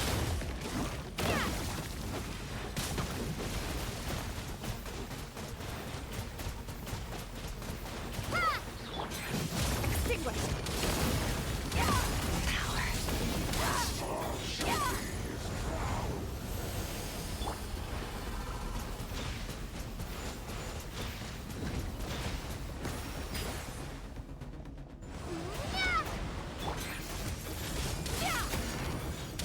Mine to wield.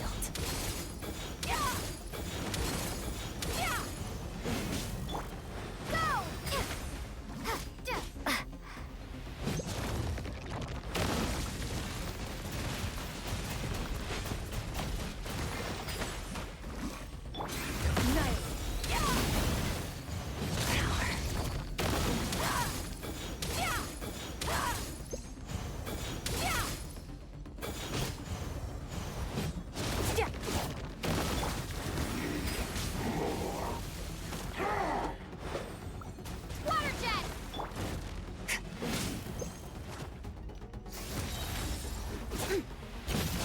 Into the void! Future beyond this world.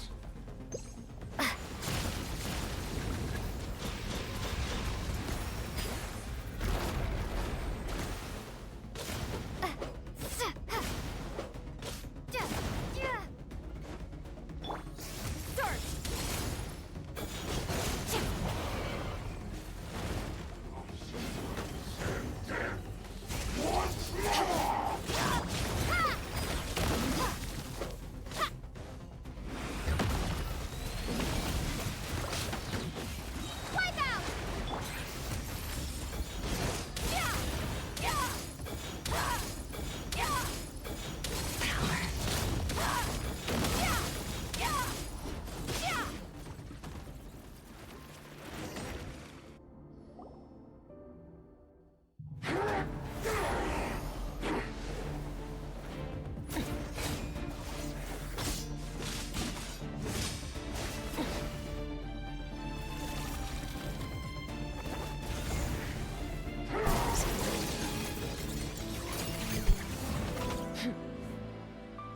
haven't had enough of my power.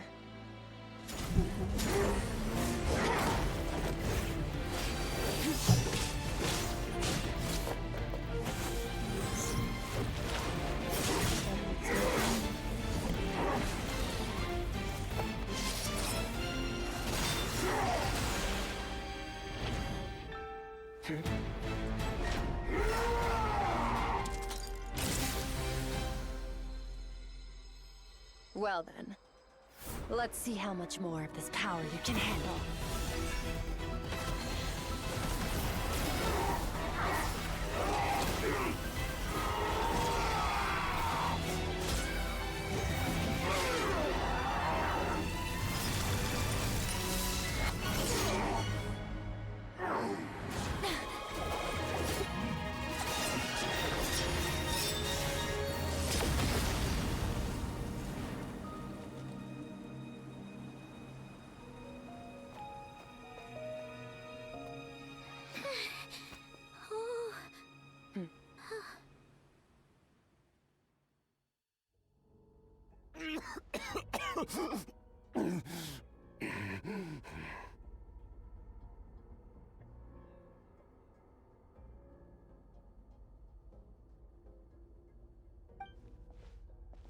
Well, have you come to your senses?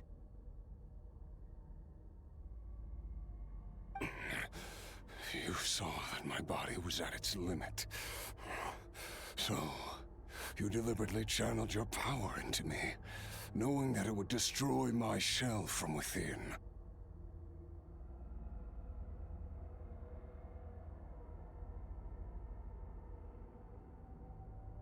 Such power, such keen battle instincts. So you must be.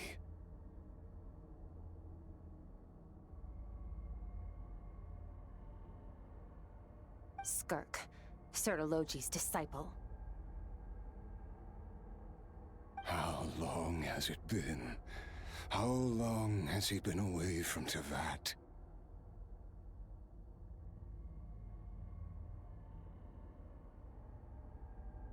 Hundreds of years.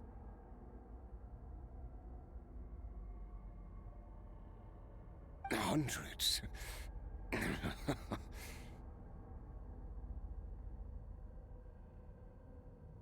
Sorry. It's a lot to take in. I should introduce myself.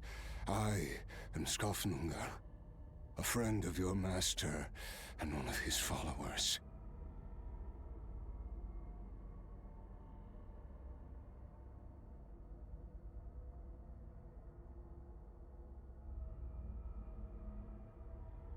This is the first time I've heard your name, Skirk. But hundreds of years ago, I knew you existed. And I knew you would come here.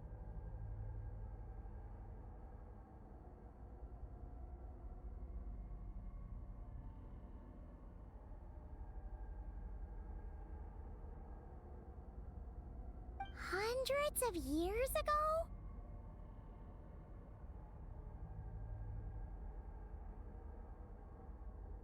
Sounds like you and Master have quite the history.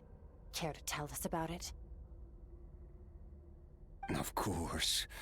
Might as well take advantage of a clear head while I can.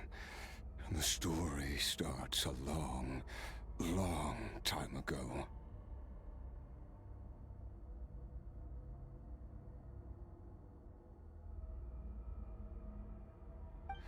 I was born into a noble family in Conria. As the eldest son, I was set to inherit our title. But I contracted an incurable illness as a child, and everyone gave up on me.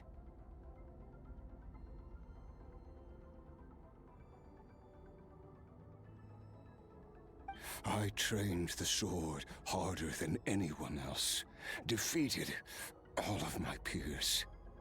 But it was all in vain.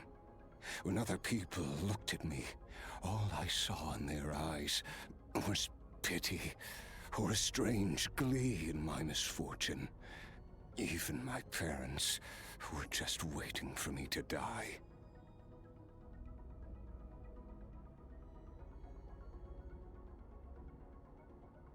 Over time, my heart hardened, and I became aimless.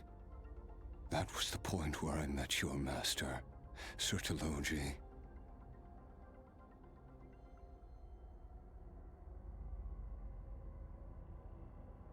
We were similar in age, but different in background.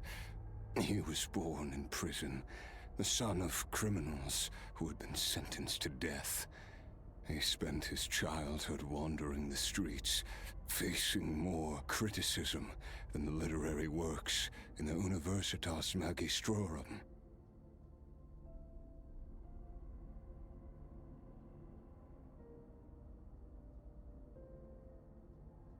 Yet, he always wore a smile on his face, as if kindness and malice were one and the same, and he could not see the difference.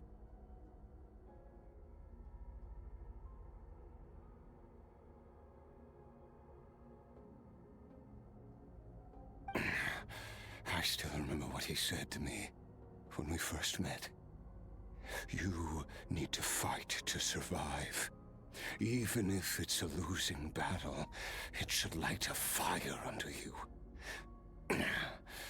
How can you sit back like this and go down without a fight?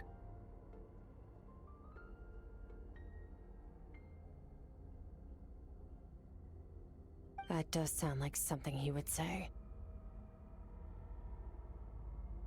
He was the first to acknowledge that I was worth something, and he inspired me to keep going. When we sparred together, it was the first time I'd actually felt the thrill of combat.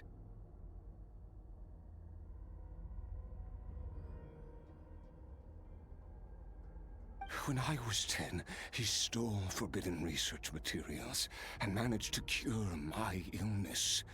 It was like there was nothing in this world he couldn't accomplish.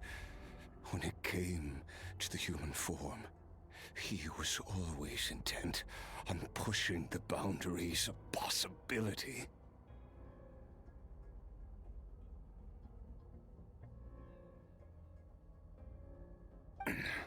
But somewhere along the way, I fell behind. My talents were nothing compared to his, and at some point, I realized he had pulled so far ahead, I was too embarrassed to even ask him to spar.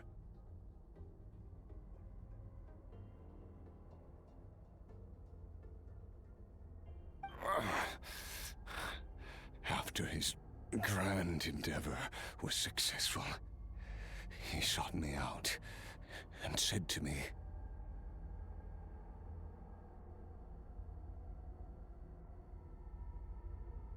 "This planet no longer holds anything of interest to me, so I'm leaving.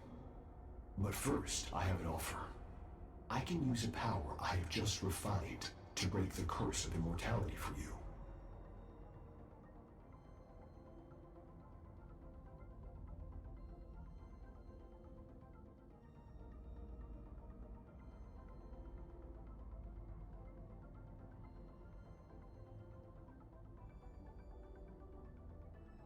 Your death was once what we worked so hard to prevent.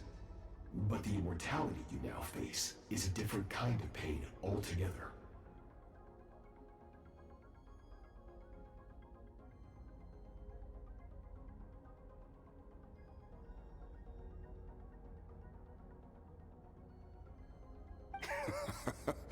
I'll pass. Immortality doesn't sound so bad to me. Since I can't die, it means I have an infinite amount of time to get stronger. Maybe I'll finally catch up to you one day, and we can spar like we used to.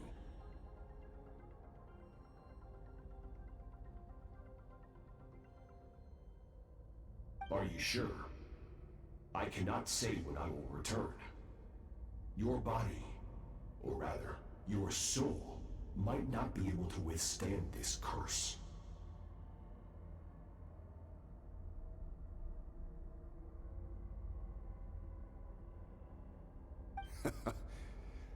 All I can do is try.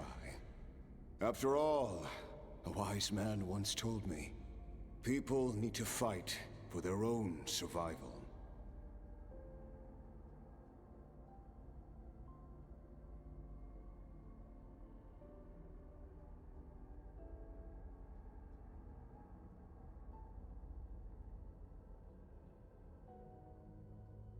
Oh, one cut out, but it said survival.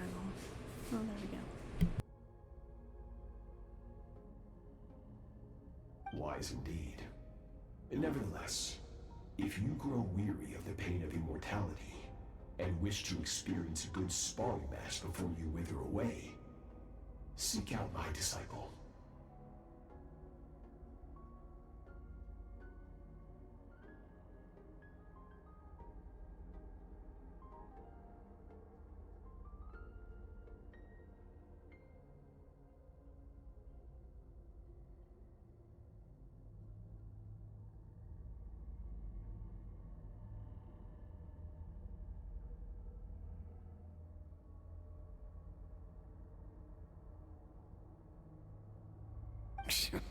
Disciple? Never thought I'd hear that word coming from you.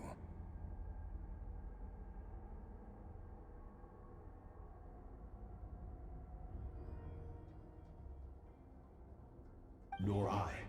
But Vedifenir said I was destined to find a disciple out there in the universe, and bring her to Tibet.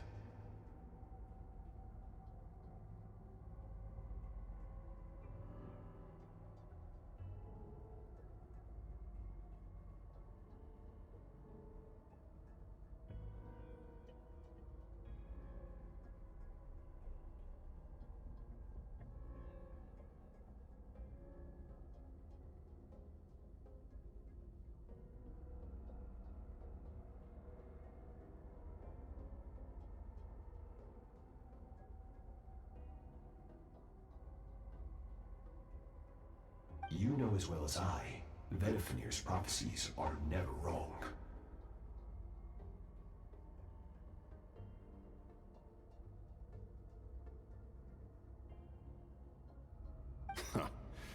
Well, now I'm curious about who this disciple of yours will be. All Vedifenir said was that one day, the stars shall bow in her honor.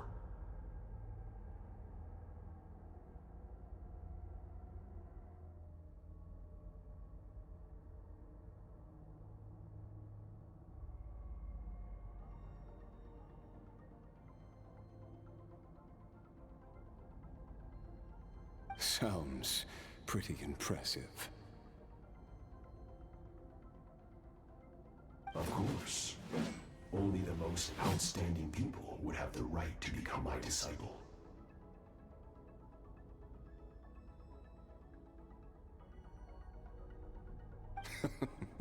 Still self-assured as ever, I see. But you're not wrong.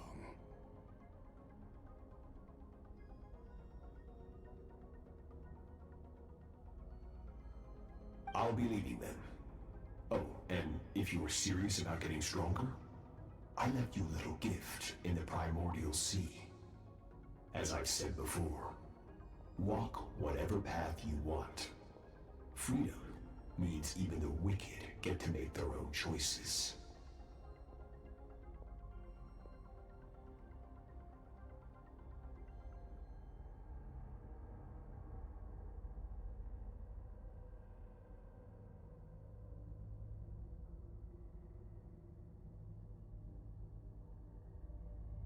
Waiting for me in the primordial sea was the all-devouring narwhal, already beaten into submission by Sertologi.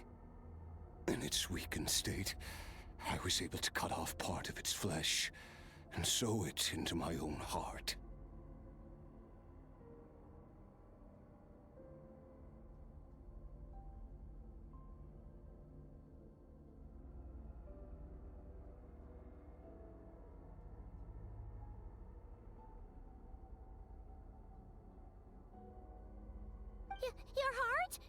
That sounds like torture! How did you even survive that? Because, of course, I bear the curse of immortality.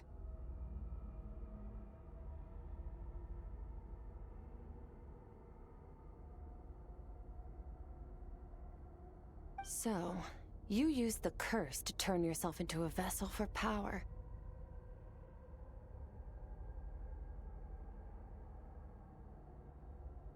Even with that whale's ability, devouring power like that is not something the human body can withstand. With your body and soul constantly at the breaking point, it was the curse of immortality that sustained you.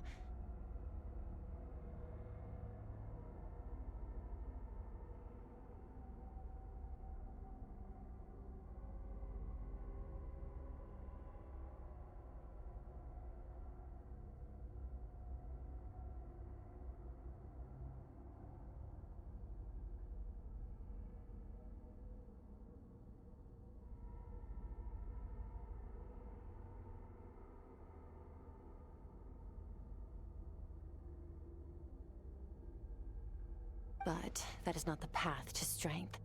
You have to pour your heart into it, work for it, dream of it. Instead, you stole something that didn't belong to you, and it backfired.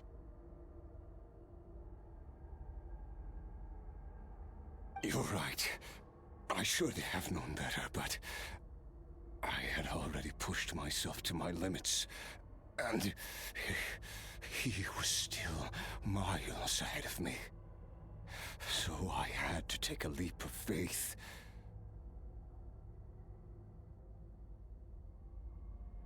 I miss your master. I miss the days when we were all together, troublemakers without a home. I don't regret the choice I made. But if you'll allow it, I do want to apologize. To both of you.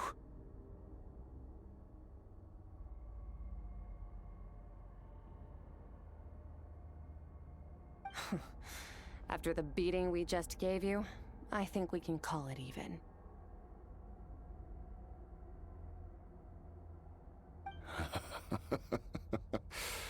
You're an interesting one as well. Sertologi's disciple. That's a lot to live up to.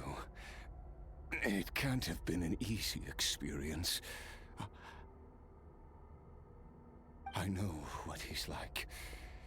He rules with an iron fist, using despair and fear to force you to catch up to him, all the while standing ever out of reach.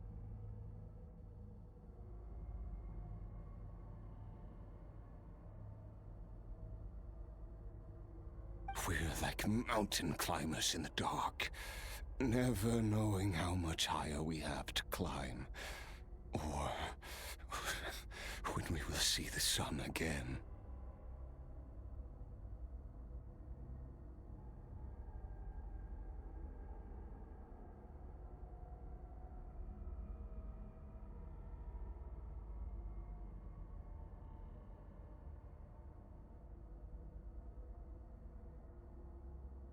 True. But I made up my mind long ago. No matter how dark it gets, I will not give in to despair. I will overcome it.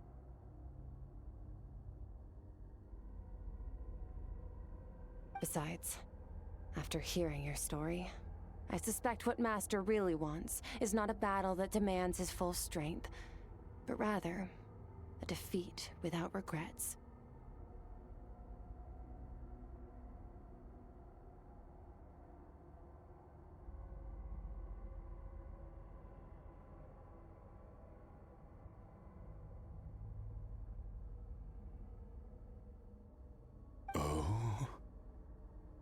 Since you're his friend, you must have some things in common.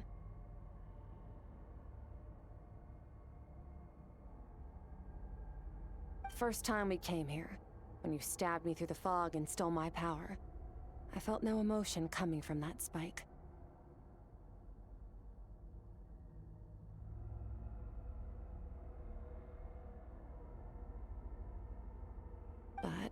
and you had to devote all your strength fighting me just now. I could feel joy and passion emanating from your blade.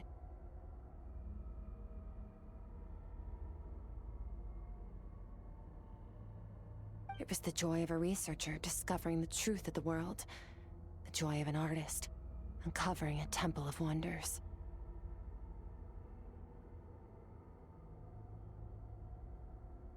Interesting. I'm certain I didn't express those emotions outright.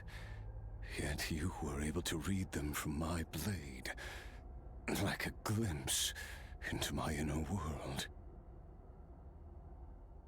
You're right. That battle brought me an unbridled sense of joy, and my defeat brings me no regret whatsoever. Exactly. I think Master also craves a battle like that.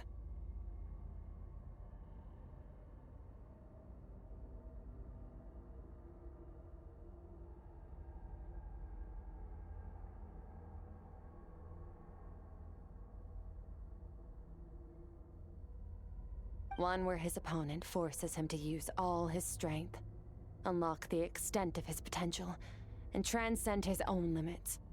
A battle to end all battles.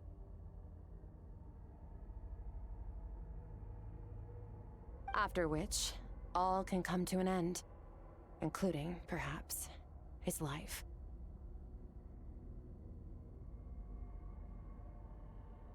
For that very reason, good and evil are meaningless to him. He has one purpose, one goal: to complete himself. It's one of the secrets to his strength.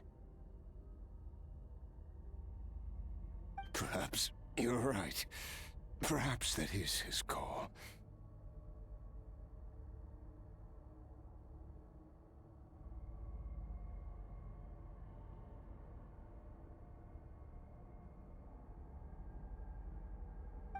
What a battle that would be. Oh, to witness such a...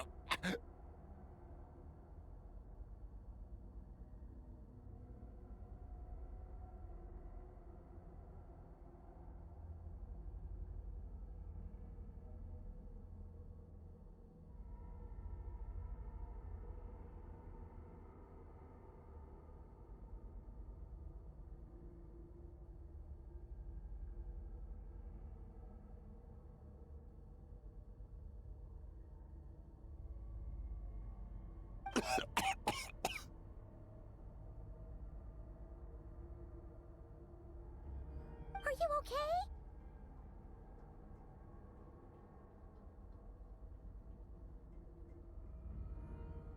Too many different kinds of power are surging through my body. The curse of immortality allows it all to coexist, but it does not remove the pain.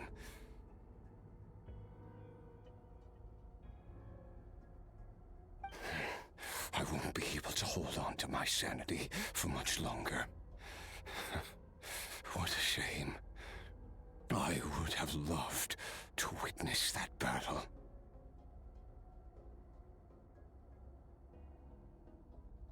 Sir Delogi once offered to free me from this curse. Now, I must ask that of you, Skirk. Can you release me from the pain?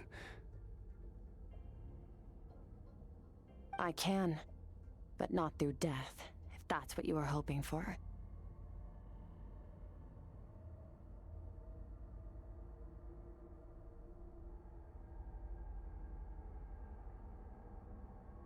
It's not a suitable punishment for your crime.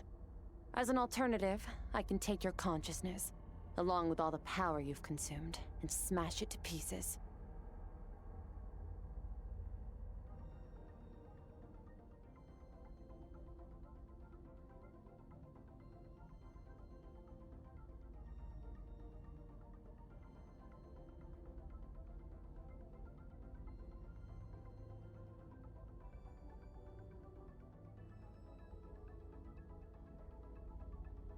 The impurities will dissipate, and under the curse of immortality, Your mind and body will regenerate. When that process is complete, you will be back to who you were before, no longer tortured by powers you can't control.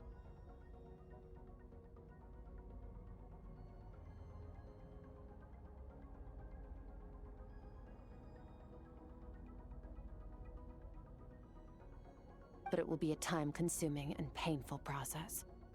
The decision is yours to make.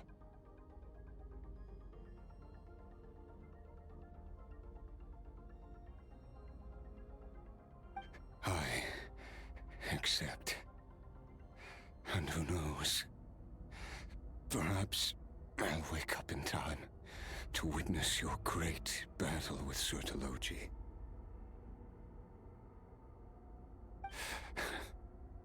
I have faith that you'll be able to stand against him one day.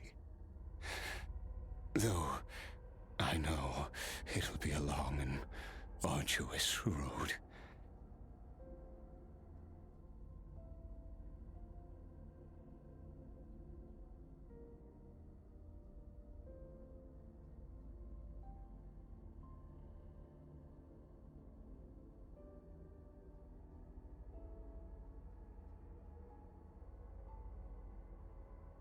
If we are climbers in the dark, it appears the dawn has finally broken for me.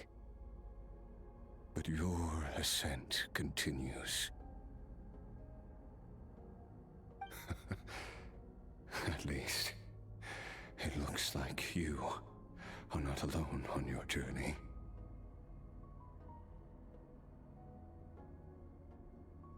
I will reach the top of this mountain, no matter what it takes.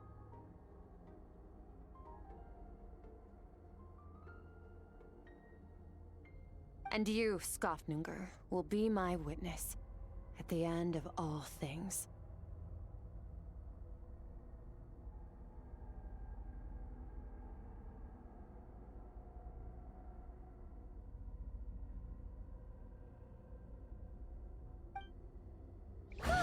That's finally over.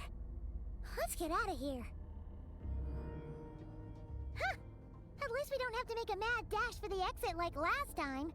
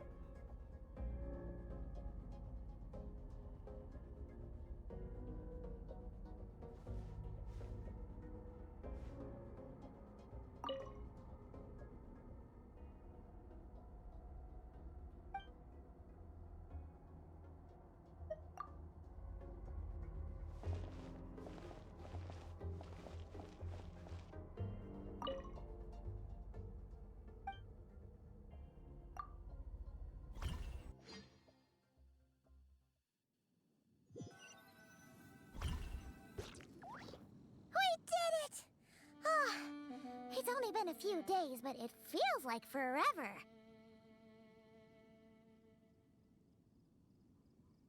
Once again, we've proved there's nothing we can't overcome. We're just that awesome. Wow, you sound even more confident than usual. Guess you really have become stronger. Today sure went by fast. It's night already. Oh wait, that reminds Paimon. The stars you mentioned, the ones that died out, are they back now? Yes. The power Skofnunger stole has been returned. So, the stars have regained their light. Great! Huh, it's crazy that you even noticed their light was gone. There are so many stars in the sky. If a few disappeared, Paimon definitely wouldn't be able to tell. I suppose it's because I have gazed upon this sky for centuries. The false stars, hanging in the meticulously planned sky, glittering with rotten light.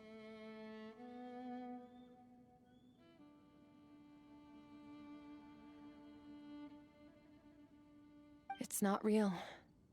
And yet, it is for that very reason that I can look upon it and enjoy the momentary peace it brings.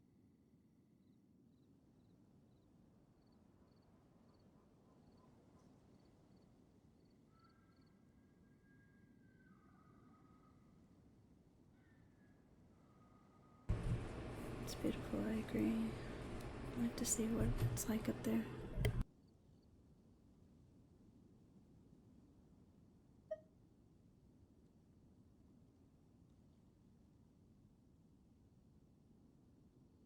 Even the most beautiful of bubbles has to burst. We will return to the real universe one day, whether of our own volition or not.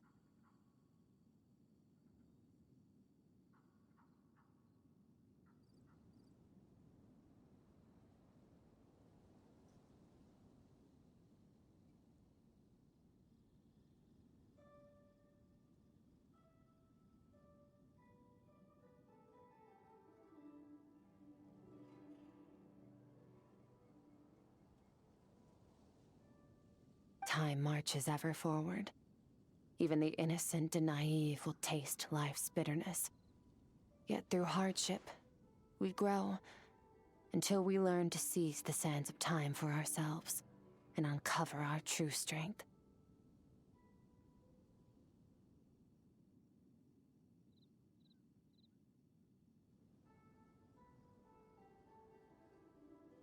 Though we gaze upon a false sky, its vastness and majesty is palpable.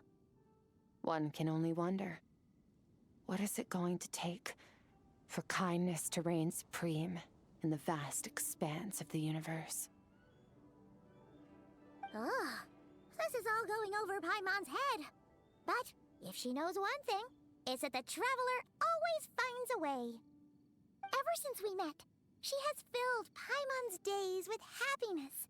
No matter how tough things get, she always finds a way to make it better. If it's too big a job for one person, then we'll do it with two. And if two's still not enough, then three.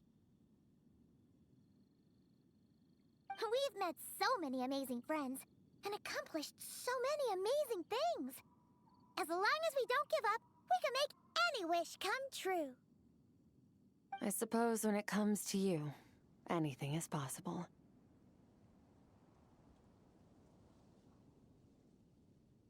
Well, I should be going. Now that my power is no longer isolated from my emotions, I need more practice to get used to it.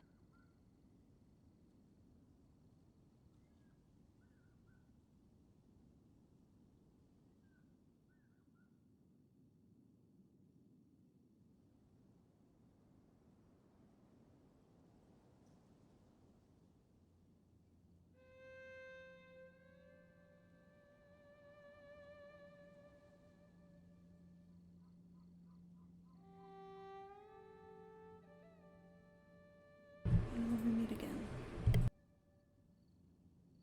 I suppose fate will decide. Maybe we'll bump into each other on the street. Or maybe we'll reunite on a different planet entirely.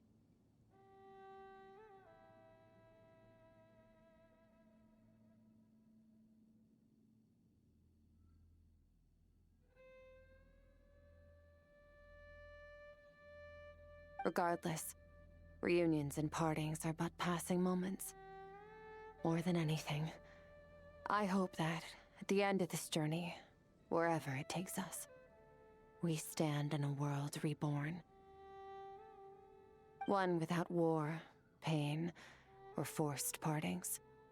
One where new life can bloom, even where there was once nothing but scorched earth.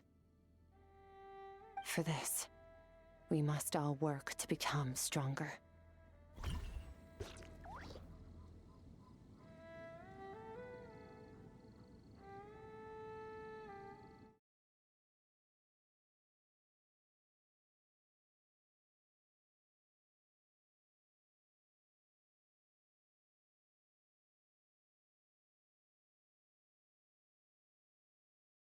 It's only been a few days, but it feels like forever.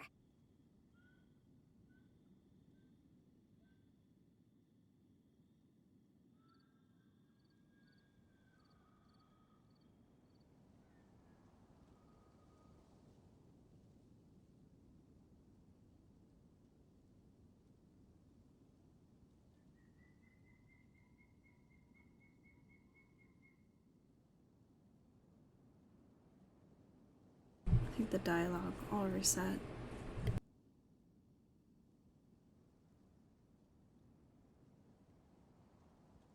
Once again, we've proved there's nothing we can't overcome. We're just that awesome. Wow, you sound even more confident than usual. Guess you really have become stronger.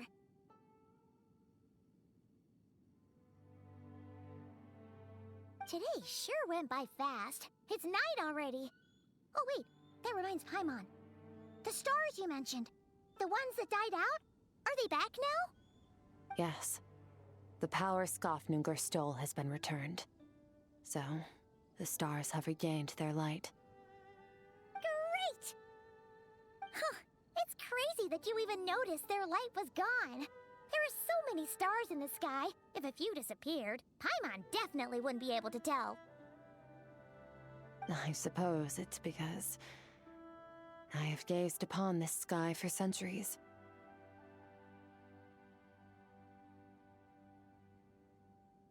The false stars, hanging in the meticulously planned sky, glittering with rotten light. It's not real. And yet, it is for that very reason that I can look upon it and enjoy the momentary peace it brings. Even the most beautiful of bubbles has to burst. We will return to the real universe one day, whether of our own volition or not. Time marches ever forward. Even the innocent and naive will taste life's bitterness. Yet through hardship, we grow, until we learn to seize the sands of time for ourselves and uncover our true strength. Though we gaze upon a false sky, its vastness and majesty is palpable. One can only wonder, what is it going to take for kindness to reign supreme in the vast expanse of the universe?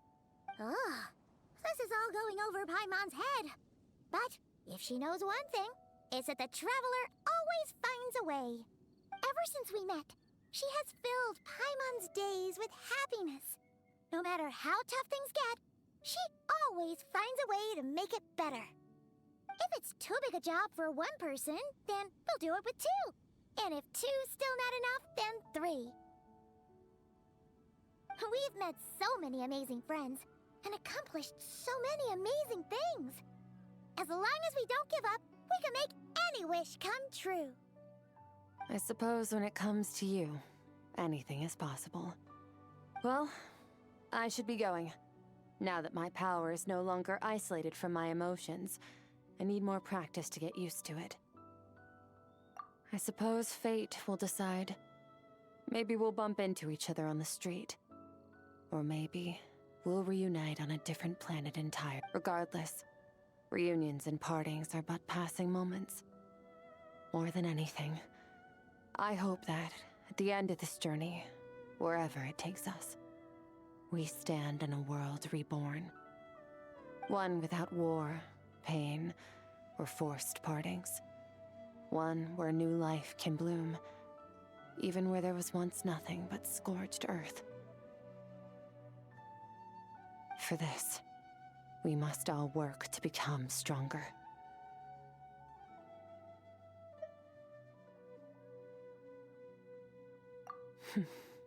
If that's what you want to call me, I won't object. Goodbye.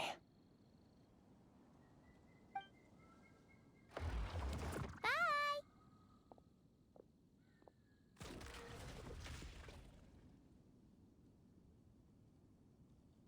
Is it just Paimon, or is she being nicer than before? We definitely count as friends after all that, don't you think? Hey, what do you think about camping here tonight? There's nothing quite like sleeping under the stars. Come tomorrow, we can continue our journey. Oh, and since Paimon treated you to that super nice meal at Wanmin Restaurant, it's about time you returned the favor.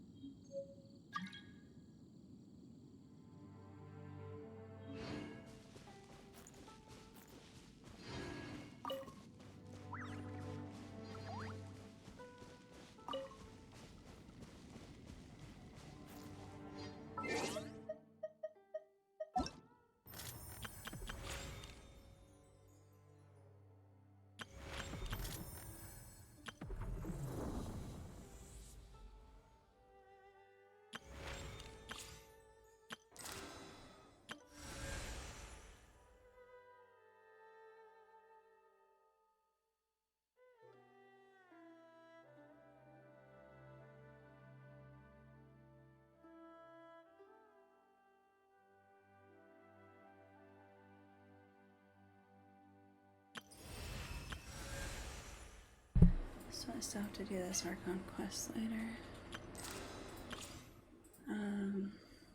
And the wishes reset.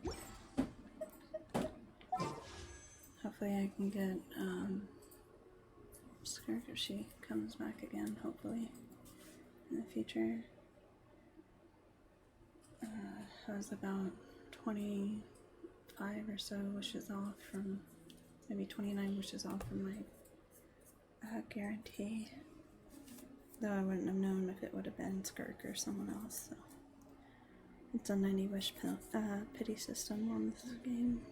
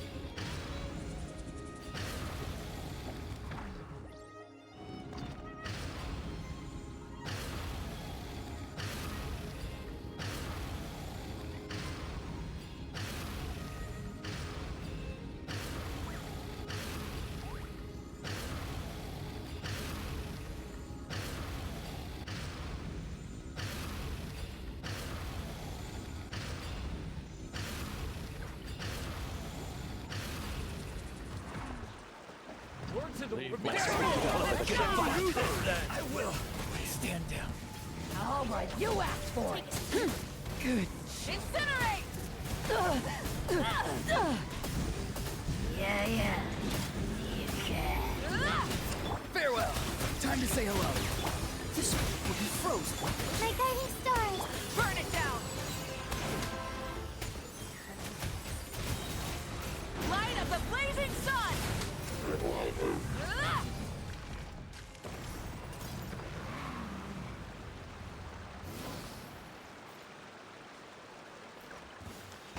yourself. Let's do this then. Light it up! Not too far now. Go. You're free now. All right, you act. Oh, so sorry. Oh, mine's the command. Pyroclastic surge! Doors over.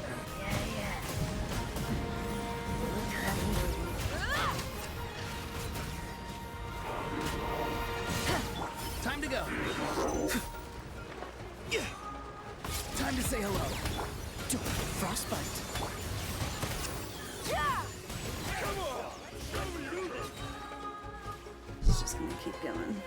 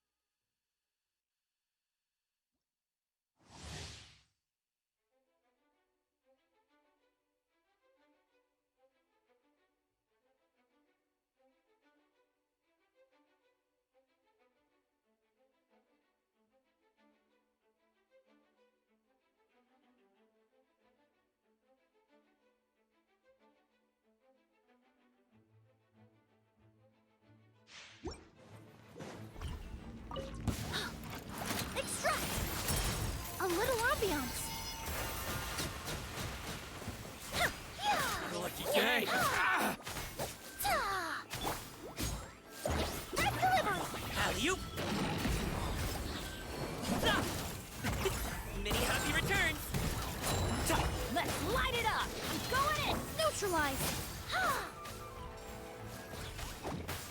Russian floral! Service with a smile! Mighty mythical beast! Teamwork is dreamwork! This'll brighten up the place!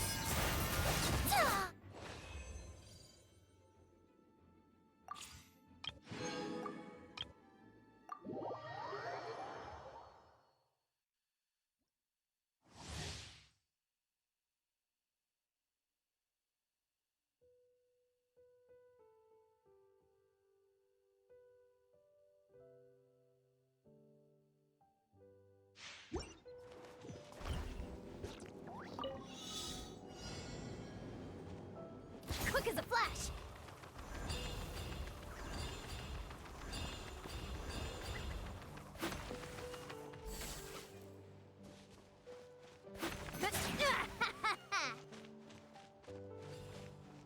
On my mark! Control breathing. Yeah.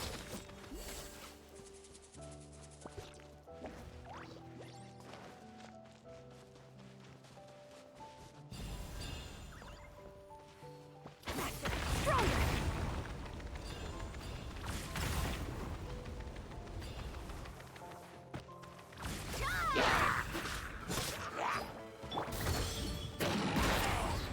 Drop your weapons!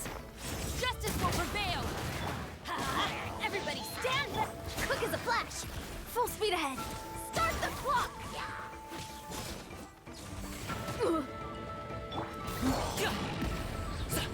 Up to it, Montai! Final warning! Hands where I can see them! Let's light it up! I'm going in! Coach will take it from here! Faster! Stronger! Full speed ahead!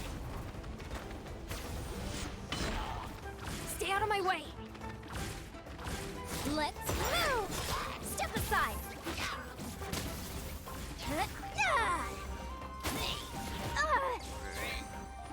Full Mighty mythical beast!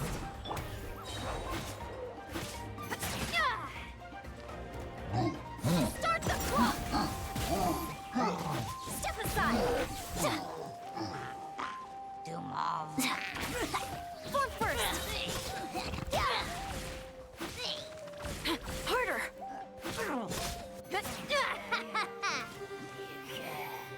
On my mark! Everybody stand! Stop right there! Quick as a flash! Step aside! Full speed ahead! Full speed ahead!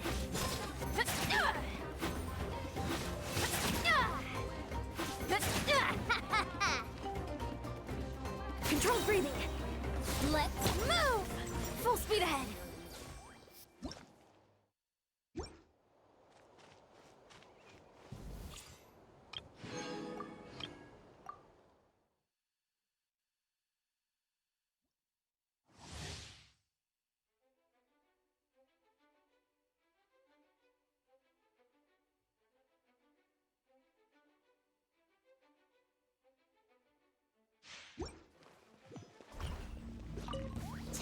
It's my lucky day! Stay put!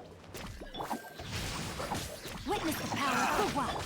Midnight Phantasmagoria! How's this? Go away! Bond is strong! Lightning terrified! Don't be scared! Oz, reveal thyself! Midnight Phantasm. Let me weave you a verse. I'll settle this. Don't get you away! Stay put! Rain outlines your fate. Stand with me! Midnight!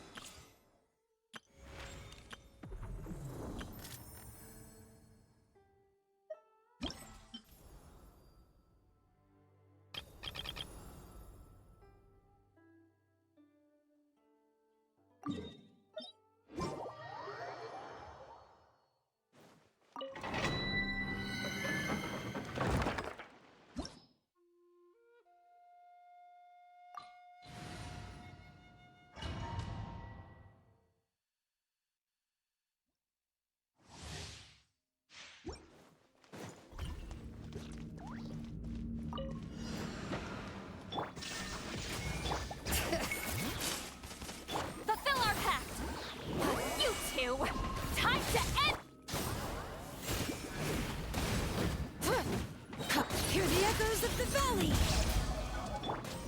Wrath from the sky!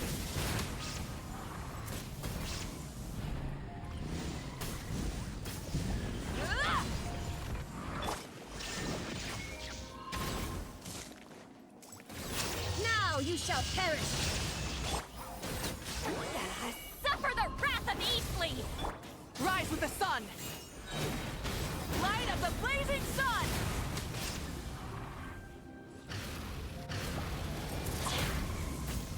Bring it! Let the mountain's veins boil! Shine down! Get to work! Light it up!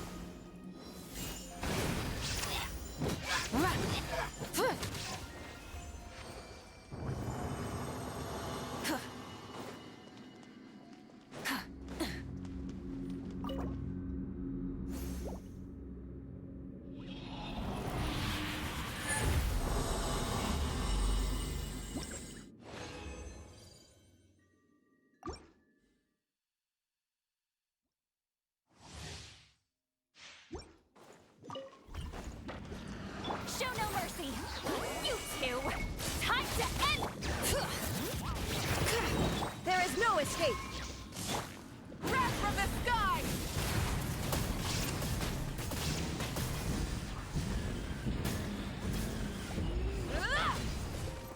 Shine down! Inazuma shines eternal! Hear the echoes of the valley! Get to work! Eat Laline! Eat Papa! Get him! Pyroclastic surge!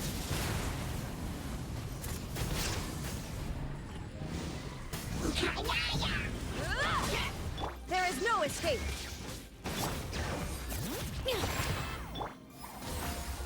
Rise with the sun!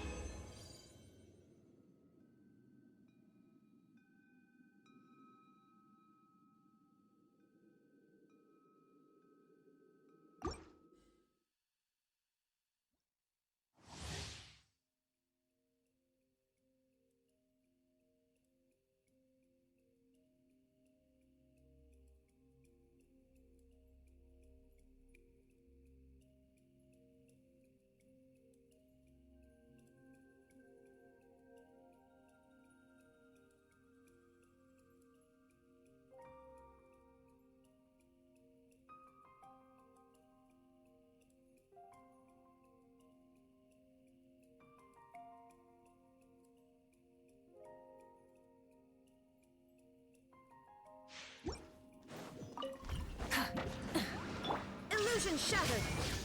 Fulfill our path! You two! Time to end! Let engraved names echo! Light of the blazing sun!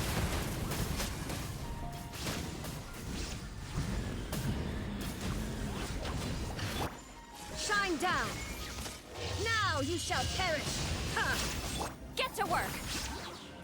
Eat Laline! Eat Papa! Get him! Burn it down! Ha! Wrath from the sky!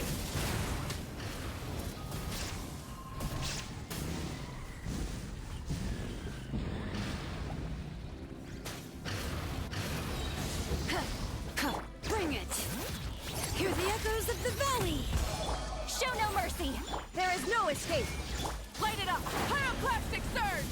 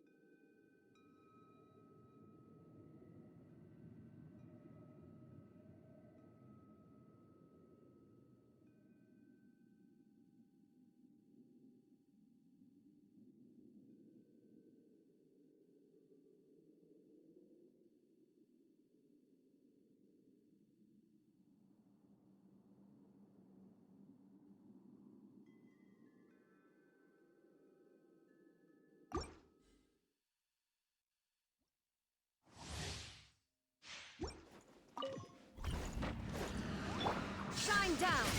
Fulfill our pact! Let the mountain's veins boil! Wrath from the sky!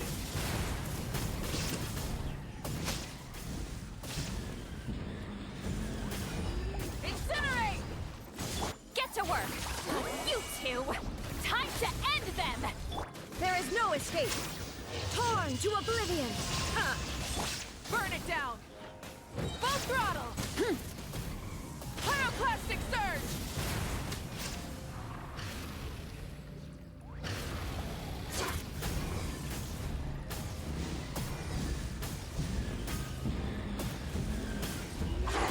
Incinerate! Shine down! Bring it! Hear the echoes of the valley! Show no mercy! Laline! Eat Papa! Get him!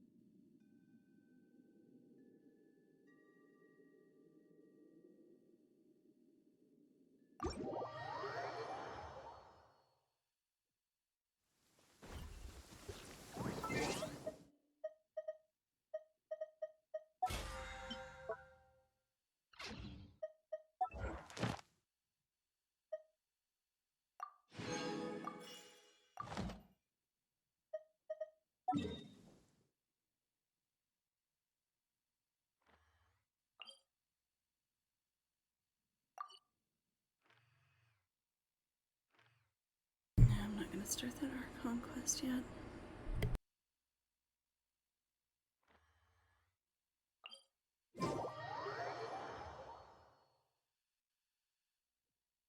Oh, you're dripping wet. That must be uncomfortable. Ad Astra. Thank you for completing today. Ad Astra.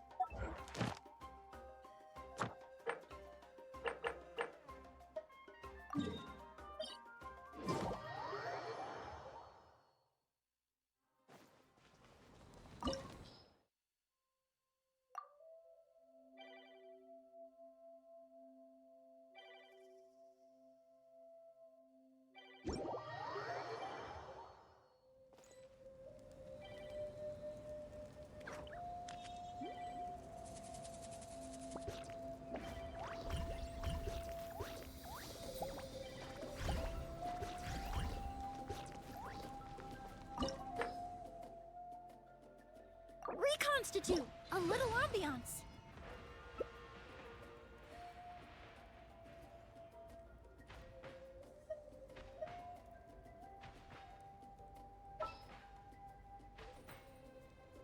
Exploration and trials.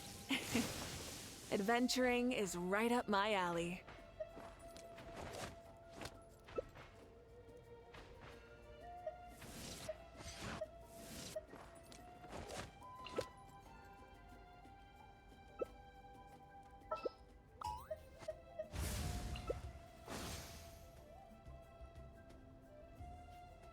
Oh, they got her.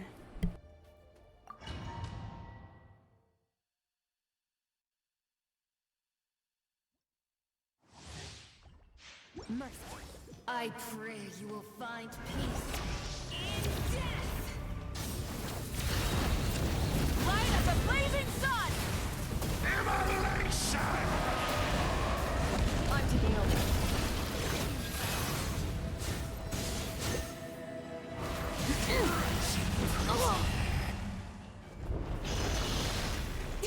Could it break the curse? You ignited a fire that you could not control!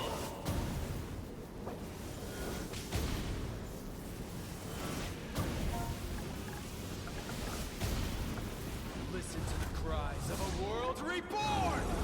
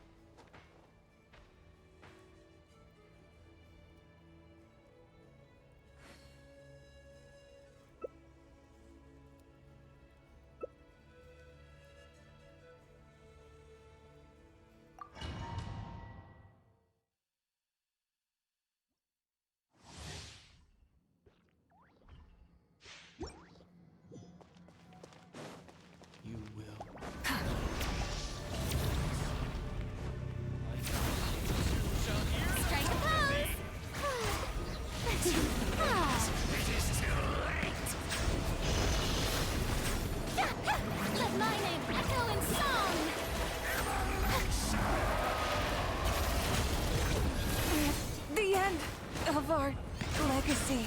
You ignited a fire that you could not control.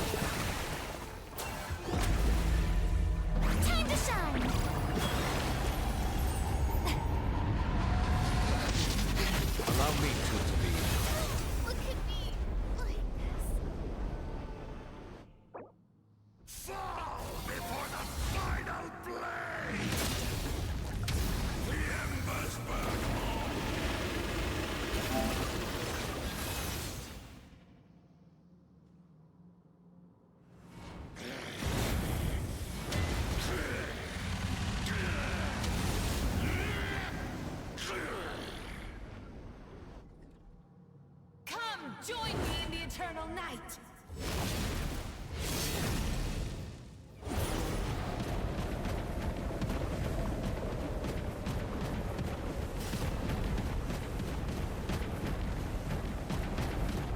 I can release you from your suffering!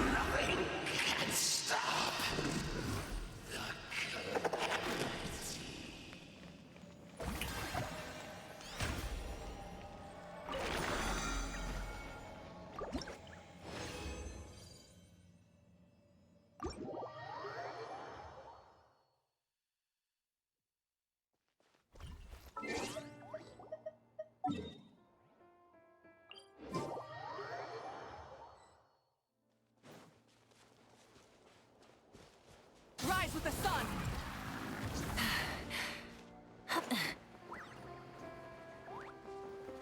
Here!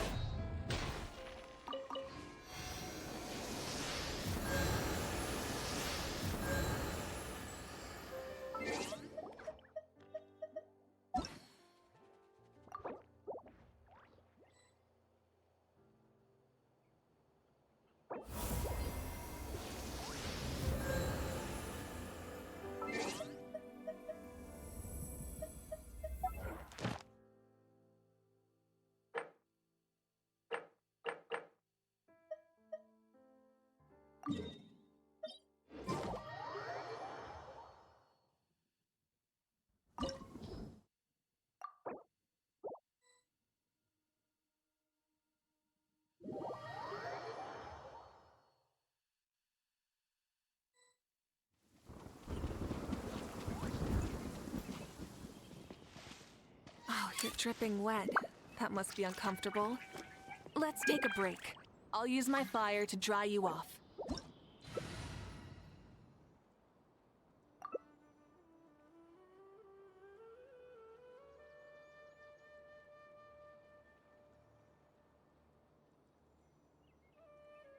The Steambird is an excellent publication. They have many outstanding Let's go find journalists, some and treasure. the editor-in-chief is always open to new ideas. But most importantly, they pay their writers on time.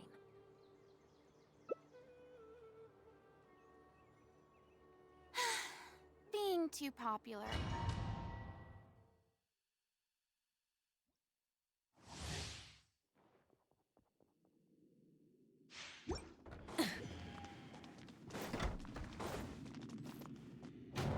You just ran out. Let it be known that divinity is fun.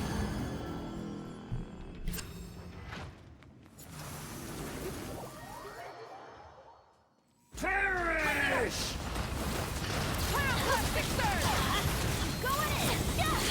I'm hitting it! How dare you! Center time! Let's light it up! My name's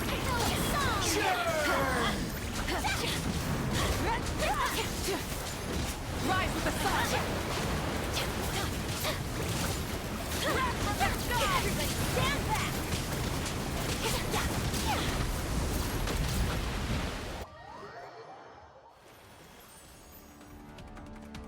Say cheese! 1,000 eons, mine to dominate.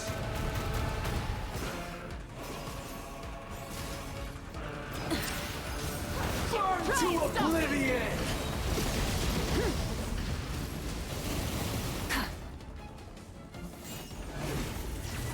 Light up the blazing sun! Careful!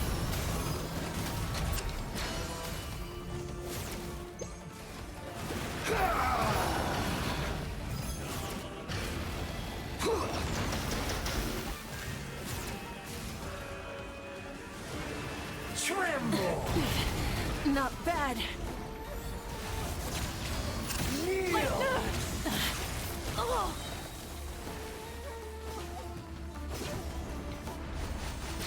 Teamwork is dreamwork!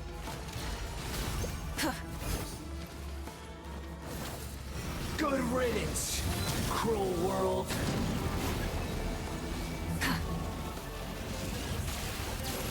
Wrath from the sky!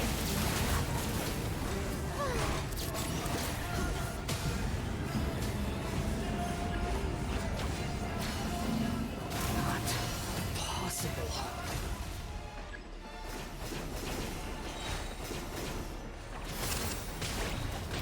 Light up the blazing sun! Light it up!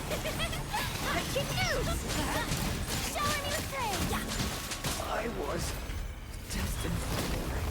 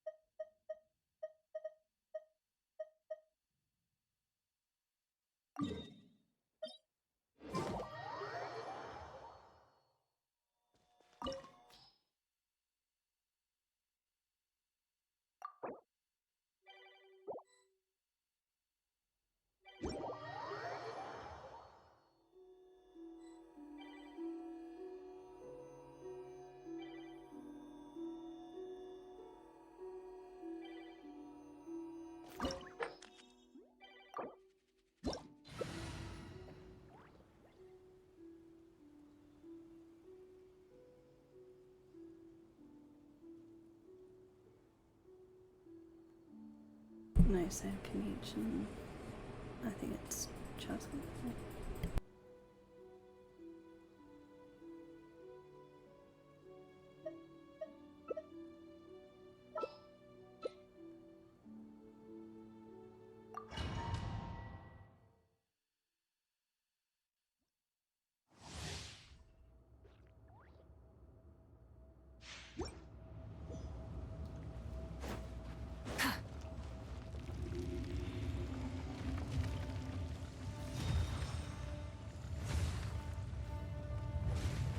dare overstep your mortal authority? Absurd! Burn it down!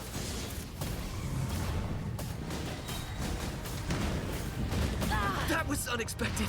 Pyroclastic surge! There is no atonement for 1,000-year pain! Inazuma shines eternal!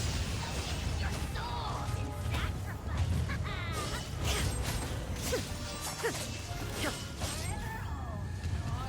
Today, you witness your reckoning! Rise with the sun!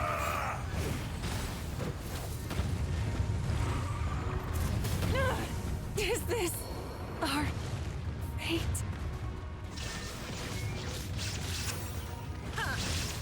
Fisher!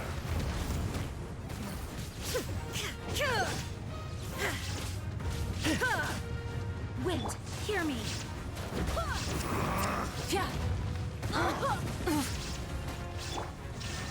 Torn to oblivion!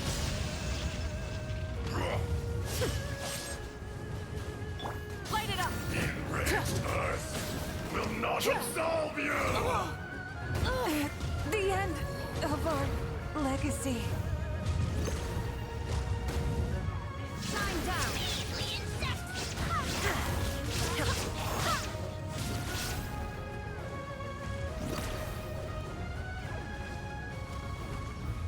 You stand upon your tomb, though you know it not! I swear by my sword! There is no escape! Experience an eon of suffering!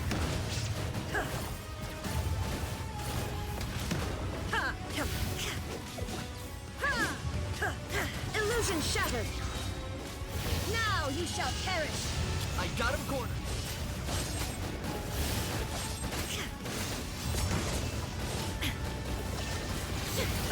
You know you're on the brink, right? Pleasure doing business.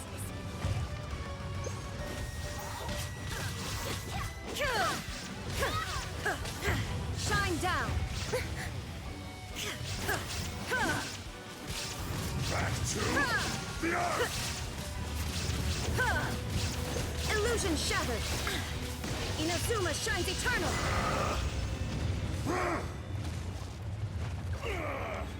I will not be destroyed!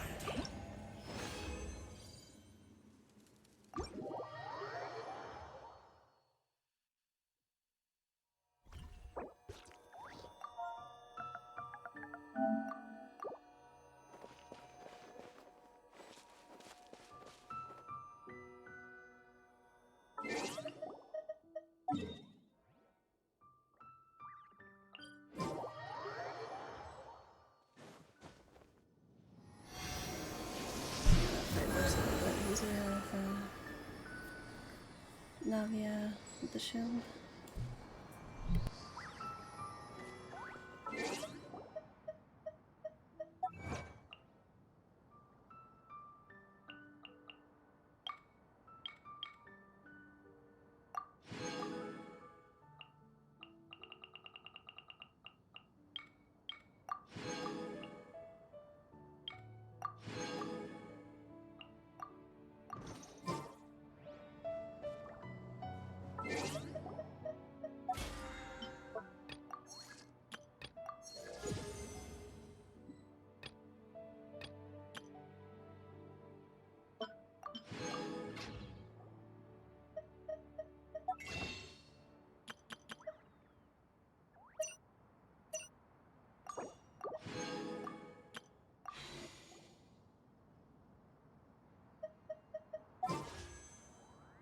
Guess I'll make one wish for another Ravika. Let's see. What?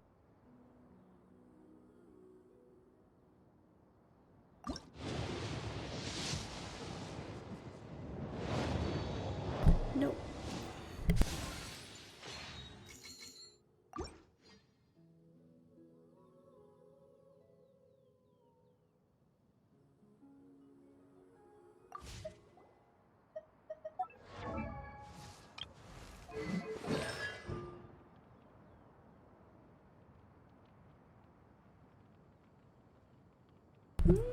getting 40% attack is pretty awesome. Who knows?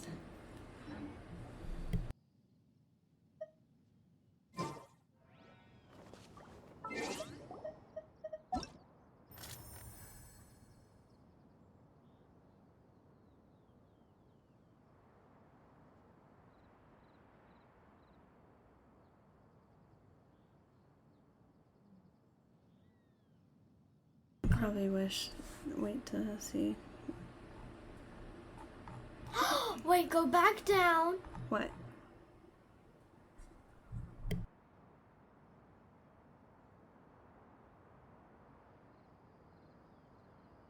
She got excited because she saw Klee on the website, and I was trying to look up whenever Skirk might be back available, but of course it's not going to say anything yet, so.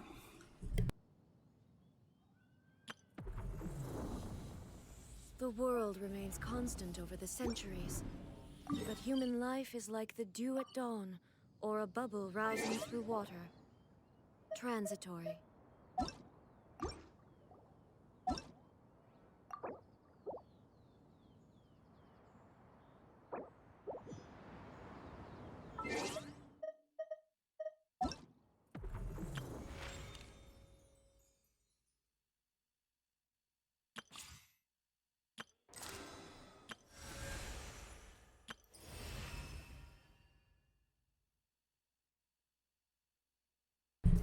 So yeah, we're gonna do the Archon quest later. Probably gonna stream here. I guess I could take a look and see if I have any anecdotes available.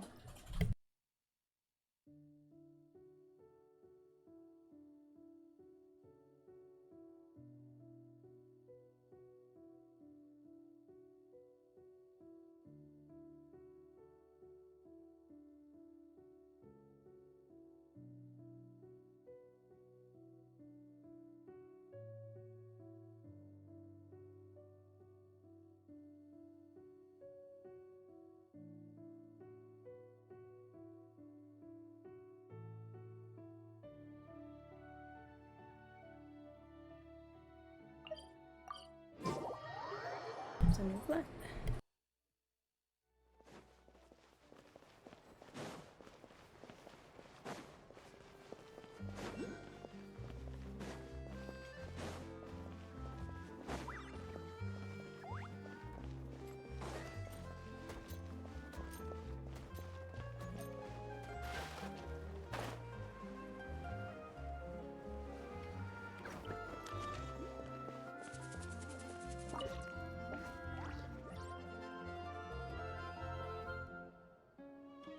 So, you recommend Chioria Boutique's seasonal children's clothing line?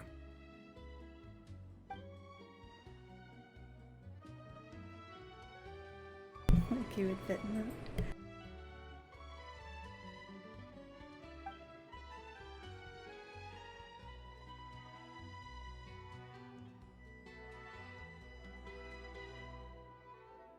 It says, Alofe often invites Kiara to Chioria's boutique to try on outfits, and they take a bunch of photos. They're all adorable too. In that case, I shall place an order.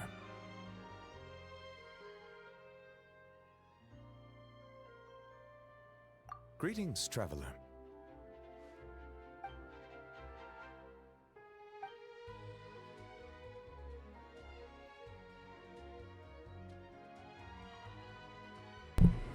Spain says, great timing, Monstro. We've added a new stop to his itinerary, and we were just discussing what kind of gifts to bring. A new stop, what kind of gifts? A rare opportunity to take a vacation has arisen, and I plan to use it to visit the Melusines in Mercy Village. It has been some time since my last visit, and as such meetings are hard to come by, I wish to prepare some gifts. As you are here, might I solicit your advice? I believe you have already befriended a number of Melusines. As such, your insights would be most valuable. I have a Melusine friend who loves to paint. Sabine says, "Oh right, I remember Serene's letters mentioned that Mimir has always been passionate about art." Indeed. Given the environmental variations there, some waterproof paints would make a good gift. There's no Melusine who doesn't like mechanical components. Sabine says, "Yeah, that's true. I can help pick some. The clockwork workshops usually sell spare components at a discount, and clockwork toys too." Then I shall leave their procurement to you. Thank you. Prioritize what you like, without regard to cost. I will ensure you have an ample budget. You can never go wrong with making food. Oh, I fear my culinary experience only extends to making soups.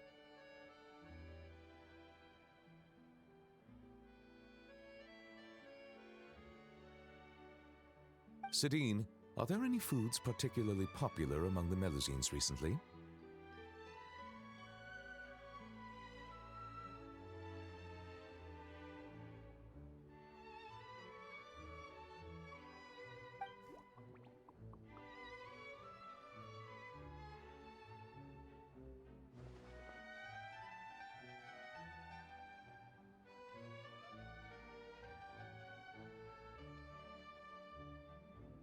Sabine says, "Let me think. Yeah, cakes, macaroons, blubber, profiterole,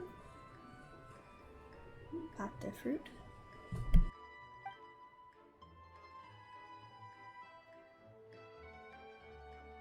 Sabine says, "Oh right, and lots of snacks like Fistos and Fanta." Oh. It's okay to eat stuff like that in moderation, as long as they're happy, right? I understand. Everyone has different tastes. And in the interests of fairness and justice, we should have prepared a greater variety of gifts from the start. It is decided. Every one of those ideas shall be adopted. Thank you both for your suggestions. Once the purchases have been made, I will have someone package them up and send each to their respective recipients. Sidine, I believe your delivery address is still the Palais Momonia, yes?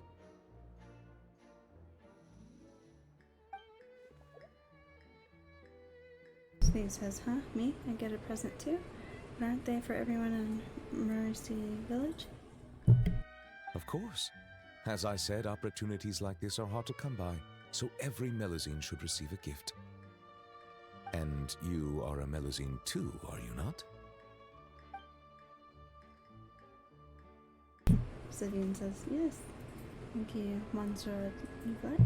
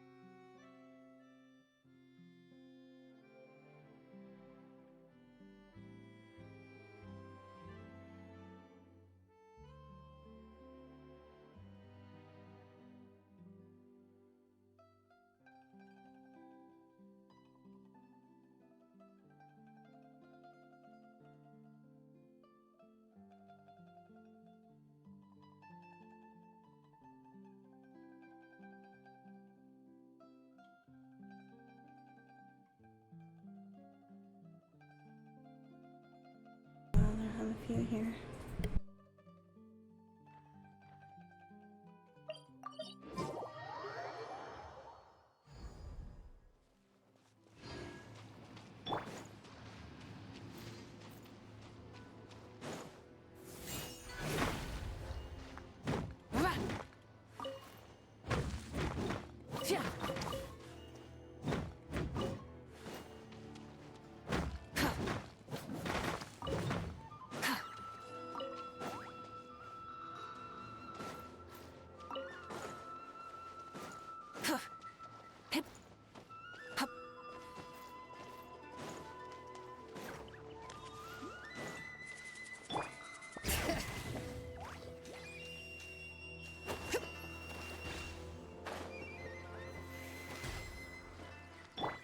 There is no escape!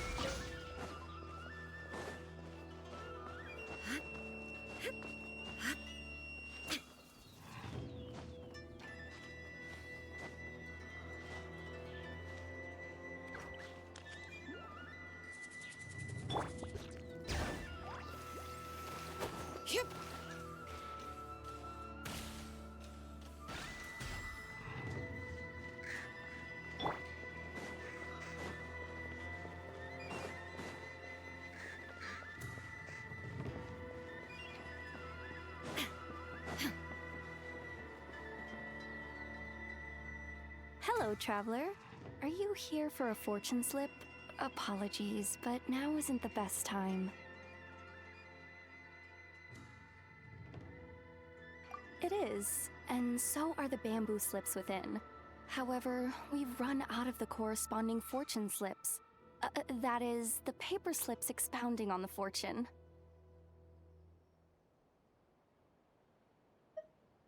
That depends on your fortune. We are currently preparing new slips. Draw a slip.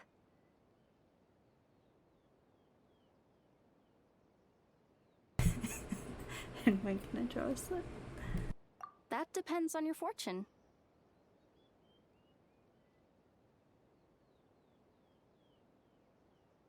We're going circles, you know? And how long are we gonna do this? Till right about now. Congratulations on your great fortune. Wait, how do you know that? Oh my. I was just wondering who wandered by. Why, it's you, little one. Are you here for a fortune slip?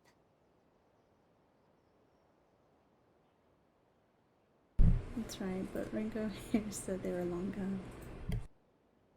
That they are, yes. Everyone in Inazuma seems to be getting more anxious by the year. Oh, won't someone think of the rising paper consumption? We just restocked earlier too, and poof, gone again. Even the great fortune slips are nearly gone. Oh, truly, the troubles of being a Guji never cease. Still, you're in luck today. Here you are, Ringo. 300 fresh, good fortune slips written by yours truly in a single sitting. Should be enough to tide us over. 300. And just how long will it take to go through those? Well now, that depends on everyone's fortune, of course. Now, little one, aren't you here to seek yours? Go on. I'll cover your eyes while you draw a slip. Now be sure to draw well. These aren't your everyday fortunes, you know. These are Guji Yai's special slips.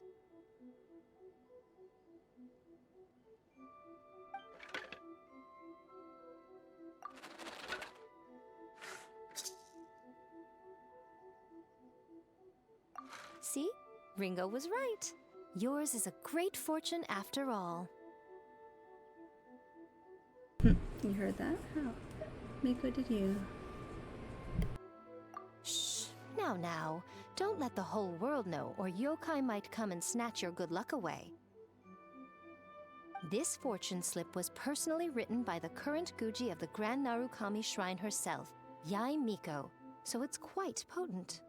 Guard it well, lest it ends up in the hands of a tanuki or baku. All right then. As always, I leave the rest to you, Ringo.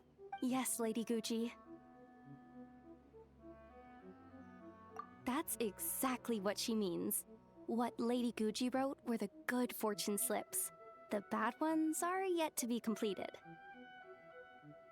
Alas, any fortune I write would simply be too potent. Surely such power shouldn't be used to foretell doom and gloom. Safer then to have dear Ringo pen the misfortune slips. The well-being of every visitor to our shrine is at stake. Now, I'm off to write the modest fortunes. Do enjoy your wonderful fortune today, little one.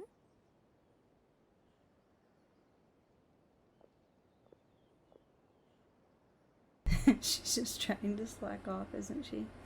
Looking for an excuse to get out of writing too many fortunes. Please enjoy your wonderful fortune today, traveler.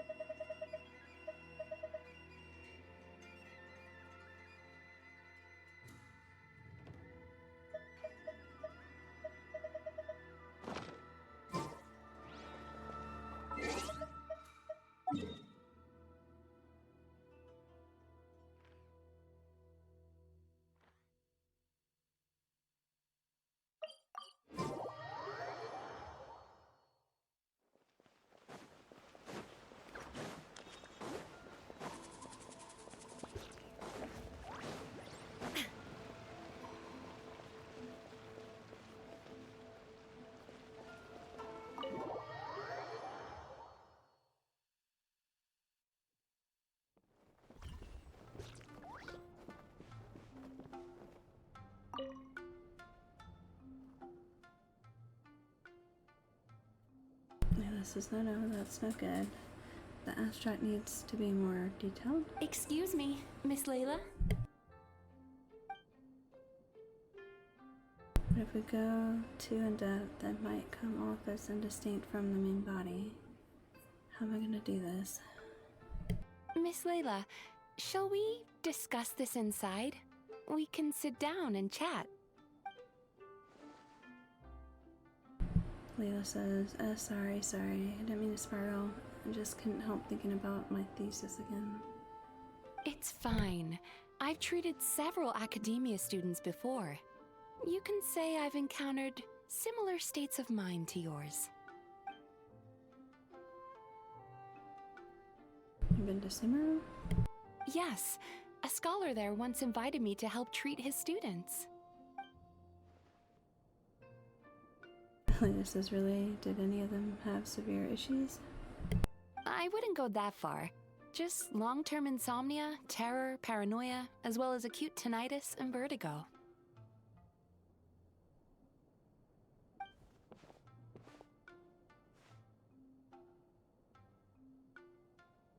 Are you describing thesis writing or monster slaying?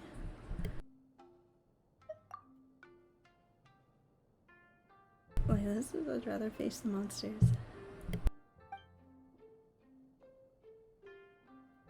If you succeed, then all is well. If you fail, at least you'll never worry about anything else again.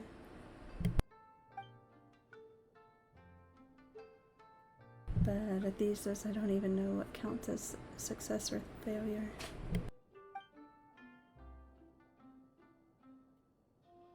Probably squeezed the third draft out, but upon seeing it, my advisor just flipped it face down on the desk and said, forget your thesis for now. First, you need to go to Aiza Bathhouse in Inazuma. Relax and recover a bit. I've already made the arrangements for you. Your advisor sounds really nice. It's good to kick back and relax now and then. That's correct. I received a letter from Miss Layla's advisor in advance, with details about her situation and a request to provide therapy for her. I think it's quite likely that a mutual acquaintance shared my contact information. Layla says, no, things can't be that simple. My thesis isn't done. We've just started our research topic and I have a pile of unsubmitted work for my research group. Maybe my advisor thinks I'm totally useless and wants to get rid of me. Oh. Layla, snap out of it. The light left her eyes.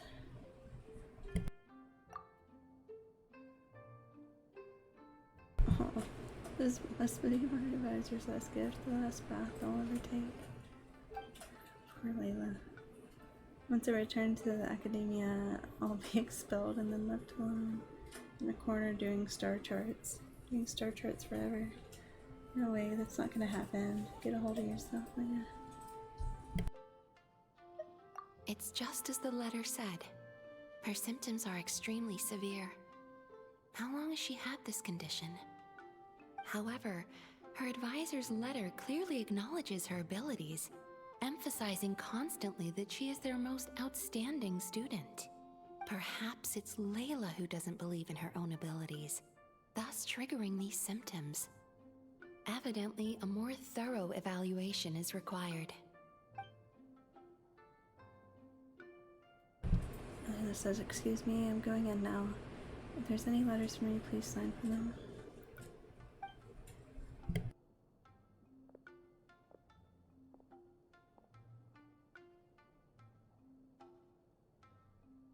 Why does it feel like her condition's worsened?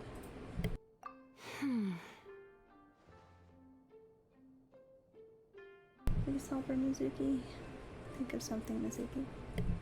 Don't worry, I will help her. In fact, I've already come up with a preliminary treatment plan.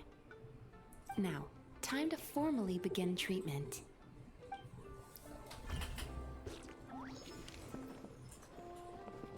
Don't worry, I will help now. Time to...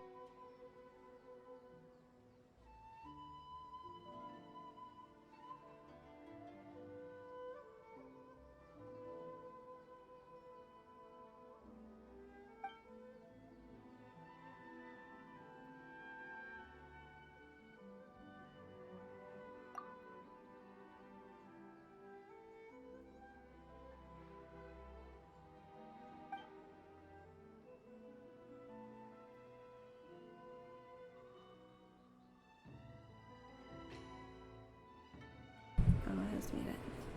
So there's a criminal breaking into the homes across the city, but they never steal anything once they're in. They just make a huge mess at the bookshelves. The residents are already at their wits' end. No, There haven't been any material losses. Nobody wants invaders trapezing through their homes. So they filed a case with us. Could we be dealing with a light novel superfan gone rogue? This is already the third home this month. It's a bit much even for someone obsessed with novels. There is one thread linking all the cases. Every victim owns a copy of a crime novel called The Flesh-Eating Tree that you shouldn't mess with.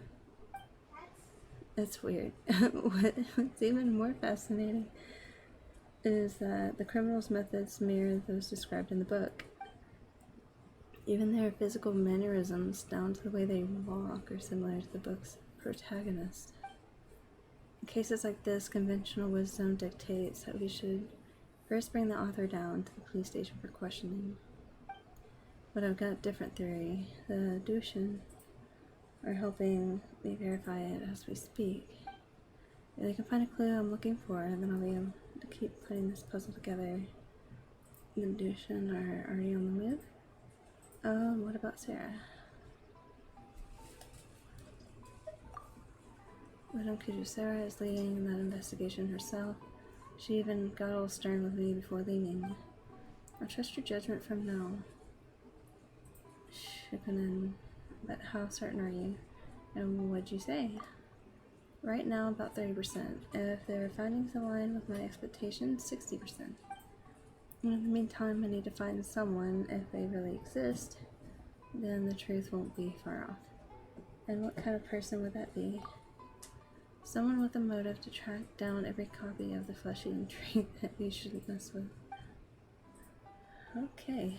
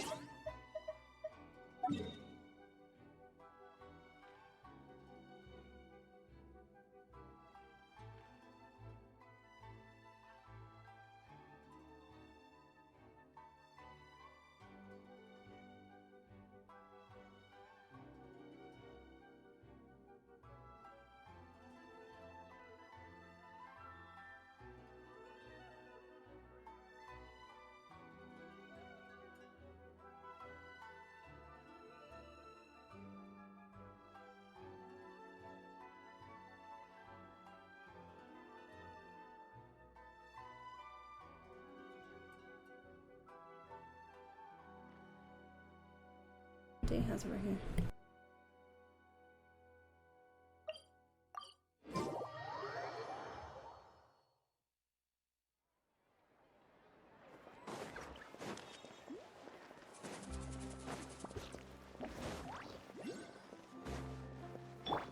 Bring it!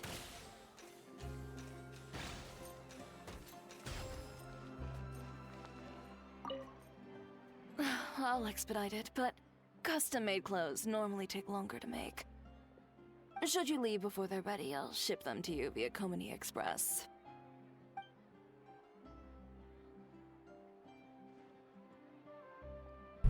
Deha says, understood, you have my thanks. Oh, it's nothing. You gave me very precise measurements to work with. This shouldn't take too long. Oh, and if you'd like, I can tailor dancing clothes for you as well. Deha says, no, I don't need any. I'm just buying this so I can practice with my lady. Normally I'd never get any use out of them. Is that so? Yet your eyes lingered on every single article of dancewear in my boutique.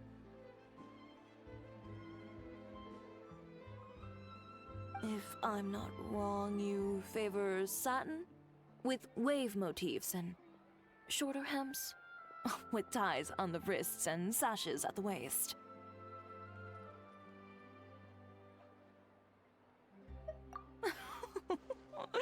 I merely followed your gaze and made a few simple observations. So, how's about it? If you'd like your own outfit, now's the perfect time to have one made. Short on moral. Leah says, no, that's not it. I brought enough, but... So you're hesitating for other reasons. Do you have any coins with you? Leah says, yeah, I've got some, but... Flip one. Heads buy, tails don't. Deciding things with a coin toss? Feels pretty arbitrary.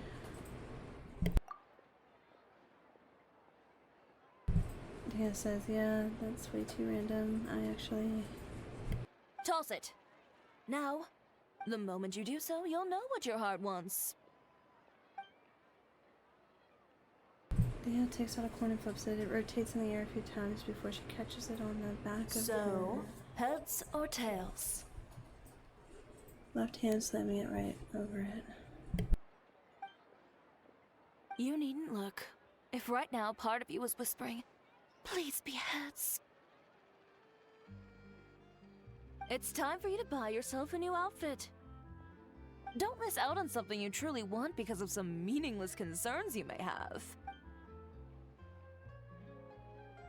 Leah says, alright boss, make me some clothes. Excellent. Step inside and you can tell me about your requirements. Over some tea, of course. Traveler, care to join us? We can take your measurements while we're at it. What? What? I don't want a new outfit? This is some good things. Suit yourself. Just drop by during our normal operating hours when you'd like to place an order. I trust you know when those are by now. Ms. Dia, this way, please.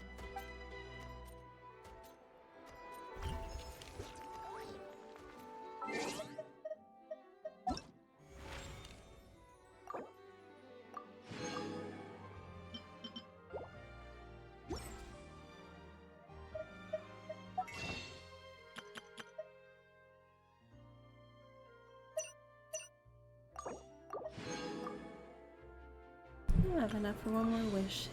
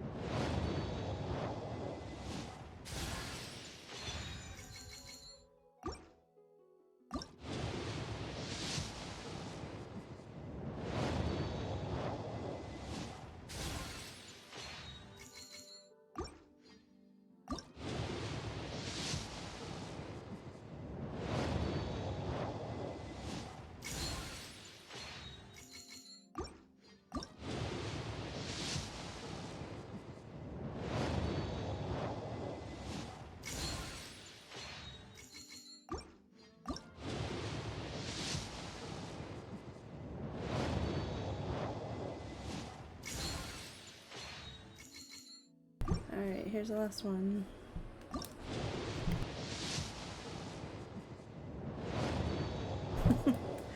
No luck today. Oh wow.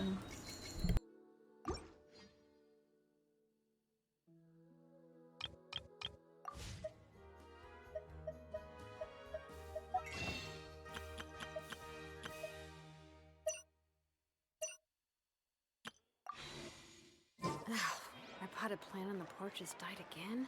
I was watering it every day. Ugh, don't tell me I overdid it this time.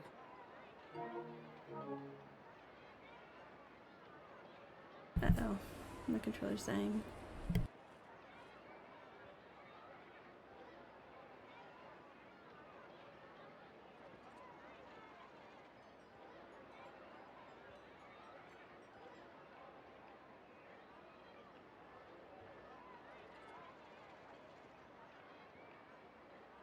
The game just crashed on me? Well then, Genshin can class? I guess so. I don't know, I can't move. Are you sure your controller isn't dead? I mean, it's charged in right now. And it has one bar. One bar? Yeah. You think that's good? I don't know. Maybe my controller quit on me for now. Alright. Thanks for watching. Thank you all for watching. Like and subscribe. Bye. I hope you all have an awesome morning, afternoon, or evening wherever you're from. And I'll see y'all again later. Bye.